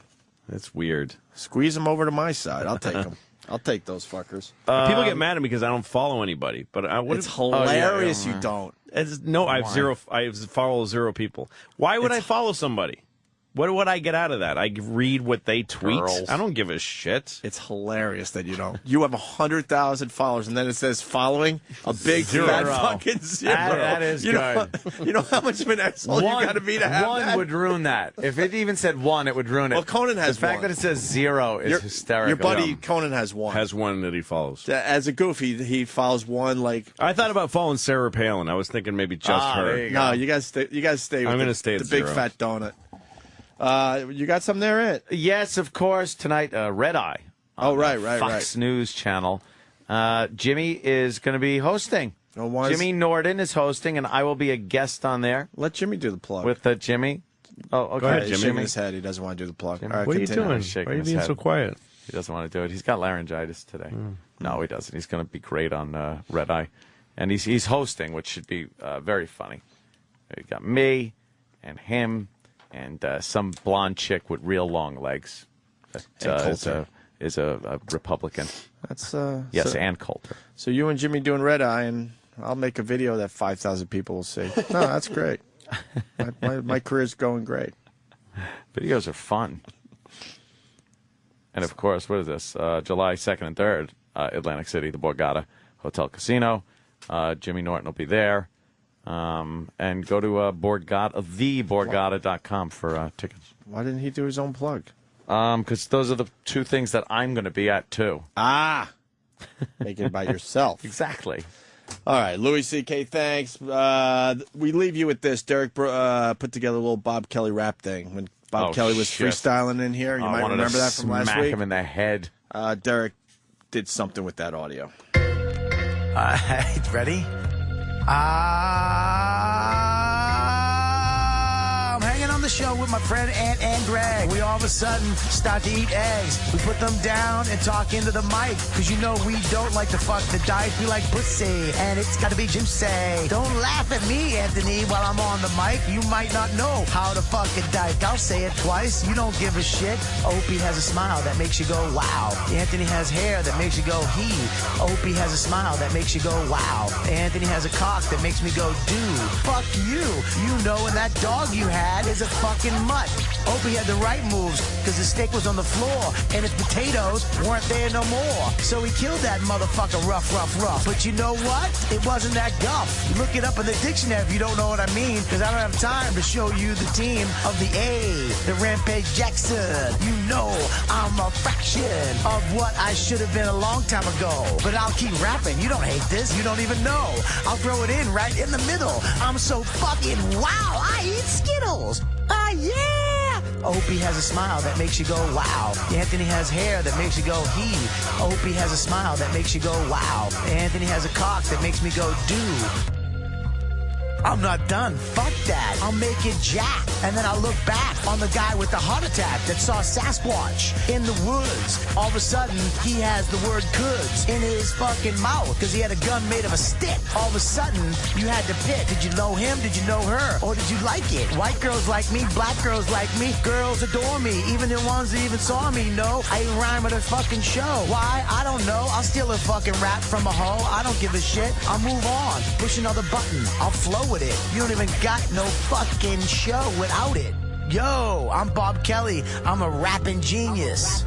Opie has a smile that makes you go wow. Anthony has hair that makes you go he. Opie has a smile that makes you go wow. Anthony has a cock that makes me go dude.